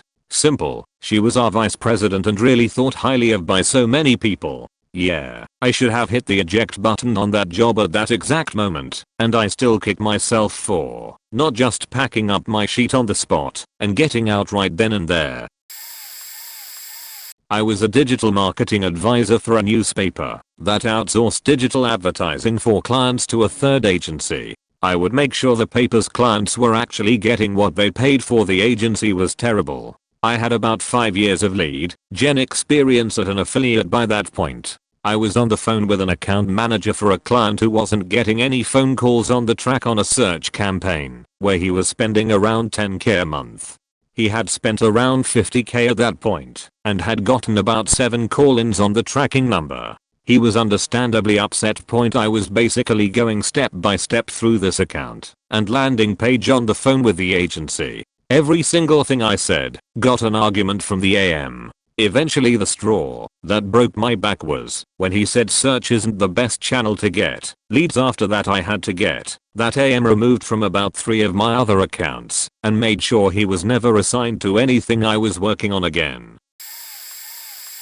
I have this amazingly annoying friend at upper secondary school who constantly wants to correct something in my guitar playing in the music class. I've been writing music and playing guitar for more or less 6 years now, and he's the kind of fella who only talks about his musical skills, but never plays anything.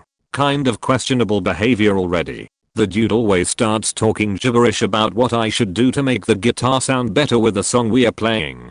I have many times faked with him by actually playing the notes he says, because I know they're in the wrong key.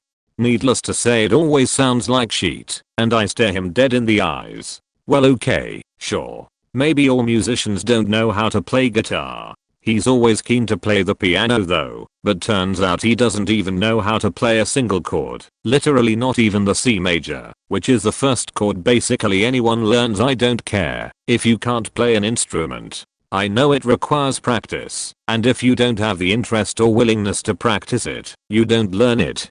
I'm not mocking him for not having any skill, because it doesn't matter. Even the fact that he pretends and lies to everyone that he's a musician and can play is perfectly fine by me, as he's just feeding his ego, but not really concerning anyone else in it. But when he starts telling me or anyone else how to play their instruments, oh boy, it's funny as hell. It's all good though, we are friends nonetheless. I really enjoyed solving different types of Rubik's cubes when I was about 16. Whenever I went shopping or something with my mom, I would bring a cube with me and walk around solving it. I would bring these things everywhere. Well, one time I had brought a 5x5 cube with me and was walking around solving it, and some dude was like, "Whoa, you must be a genius with math." And I tried to explain to him that most people do that. Solve Rubik's cubes, don't actively use math to do it, and it's all about recognizing different patterns and then learning how to solve those patterns. To put it simply, as someone who sucks at math, this dude really annoyed me. Well, he didn't let up and started trying to teach me about Rubik's cube, saying that's all those things are is math, you just be a genius. I'm like, yeah, I know they are based on math, but I don't use math to solve it. It's just patterns. He still didn't let up, and I snapped at him and rudely said, "Okay dude, do you see me solving it? Clearly I know what I'm talking about. I don't use math to solve it. Alright, point there." Dude finally shut the hell up, and suddenly there was an awkward silence at the waiting line at Subway. I play pool pretty regularly. Not a professional, but I practice weekly, sometimes play for money, and I can hold my own against pretty much anyone at the local bars on any given day.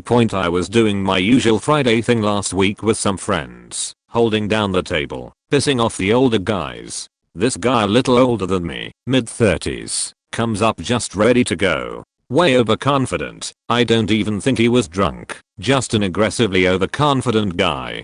He starts to rack the balls, doing it wrong, but it's whatever. He got the 8 ball in the middle, so I rolled with it.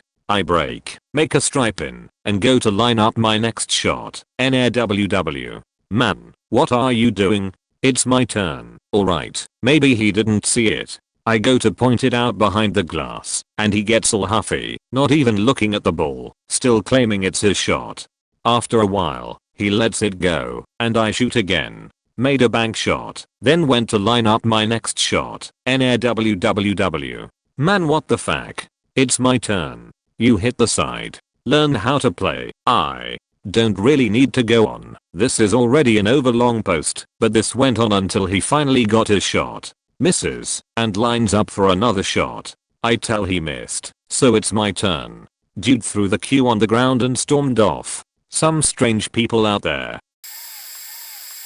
I worked as a live sound engineer. During a sound check for an up-and-coming artist, his acoustic guitar started to make crackling noises. I changed the cable, the sound was still there. So it's the battery in the acoustic guitar dying. I tell the manager, then the singer, they need to go buy a new one before the show starts. Of course they don't listen, and 2 songs into the show the guitar dies. No sound. Everyone in the venue is staring at me like I'm an idiot. The manager comes running over and yells at me.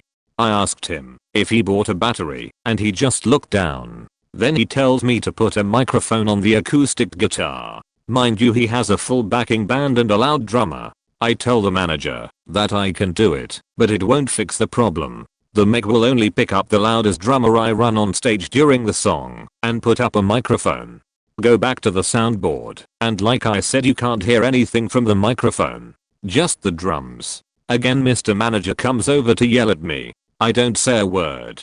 Put my headphones on his head so he can hear. You had one job to do, buy a battery, and since you didn't do it, I can't do mine. He walked away and never came back. I was having girls night on my boat one night and was stopped by Marine Patrol around 10:30 at night. We were just idling along around 4 knots. He asked me what we were doing and I explained that it was girls night and we were just out cruising. He then asked where we were heading and I pointed ahead toward a bay and a river that I wanted to show my friend. Marine cop told me I couldn't go up there because it was too shallow. I told him that I knew exactly where I was going, had checked the tide charts, and had a depth finder to show me how deep the water is. I told him, I know that you see this boat out all the time, it has a very unique wrap. He said, yeah, I see this boat out about every day, but I've never seen you. It's my boat and no one else has ever driven it. I know every bit of the bays, rivers and the Gulf around Tampa Bay, and have been on them for years as a solo skipper. Just because I'm a woman doesn't mean a Marine cop knows better than I about boating the local waters. Music. I don't know if this falls under this category, but years ago, I had asked a friend and music producer for his advice on what to do for music composition. He gave me some good advice on software and that's simply where the relationship ended.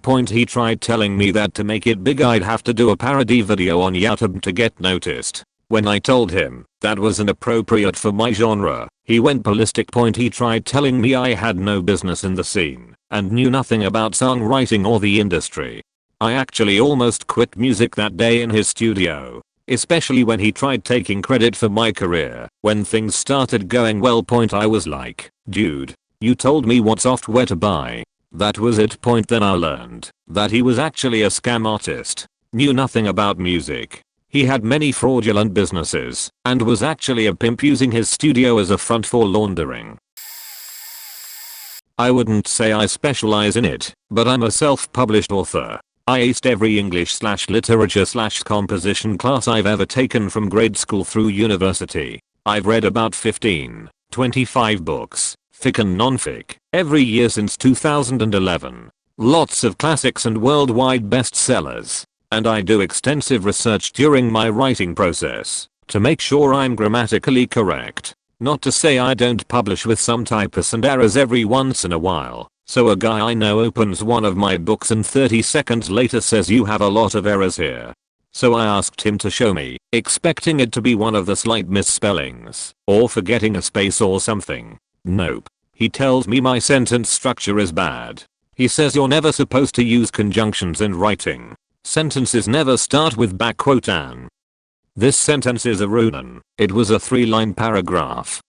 And then proceeds to tell me I need to read more/study grammar/ not just write without thinking, and then proceeds to tell me that these are the reasons I'm not making the same amount of money that most authors make, and why I haven't gained notoriety.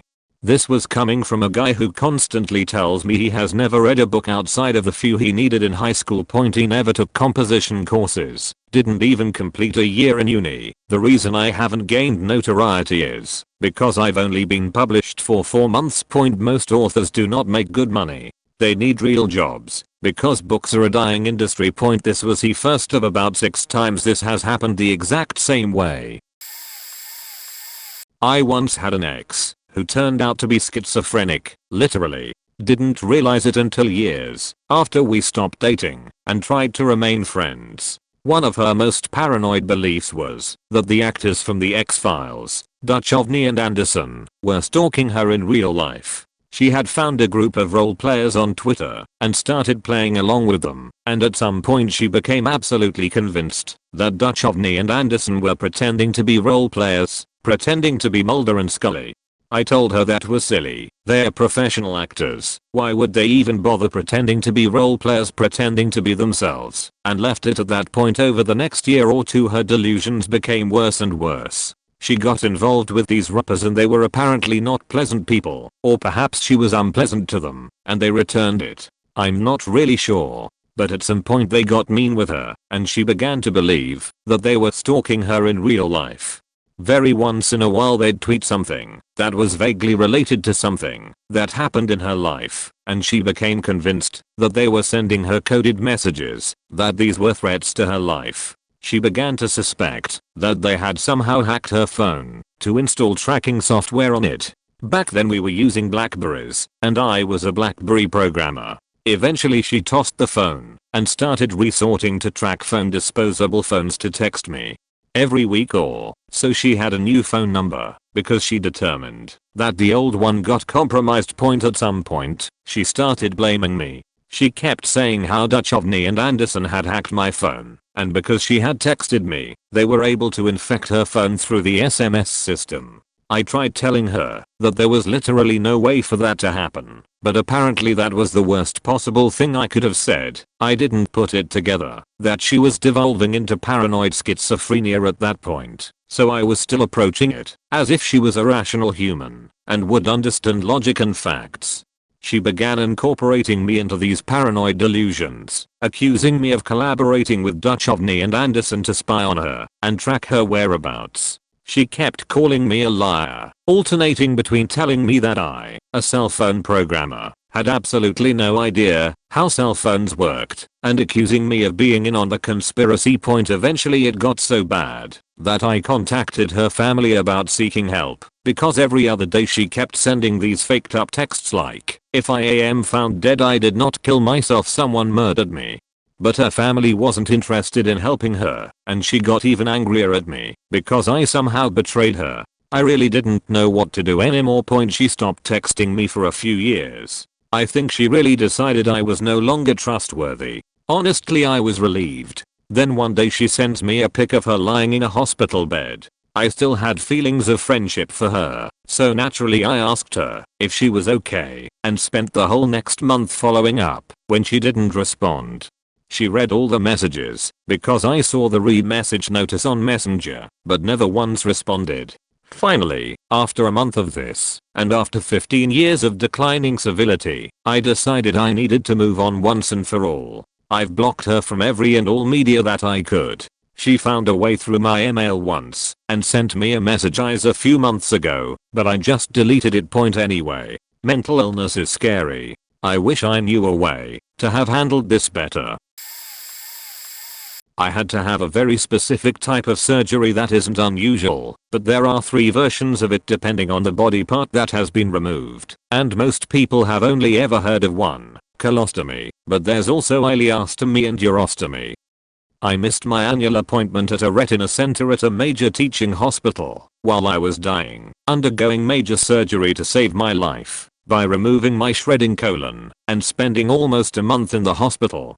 So I go back for my appointment as soon as I'm well enough, and my ophthalmologist is looking at my updated notes on my health history. Important note, I said ophthalmologist, who hasn't seen me in well over a year.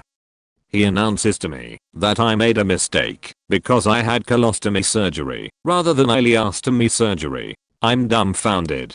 Because who TF does this guy think he is to tell a 46-year-old woman that she doesn't even know what surgery she had? I explained to him that I do indeed have an ileostomy, not a colostomy, because they had to remove my entire colon down to the ileum or I'd be dead. And he continues to argue with me that that's still called a colostomy. I finally just shut up and let him check my eye because he did seem to actually know something about retinal issues. Veterinary student studying to be a wildlife pathologist, and I moonlight as a vet assistant to help cover my bills. I also have another side gig in the veterinary blood bank, and I do cross-matching, blood typing, and health checks, so I know my animal blood pretty well. We get the standard stuff that all clinic vets get: vaccine issues, motor oil dips for fleas, giving human meds to their animals, people who treat the staff like garbage and act like the doctors didn't go through a 4-year doctorate, etc. But we had one client whose dog came in really sick. We did a CBC and found it was anemic, so I made blood slides to help characterize the anemia and found Heinz bodies, which indicate oxidative damage, along with a ton of reticulocytes showing a regenerative response. We asked the owner what they might have gotten into in terms of toxic foods, or if they gave any medications or any of the other textbook causes of Heinz body anemia, and they insisted the dogs only eat raw chicken legs and would never dig in the garbage or eat anything else, and they would never put chemicals into their dog. We figured it might be one of those weird idiopathic teens body anemia reactions from some kind of unknown toxic insult. Usually the dog gets into the garbage and eats onions or something, and the owner never knows. Anyway, we get to the end and we ask if they needed any heartworm or flea/tick medicine, and they got furious that we were trying to sell flea and tick meds, and told us that they read online that flea meds make dogs sick and are used by vets to make owners dependent on the hospital, so they only give their dog pure, natural garlic for fleas and ticks, because vampires. And at that point the whole Heen's body anemia thing clicked, except that even when shown our photos from the microscope of actual RBC damage on the blood slide caused by the garlic, they insisted it was a trick to sell them flea and tick meds. They went so far as to bring in some article they found on some natural pet blog about administering garlic to your pets to their follow-up appointment, and insist that I read it and educate myself, but thankfully they stopped giving the garlic when the dog started improving. I have a disorder which means I have to have intravenous injections every 2 weeks. This is something I had since birth and have learned to mix self-administer treatment myself. I had one nurse who was doing bloods, which I commonly have, so there's no issues. However, she had forgotten to prime the syringe of treatment to be administered after the bloods were taken. I tried to ask her nicely if she could prime the syringe and she responded with "Oh, don't worry about that. We don't need to do that with this type of medication. It's all fine." I've had this treatment thousands of times and have had treatment be incredibly painful or needles twist on the vein due to air bubbles many times. I get it. You're a nurse, but I've had this all my life. Side note, doctors have asked me how long I have had this genetic disorder for, despite the fact it is identified at birth, so dismissal and ignorance is common. For context, yes, if there is a tiny air bubble in the syringe, it won't do anything. However, when a sizable gap is between the port and the plunger with an air bubble filling half the space, this can cause problems with the process of an intravenous injection. Was at a trivia tournament, and not all my regular teammates were available, so my 2 teammates, my husband and I, teamed up with 2 married colleagues who were desperate for a team. We get along okay, things seem fine, then we get down to trivia. The question was in a Roman theater, what is a vomitorium? I said it's the entrance or exit, usually under the seats. No, this Jenny come lately says, I know this one. The Romans ate these huge elaborate meals. The vomitorium is where they'd throw up, so they could keep eating. Said I. I think that's actually a pretty common misconception. The root of the word is vomit, for sure, but that's to spew forth, because the entrance kind of vomits up the people, as they all enter or exit at once. That's how I remember what it means. No, that's not it. That makes no sense. I've heard this before. I know it's these little rooms they build to go and puke up their meals. We had moved on to the next question by this point, but she just kept insisting she was right, and I kept correcting her, saying I'd taken courses on theater years ago and knew it to be true. She was so ridiculous about it. I said, fine, put your answer down. She was satisfied. Well, the answers roll around, and lo and behold, guess what answer was right? The team, including her husband, groans. She blushes, mumbles, I thought it was right. Well, I said, my degree is in theater, so I was pretty sure I had that one correct. Why didn't you say so? I would have gone with your answer. I really don't think you would have. They were never again invited by any team to come back to trivia night again. Not me, but kinda me. I was at a college graduation party when a girl knocked over a plastic wine glass from the counter and smugly said, it's not like it was a Riedel glass. It sorta struck me that she was probably trying to say Riedel, a luxury glassware brand, but I'm not a beach, so I brushed it off. We all continue talking, and one of the other girls remarks that she likes the black box brand of wine that we are drinking, and she also really likes barefoot wine. The first girl responds by laughing in the second girl's face. This boxed wine is terrible, she chortled. Even a Riedel wine glass couldn't make this wine taste good. She was just being a beach and made the second girl feel so small. I quietly remarked as an aside to her, it's pronounced Riedel, not Riedel. She gave me the death stare. My dad knows everything about wine and he says it's pronounced Riedel. She screamed at me. I blinked, put on my best head swivel, sassy pants look and responded, well, my dad lived in Austria, has been to their factory, is a certified sommelier, and he says it's pronounced really like needle. It was a perfect mic drop moment. Everyone got super quiet, and she just blurted out "fuck you Princess Goldie," and stormed off. Heard she cried about it later. I wasn't trying to be mean, but man, when she made that other girl feel like shit, I just couldn't take it. I'm a percussionist, been playing for 10 years, and I'm getting a degree in music education. Basically learning how to effectively teach someone in the most efficient way, all while playing and performing all of my instruments basically. This girl who started to minor in percussion, with no prior experience, started to tell me that the plastic mallets I was using on some parts I was playing didn't voice the bells like they should sound. For any well-meaning educators out there, you'd know I had an option to either get mad or teach her. Well, I tried to teach her that they were brass cord mallets and teach her how the sound would project well over an orchestra. The part was for the sorcerer's apprentice. Didn't work out well. She doubled down and insisted I used my silver, aluminum mallets because they sounded prettier. Lots of assumptions, and not enough credit goes to percussionists and how much goes into making our music effectively.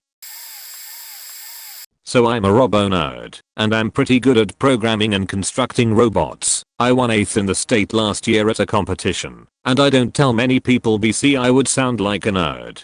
I moved states this year and barely anyone knew that I was a bit of a nerd. So it was this year in my first semester of school, and our science teacher made us use the exact same program that I used before, but in groups. I'm pumped BC I would seem semi-smart if I showed what I know.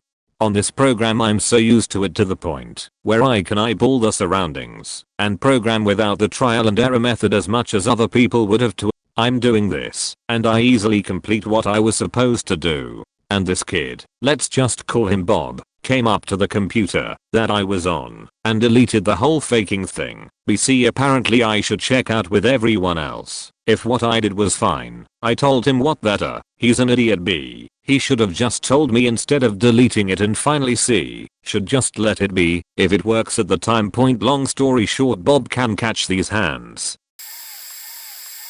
I wouldn't say I'm specialized at it, but math point I was playing a game with boss battles that's massively multiplayer. The boss in question has the possibility of dropping 2 different swords upon death point. It can either drop one sword, the other sword, both, or neither. Their drops are totally independent. Each sword has a 0.5% drop chance on the boss death point. Now that that's established, I made the statement in the game, damn, I've not gotten a drop in forever. You'd think with there being a 1% chance of me getting something after killing the boss this many times that I'd get a drop. One player was not happy when I said that. P will represent the player, me will represent me. P, what do you mean 1%? The swords only have a 0.5% chance of dropping. You must not have passed freshman math, me, right? But since there's 2 swords you would add them together. P, no you wouldn't. It's like a dice roll, you'd multiply. Me, you wouldn't multiply. That would mean your chances are slimmer of getting something. You would add. P, they are 2 different instances. Me, no they are not. They are 2 different independent possible outcomes of a single instance. Look, let's say I want to enter a contest. Would I have a better chance of winning if I entered one contest or 2 contests at the same time? P, to me, it's the same thing with the swords. The kill represents the action of me entering the contests. The swords are the contests. There are 2, meaning my chances are higher. The only way a decimal percent can grow other than through division is addition. At this point he sees that he's wrong, but baits me into another 15 minutes of arguing and circular reasoning to try and explain it to him, where he's adamant he's right, just so he doesn't have to admit he's wrong. At the end of all that, he says I gotta go. Do you wanna friend me and continue this conversation another time? To which I reply, no, I know I'm right. Have a good day. That was the end. I got into a discussion with a guy who claimed that his speakers in his car are very good and even beats professional studios. At first I thought he was trolling, but later talking a bit more about acoustics, He tried to explain me why speakers made of ultra rare woods would be ways better and cost around 10 euros therefore than casual ones of well-known companies, Yamaha, Tannoy, Genelec, etc.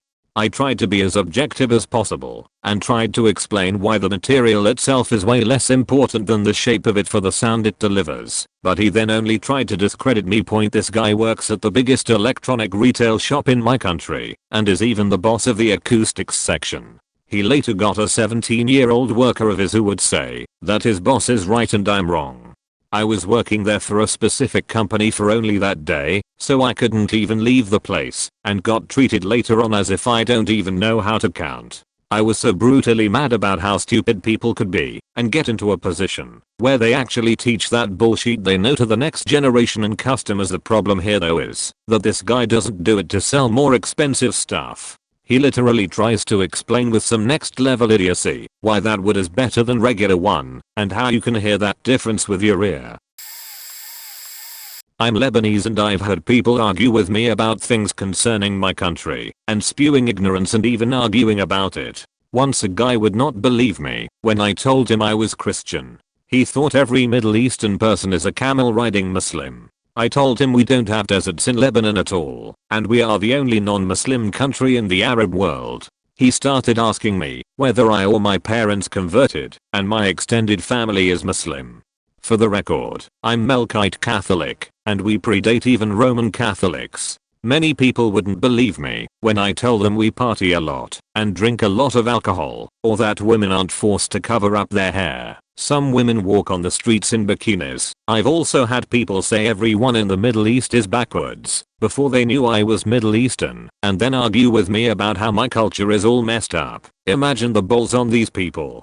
Recently I saw someone non-Lebanese argue with a few Lebanese people on Reddit about Lebanese politics, claiming that all Lebanese support Hezbollah and those who don't, they support Israel. Several Lebanese people were telling him that's false and most people don't like either, but for some reason he thought he knew better than them about their country and kept on arguing. Ridiculous.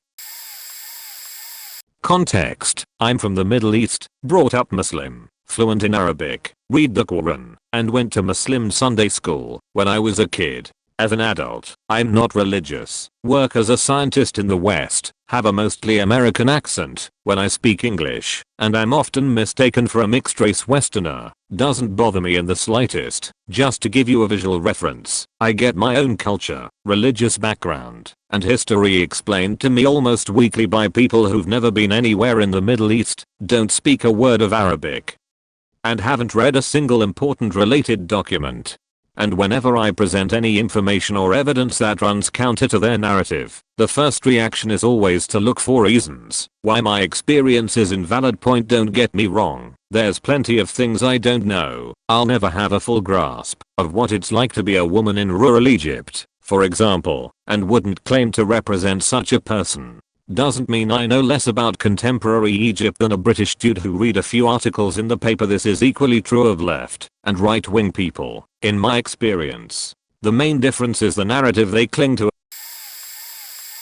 Not an exact answer, but at work, housekeeping porter in a hotel, one of the other porters is an asshole. So one morning our manager said I had a lot of stuff to do on my floor, so before we head out we'd sort something to split the jobs, because he had none. She suggested that the asshole puts in all the extra beds and I do all of some other things. We agreed, but then she remembered we have a third porter in later. Dunno how she forgot we have at least 3 every day, so we'd split some of the jobs with him. For some reason Mr. Asshole suddenly has a problem with the plan, so she says we'll leave it for now and wait for the third guy and make a new plan. We agree to this. I go to put a bed in on my floor, and as I'm walking out the asshole is walking in with a bed and gets really mad with me because he was supposed to do all the beds. I just told him yeah you were, but then you changed your mind and now we are waiting to make a new plan. He just starts shouting and pointing his fingers in my face, and I'm just like, look man, you were supposed to do this, but then he changed the plan because you suddenly had a problem with the plan. He was satisfied, but realized he had no foot to stand on, so shut up. Had a process auditor challenge me on my machine's inspection capabilities and verification about its results, but It uses image-based analysis. It is its own verification and control. What you see is what you get. It's not pulling a live view. It's literally snapping a photograph, then makes its decisions based on that photograph and the settings and tolerances that are defined on that basis. If the camera degrades the image quality, then you're inspecting a shitty image which is liable to fail on its own accord. When you're working with micron level inspections, any camera abnormality will result in a failure. The expectations of a good result are defined by international standards as well as business standards. But at the end of the day, if the thing it's looking for is there, attached properly, undamaged, and in the right direction, that's your criteria. If a bad photo comes up, it will fail the inspection because it doesn't look like the good photo. There isn't that much to what it does. It's just looking really closely at tiny things. Then he asked about pulling the image data for outside analysis. Lol. 1. It's stored in some proprietary bullshit archive format that I've tried to unpack multiple times for my own interests to no success. 2. We have literally millions of images that the software works with. What exactly are you going to do with that information, dude? 3. No, you're some dipshit auditor picking a fight about something of which you have zero understanding. Get the fuck out of here and write a markup for a stapler being 2mm out of its labeled location. The operators know how to run the machine based on the paperwork provided to them. That is all that you should care about. I have a degree in physics, however I am in the process of moving toward teaching both physics and earth science, a way to combine two areas of interest. My mother is a geologist and I've been a huge rock hound my entire life, so while I'm not specialized in the field, I do know my way around the common local rocks. I was in a bar with a friend, and they brought a bag of rocks for me to identify. A drunk guy comes up to us unprompted and boasts that he would identify them for us. I told him thanks, but I got it, and he got upset that I wouldn't let him show off and started grilling me about my background in rocks, dismissing me, saying that his geology degree trumps my rock enthusiast status. So what do I know? He sulked back to his table and I resumed my conversation with my friend. I began identifying the rocks, explaining how they were formed, and after a while the guy came back to concede that he was in the wrong. He was actually super sweet about it after the fact, and he said, "Okay, you nailed it. You did such a good job and your descriptions were spot on," and then walked away. I totally get where he was initially coming from, but it came across as rude because he didn't even bother to hear me out. I didn't get any geology information before he was trying to correct me and assert his dominance. I understand that I don't have a degree or a certification in geology, and while I'm not the most knowledgeable person in the area, I'm confident in what I do know, and I'm very aware of what I don't know, and happy to admit it. I didn't take any special classes for it, and I barely even finished high school. But for the last 3 years, I'd made it my career choice to go into the business of retail with phones, T-Mobile, AdT, all that good stuff. Now for some reason, and this happens at least 2 to 4 times a month, I'll have male customers come in and look at me skeptically anytime I try to explain the features of any phone they're looking at.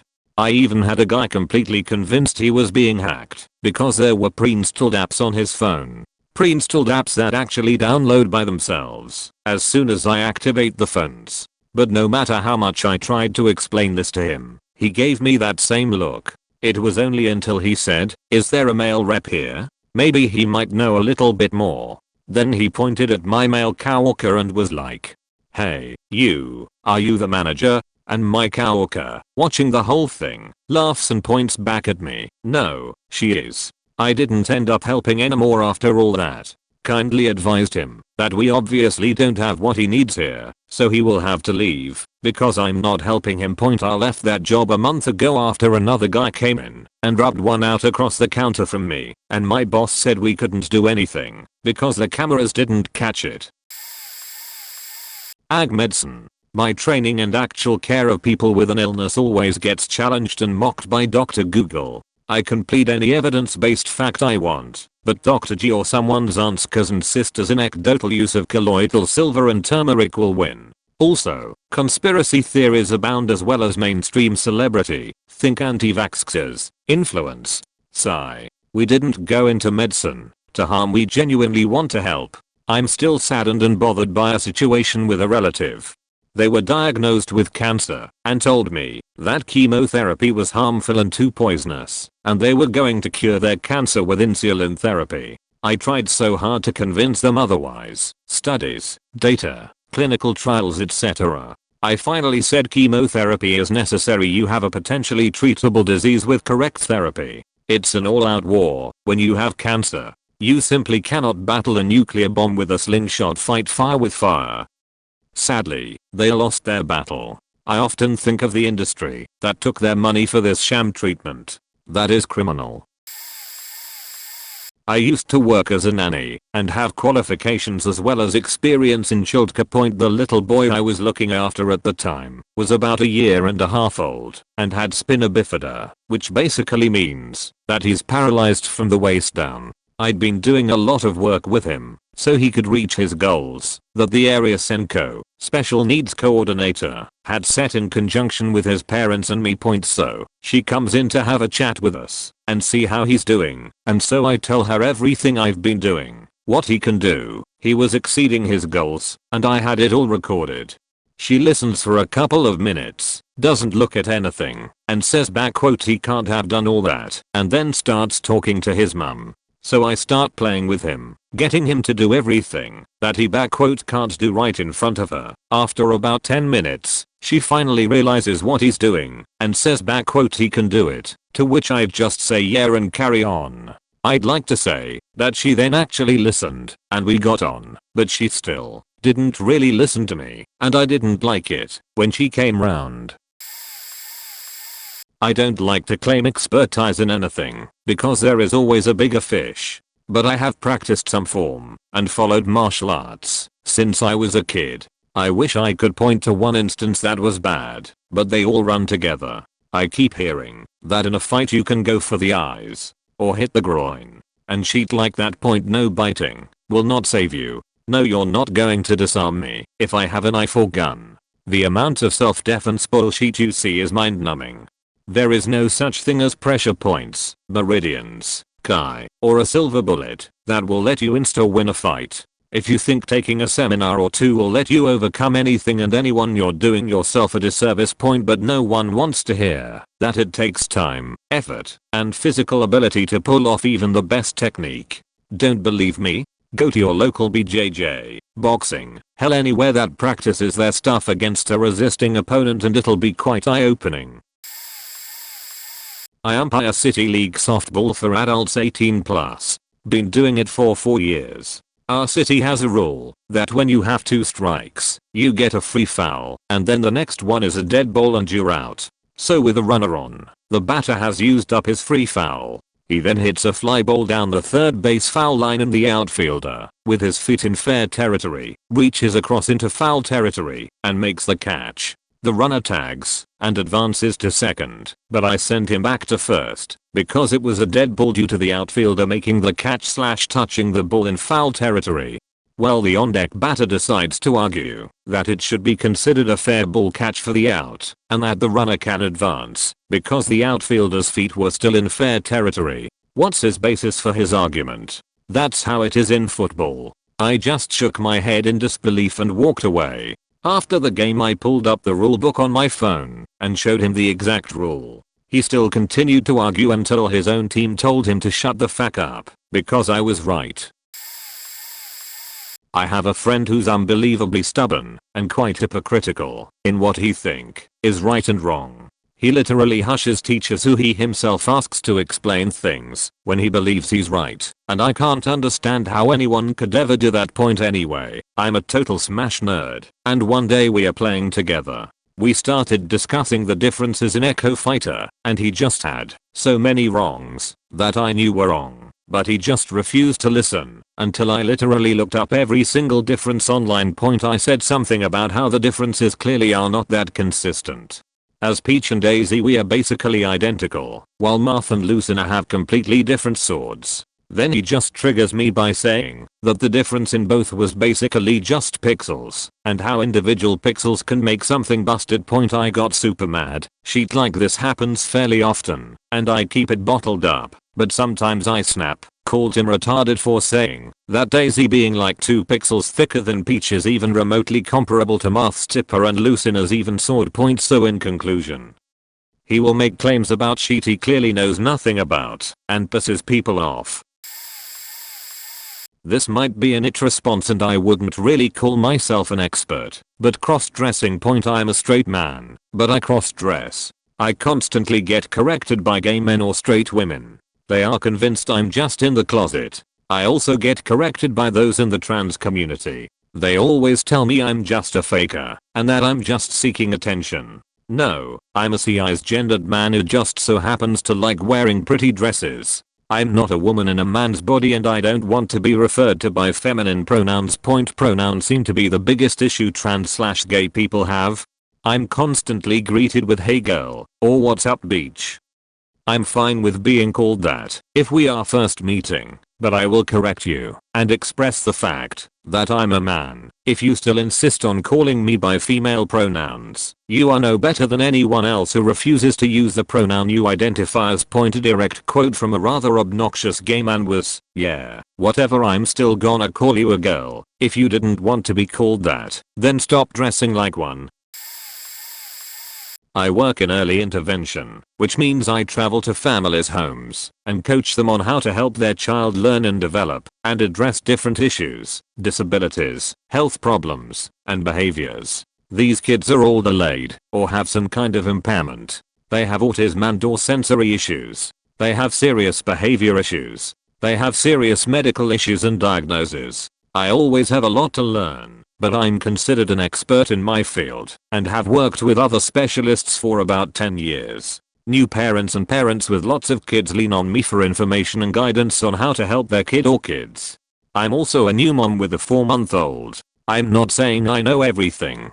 Believe me, this is the hardest thing I've ever done, and it is truly humbling how much I have to learn at each stage. But you would not believe how much advice I get, mostly from second, third, sixth time moms who are sure they know better, that the choices I've made, toys and contraptions I've chosen or avoided, are silly and their kids are just fine, so blah blah blah. That's great. No judgment. But I know what I'm talking about. I'm a liberal studies professor, teaching students planning to become teachers and teach language acquisition, literacy development, and English/language arts courses within my department. I also have 3 kids. One day another mom was bragging to me about how her first grader was really good at reading and gave me advice on how to get my first grader better at reading. Mind you, my daughter was doing just fine at reading, we just didn't publicize it.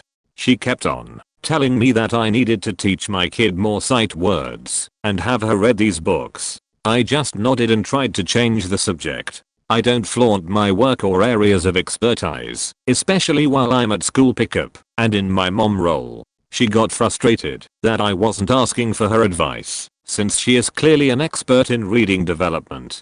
When I finally shut her down by saying, I'm a professor of language acquisition and reading development at my university. I know how kids learn to read and teach teachers how to teach reading.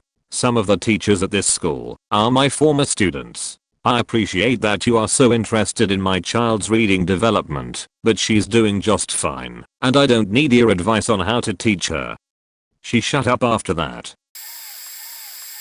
I work at a pet store in the fish department, and we had a fake plastic lionfish floating on a string in one of our freshwater tanks. Now this thing gets a lot of people pretty often, but if you take even the slightest look at it, you'll realize very quickly it's not real, not in the correct environment, and surrounded by small fish it would eat in an instant. So this lady comes in, takes one look at it, looks at me, and tells me I'm an awful person for keeping a lionfish in fresh water as it's clearly a saltwater fish.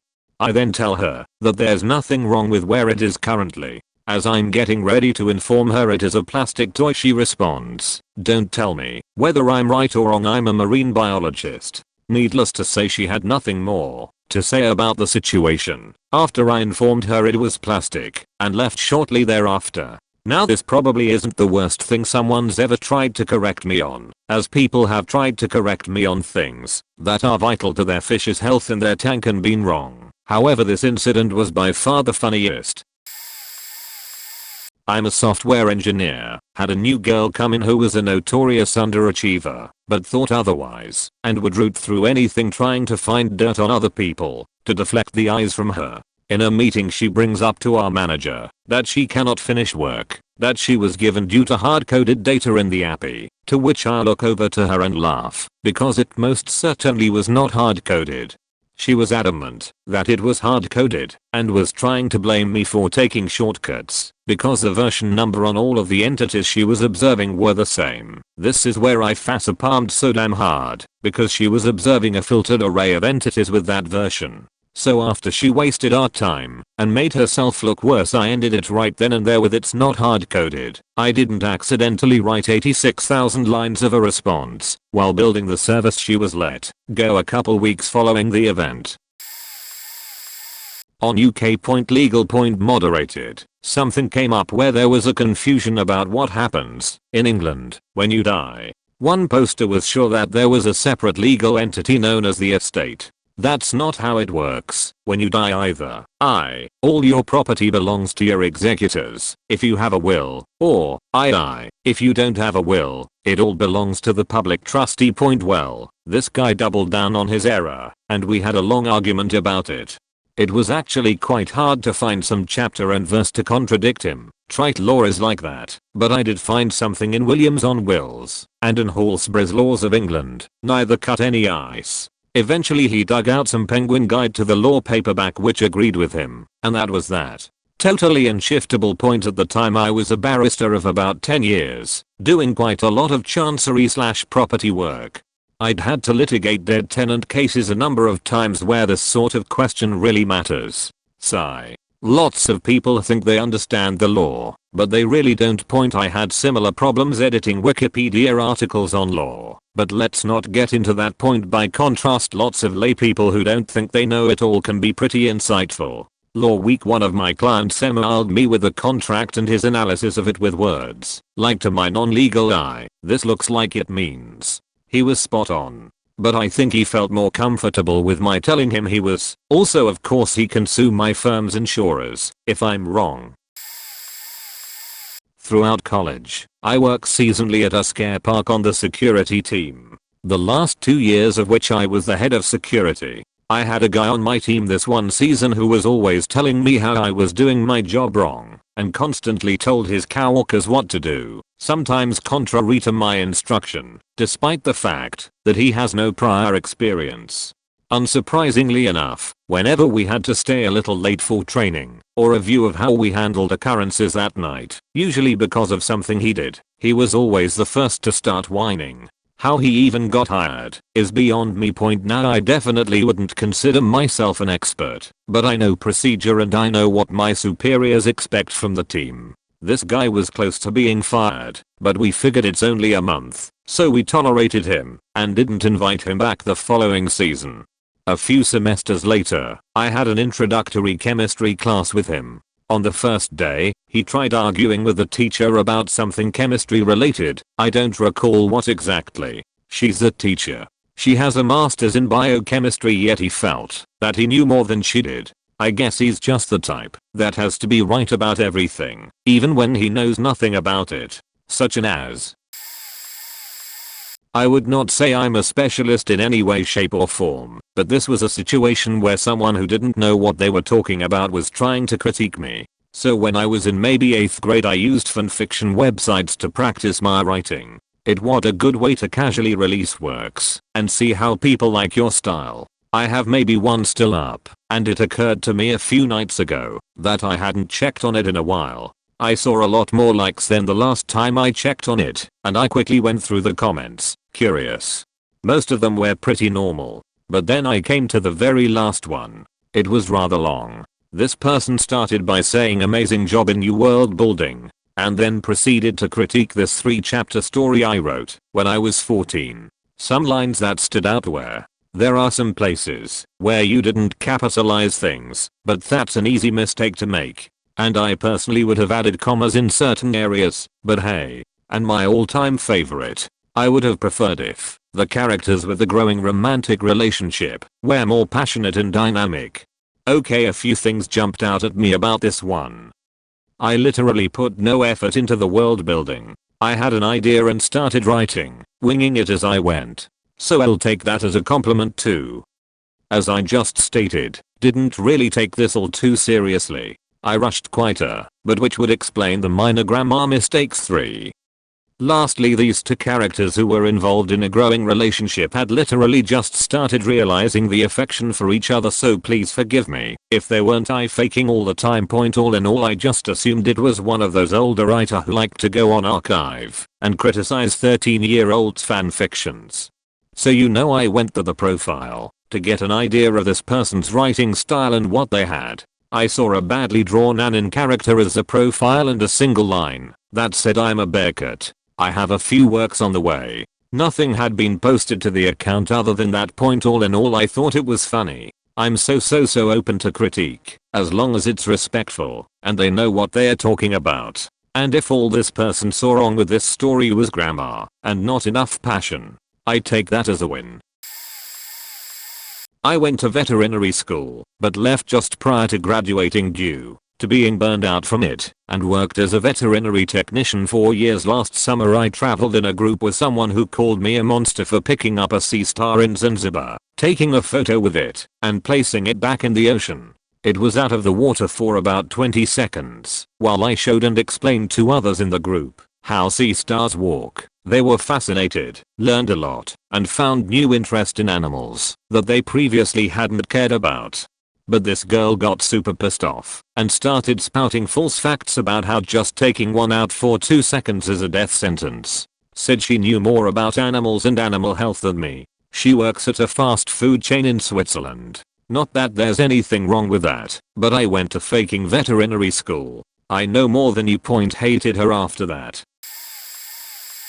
Nothing major, but I've been at my job about 2 years, and they bring in a brand new person a few months ago. The following has occurred 392 times. How do I do this thing? Me. Stops what I'm in the middle of, walks to her desk, takes a look, and gives her exact instructions that are very simple to follow, that will accomplish exactly what she asked about. Pointer. Well done. I know that, but I don't want to do it that way. I want to do it a different way. I don't think your way even really works right anyway. Point me. Dies inside and goes back to work. 45 minutes later. I figured it out. When I do exactly the faking thing I told her to do 45 minutes ago, then it does what I want it to do. Glad I figured that out. Did you know that was how it works? Or alternate ending? 45 minutes later. Well, I guess you're right. I did what you told me to do and it worked, but I swear there's another way to do it. I've done it before, but in a different way. That's odd. I'll keep trying. Continues to mumble narrate every stupid thing she's doing that isn't going to work for another half hour, and then gets angry when she looks over and have my earbuds in and am ignoring her. Being a welder and having had a couple different jobs means I've met a lot of people who have their preferences on how to do things. I've been welding 13 years, and I started a new job 2 weeks ago and have a welding supervisor who has been with the company for almost 40 years. We specialize in food and medical grade stainless applications, and our work has to be fairly clean for sanitary reasons. We have a contract with a major restaurant chain and do their kitchen work and ship to their stores all over the country. Quality is a must and I get paid well for it. TIG welding looks like this. Of TIG welding, you generally have a torch in one hand and add extra material with another into the molten puddle. Sometimes you don't add material, but that's irrelevant to this. Point in order is that the process of welding is what it is. Most of it is common sense, and the way it's done is well understood, that you just do it how you're supposed to do it. I was told by my boss when hired to just weld how I weld and not how my supervisor wants me to. I was told he's now supervising because he's a terrible welder and I'm replacing him, but they need his knowledge on the jobs we do. Well, imagine my shock on my second day when my supervisor asks why I'm using a filler rod to weld legs to a table. I actually froze and stammered to get words out. He goes, "No offense, I'm just asking." All I could say was, "That's how you do it."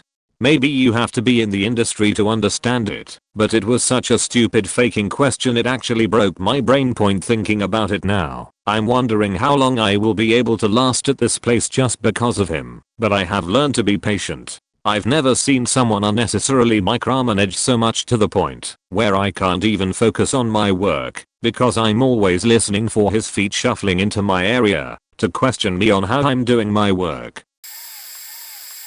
I'm a software engineer specializing in back-end software development and DevOps. About a year ago we hired a new guy at my workplace. This person gave an abundance of red flags even during their interview. He insisted that hashing and encrypting are the same thing, but for whatever reason my boss decided to hire him. Point anyway, he lands the spot as a media developer and is assigned to my team. Note that this person is basically twice my age and has less experience than me. I was the team leader at that point. Fast forward and I'm assigned to do his code reviews. First review, I open up his changes and immediately Mylinta goes off about code duplication. A quick glance reveals that the guy had blatantly copied and pasted the contents of a whole class file, something that I had written a few months back, not even trying to make it look like he put any effort into it. Anyways, I fail the review. We are very strict about copying and pasting and call him over to inquire as to why he did that. The guy starts insisting that what I'm seeing is in fact new and original code and that he did not copy paste it and that I have no idea about what I'm doing. I had to diff the two files in order to make him admit he did indeed so. Fast forward a few weeks in the future and I get another of his reviews. I fail it due to an improper and unneeded usage of parallel streams, Java, and he comes over trying to justify his doing by saying it's parallel so it's faster, albeit he was using it to process a collection with less than 50 elements. In any way, this person is the epitome of trying to convince you and correct you about stuff that knows little about making any progress very hard. So I love jazz music, and one time this kid in my college class tried to impress me with his knowledge of jazz artists and how much he loves jazz. Now, I don't show off that I listen to jazz or anything. It literally just came up in conversation once, and he decided to talk about how much he loves it to impress me. I don't know. Anyway, a jazz festival was coming around town that I always go to, and this guy talked about how he loved going to it and said, "Do you think Miles Davis will be there?" For those of you who don't know, Miles Davis has been dead for a long time. So I told the guy he's been dead for 20 plus years, and he just scoffed and said something like, "Well, how am I supposed to know? All these guys sound the same." Miles Davis is basically considered a god in jazz, so if you didn't know he was already dead and claimed to be such a virtuoso as this guy did, you would be lying. He was beaten red, ha ha ha. I used to live in a Canadian province famous for an internationally beloved series of novels. In the summers, many tourists go there to take advantage of the natural beauty of the land as well as the many book-based tourist traps for all the hardcore fans. I had an awesome job at a local theater for 2 summers between years of undergrad. The theater was a small theater that ran a showing of musical based on the second and third books in the series every day of the week except Sundays.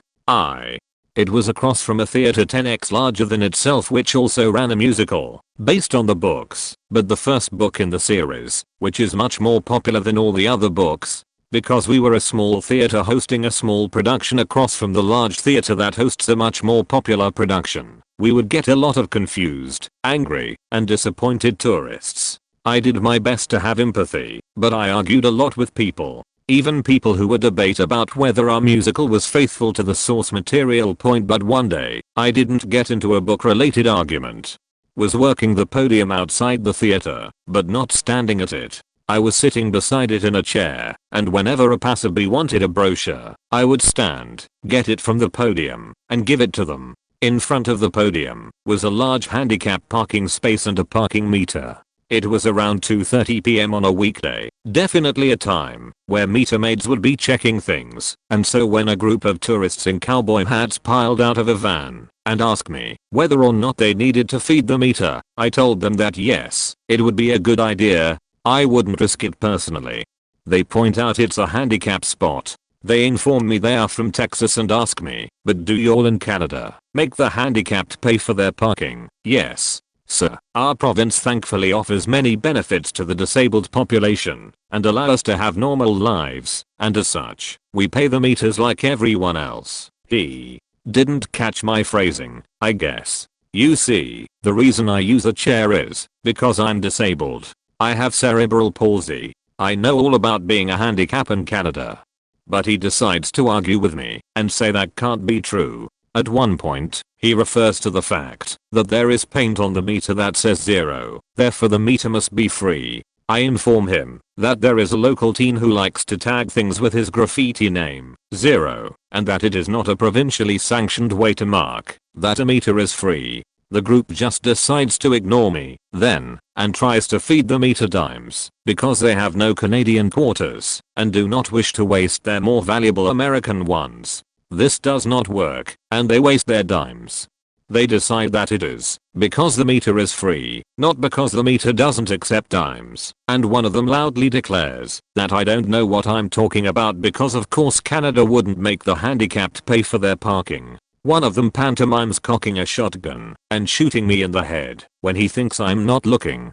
I wanted to call the cops on them for not having a handicap permit, but when I looked at their license plate, it read veteran and had a picture of the wheelchair symbol thingy, so I figured I wouldn't put them through the ordeal of having to justify their special needs when they were on vacation, but I was shook. Our province is known for having a gentle demeanor, and I had honestly not experienced blatant rudeness like that before. Texan Redditors, don't worry. I love you. Two of my absolute favorite university professors were from Texas and they were the warmest, kindest, most mild-mannered and empathetic men I have ever met. I assume these tourists were a minority. Also, many men have argued with me about whether or not high men seal vaginas, and whether or not women pee from the vagina. I'm a phenotypical woman by sex and by gender. I assure them they are wrong, and yet they argue with me. Not the worst, and I'm not a specialist, but I'd done some research into HDMI cables. Basically for £1 or £1,000 you get the same picture. No difference in quality. I work for Currys. In training my assistant manager tries to tell me there is a noticeable quality difference in the picture when you use a £5.99 Logic HDMI, our cheapest available HDMI cable, vs an £89.99 gold-plated Sandstrom HDMI cable, our most expensive cable, which ironically is still a Currys own brand cable. I told him there can't possibly be a difference, and he shot me down like I was retarded. The guy tried to make me look like an idiot. I called Currys customer service and they immediately told me there is no difference and couldn't possibly be. Only when we start using 8K could there be an issue, and the £90 cable will do nothing more than the £6 cable. In the same training session he asked me what RAM is. I say it's like short-term memory for the computer. He immediately jumps on it saying, who told you to say that? You're wrong, completely wrong. I asked a computer scientist and they agreed, only adding that it is also volatile and is wiped when the computer is turned off. That assistant manager is a thick fat cunt. Pete, if you're reading this, I think you're a thick fat cunt, you thick fat cunt. I was at a chill party where several groups were discussing. Me and two of my friends were supposed to take care of the music, and since no one was paying attention to what we were putting, we started jamming to some snarky puppy as soon as the edibles kicked in. I was talking about how almost everything in that specific song was written by the bass player, and some stupid guy behind me mumble yells, "Yeah right.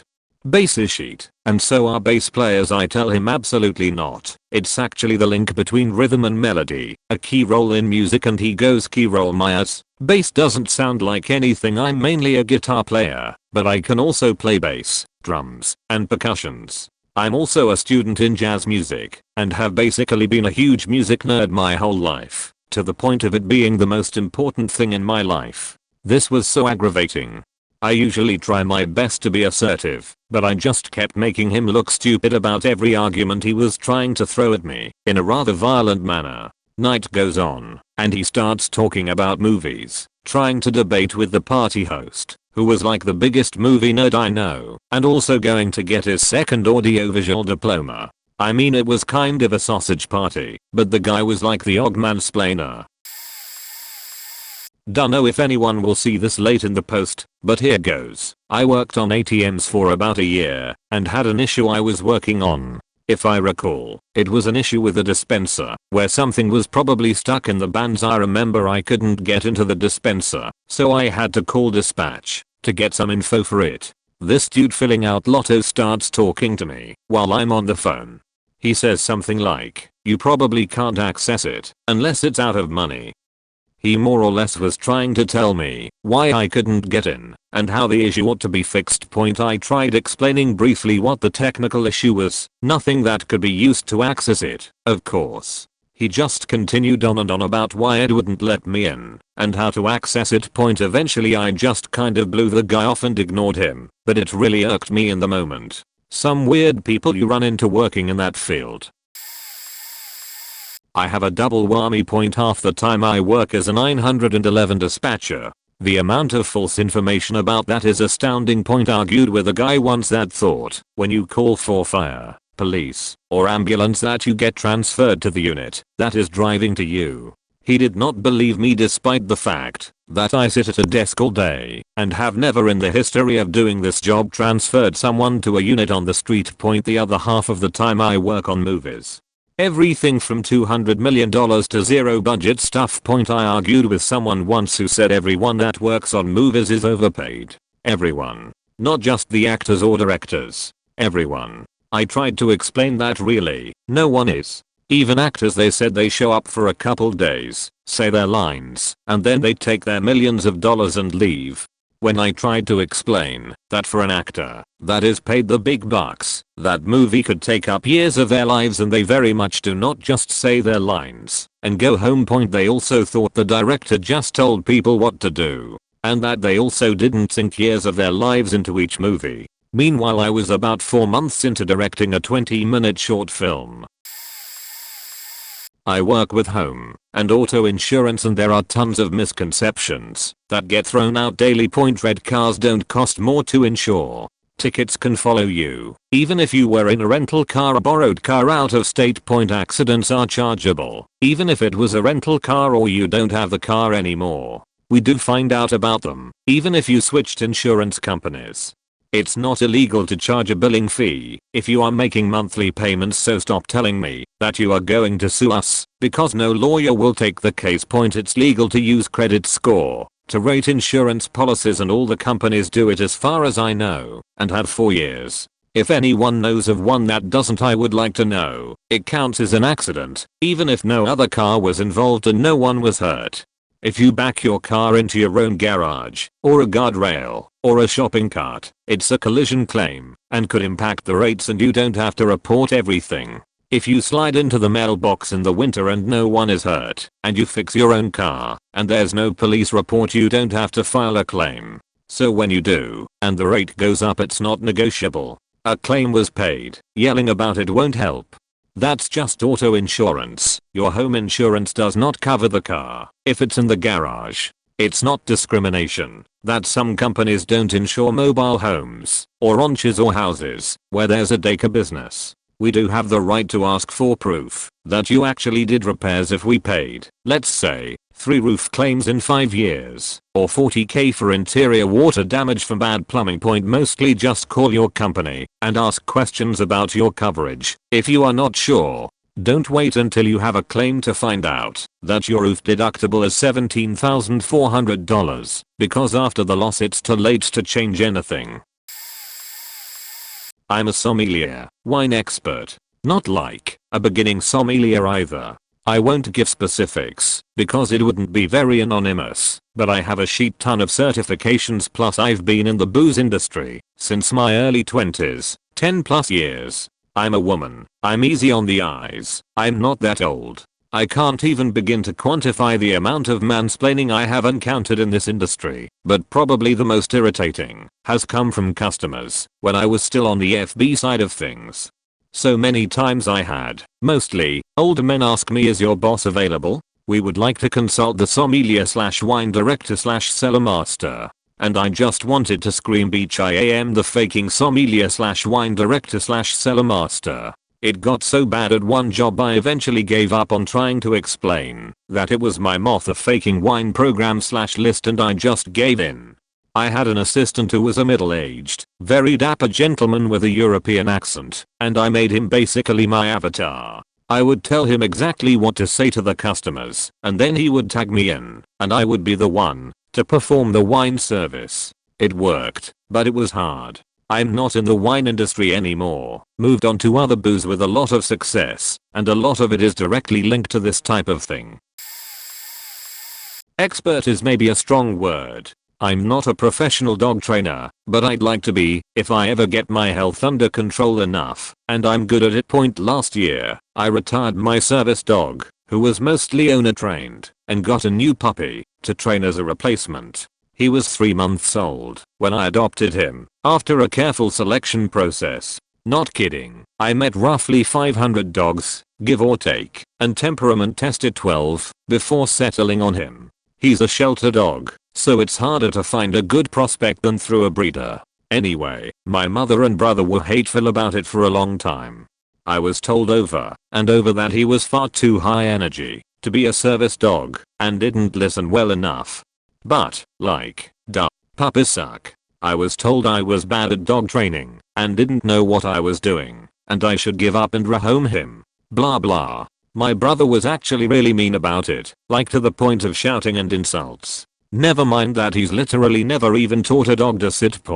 Now that my dog is a little over a year old, he's doing really well. We are not done training yet, but mostly what we have left to do is task training. He has 3 tasks so far, but have a few we haven't completed / started. Regarding public access, he needs refinement on his spatial awareness, but is otherwise pretty much done. The only place I wouldn't feel comfortable with his training is going through the food line at a buffet, and he's almost good enough for that. He's comfortable and behaved in every other environment he's been in, meaning anything I can think of, including other types of restaurants. A couple weeks ago I went out to eat with my family. Both my mother and brother commented on how well he did. He was so quiet under the table that when I stood up, my mom actually said, "Oh wow, I forgot he was there. Apologies, though, not even remotely." I guess it doesn't matter that it really faked with my head at the time, messed with my self-esteem, and has made me really distrustful and closed off. They acknowledge he's good now, so they don't have to actually admit they were wrong, apparently, let alone apologize for treating me like dirt about it. It's not a particularly cool field, but I'm an expert in furniture delivery. I have 12 years of experience, and I own a company that specifically functions at helping some of the largest furniture brands in the world with the most sensitive deliveries. We deliver furniture to high net worth individuals, and usually we are called in for deliveries that are highly technical.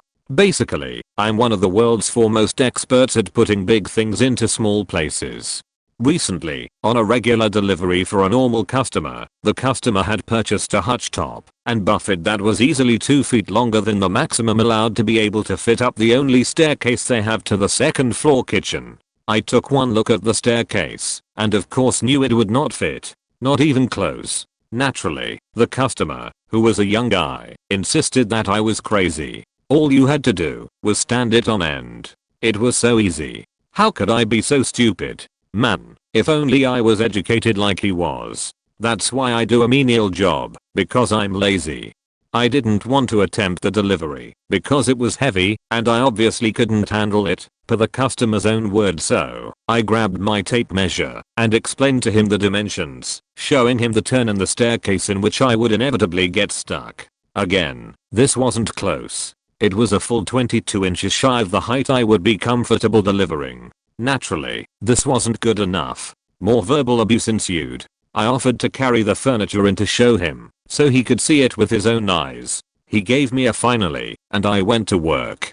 I grabbed the hutch top and pulled it to the turn in the staircase, and of course, it was comically not close. Touching 3 walls simultaneously, wedged to the point where it was about to create damage, and meanwhile he is standing 3 stairs up yelling, "Now turn it," as I'm calmly explaining to him that there were multiple walls and the ceiling in the way of me turning it. He proclaims to his scummy girlfriend not to worry, because he was going to have me leave it on his front porch, and he would get it up there. with his buddy Ray. Apparently, Ray is some sort of a superhero. The procedure from here is that I have the customer sign a waiver which says I'm leaving the furniture in a place that isn't its final destination in perfect condition. This absolves me from liability when he ultimately fucks up his furniture, walls, body, and pride. Once he signs this sheet, he cannot return or exchange the furniture for any reason. He owns it for better or worse. Oh, you thought that was where the story ended? No. It gets better. About a week later my wife and I were coming home from dinner and I took a detour by the house. There on the front porch sat the hutch top and the buffet. These were in excess of $4,000 together, and they were absolutely destroyed. Glass panels shattered, wood gouged to hell. I laughed so hard that I was in pain. Furthermore, typing this up just now made me laugh so hard that I'm in pain again. Point I guess Ray wasn't quite the superhero we all thought he was. I'm a zookeeper and look after a wide range of animals including reptiles, primates, small exotic mammals and more. I'm also a zoology student, final year, so it's safe to say I know a lot about animals, especially the ones I work with. I overhear a lot of members of the public getting animals wrong. The most common and infuriating are when someone called our shelter pusic, European glass lizards, snakes just because they don't have legs. Another is people calling our lesser Madagascan Tenrex hedgehogs, which do look similar to but, because of convergent evolution, and are in fact more related to elephants genetically than to hedgehogs. Another big misconception is that chameleons change color to camouflage, which isn't true. Their color shows their mood and temperature.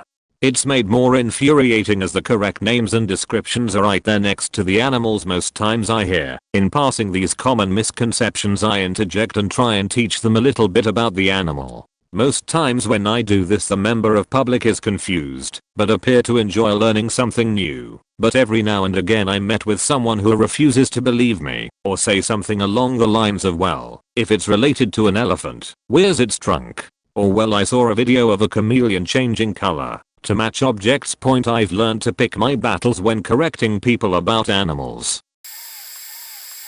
Not me, but I'm a political science major and all of my professors so far have been as moderate as possible when teaching and try their best to not let their own political opinions shine through, which I appreciate. They tell us how things are and how the government works. Most political science majors that I have encountered are open-minded and want to look at things from different perspectives. However, I have had several classes with one guy I shall call Mike.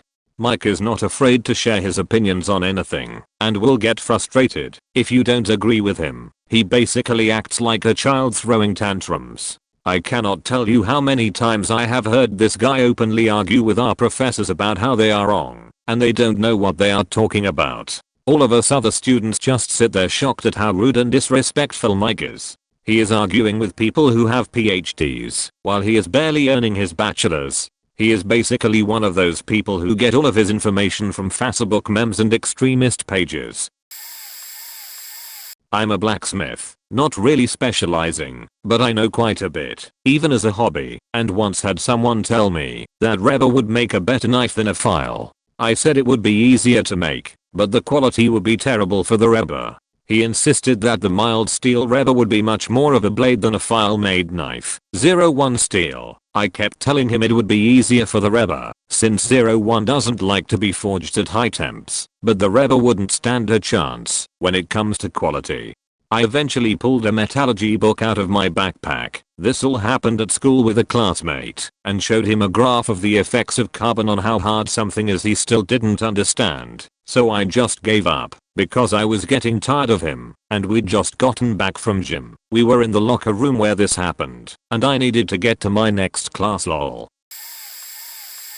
Oh god, I have a couple of those. I studied medicine. Last year my friend got injured and was prescribed prophylactic antibiotics. She couldn't take them regularly because of partying and just forgetting them. I told her it is better not to take them at all if she wasn't going to follow the schedule, especially as she had no active infection. However, she disagreed and continued taking one every few days until they were all gone. Same friend got upset that she didn't have enough money to freeze her eggs, so they would be the younger in case she decided to have a baby later. I kept telling her that she could extract them later and they could test the genetics before implanting, creating virtually the same effect. She disagreed. The final straw came when she insisted that a mutual acquaintance had an eating disorder because he wouldn't eat at a restaurant and instead had a chocolate bar. I worked in psychiatry and that definitely is no basis to diagnose anyone with an eating disorder. We started arguing and she kept saying that if she doesn't have the right to presume things then neither should I. So I've poured close to, if not actually, 10,000 hours into research of religion. I have written a 500-page book on the subject. The number of fools I have had try to correct me, based on assuming I'm ignorant, is beyond my recollection at this point, as the thing with nuanced subjects like religion or philosophy seems to be, if you don't agree with me, you don't have higher understanding. Most points of contention are pretty benign, so depending upon how civil the person wants to be, we can actually have a conversation. However, the absolute worst I can recall was a friend of a very devout Christian acquaintance of mine trying to inform me that the point of Jesus' life was to write the Bible. Not fulfillment of the covenant or prophecy or any sort of remotely right answer, but writing the Bible. I guess he won the argument in the sense that I realized anything I said would be futile against that degree of density. Lots of times, arguments will make people mad, but this one made me sad. Garage door technician here, residential, commercial, all of it, years in the field. Had a guy with a broken spring tell me that he wanted the largest springs I had, because the larger the spring is the longer it will last. I tried to explain to him that spring sizing is determined by the specifics of the door, if there is insulation, impact glass and its location on the door, how many hurricane reinforcement struts it might have, track height etc, and that if I put larger springs that have too much IPPT power, the door will rocket up and smash into the track, stops possibly damaging the door, and additionally his motor doesn't have the power to push back against this amount of force and he won't be able to lower his door. He told me I didn't know what I was talking about, so I told him to get up there and replace the springs himself and left. Additionally, I blacklisted him to where my shop won't service his address anymore. Given that he was extremely rural, he most likely didn't get that door fixed for a few weeks. Used to work at Festival Foods in the meat department. The amount of people who challenged me on sales, expiration dates, choice cut quality, and much more still astounds me. I mean, I know it was just a job with no crazy technical training. I had one guy come in once claiming that we buy from a company that uses child labor to farm their shrimp and that they genetically modify and grow, yes he said grow, the shrimp in Japan.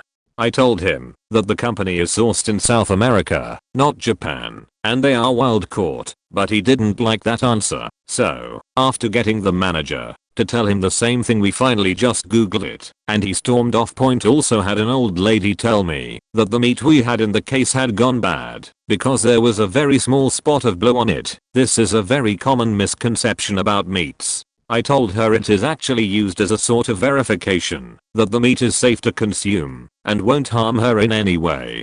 To this she simply stared at me for a few moments before screaming at me and telling me I was a monster for lying to people and trying to sell meat that could kill someone. At that point I'd worked there for over 2 years, so I just told her that if she wasn't satisfied with it, I could go in back and cut her a fresh piece, to which she said, hell no, I'd rather shop at Piggly Wiggly, local store near Festival.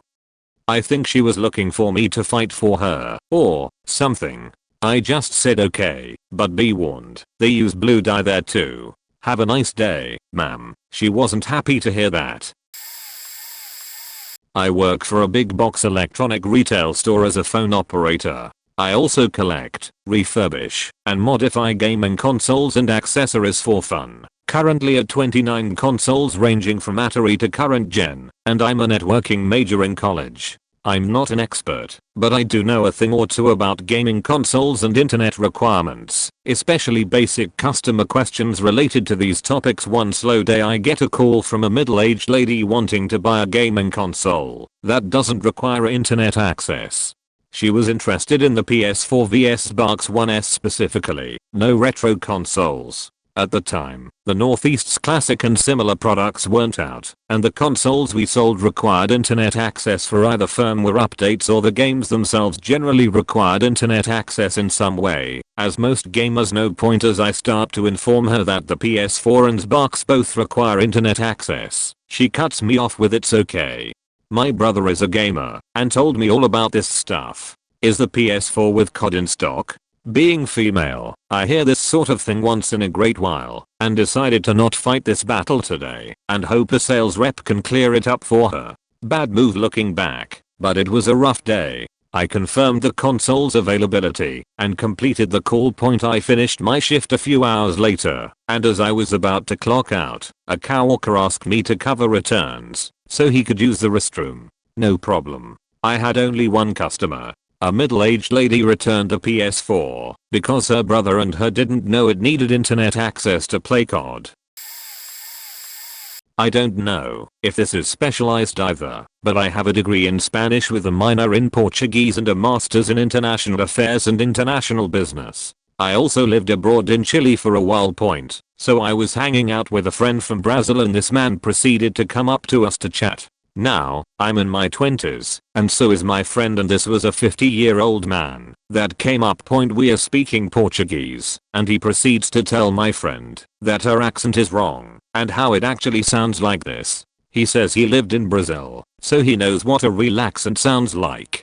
Literally, it was quite the monologue, and my friend just nodded along with him, as did I, and just let the guy get it out of his system. Then, he decided to wrap up that monologue and move on to talking about what we are eating. We were eating alfajores, a very popular dessert in Chile. He now goes into another monologue about how the name of the dessert is pronounced, teaches us some sentences in Spanish, and tells us some more facts about the language. Mind you, the majority of his sentences that he was teaching us were grammatically butchered. We just let him go on and on until he wanted to talk to someone else.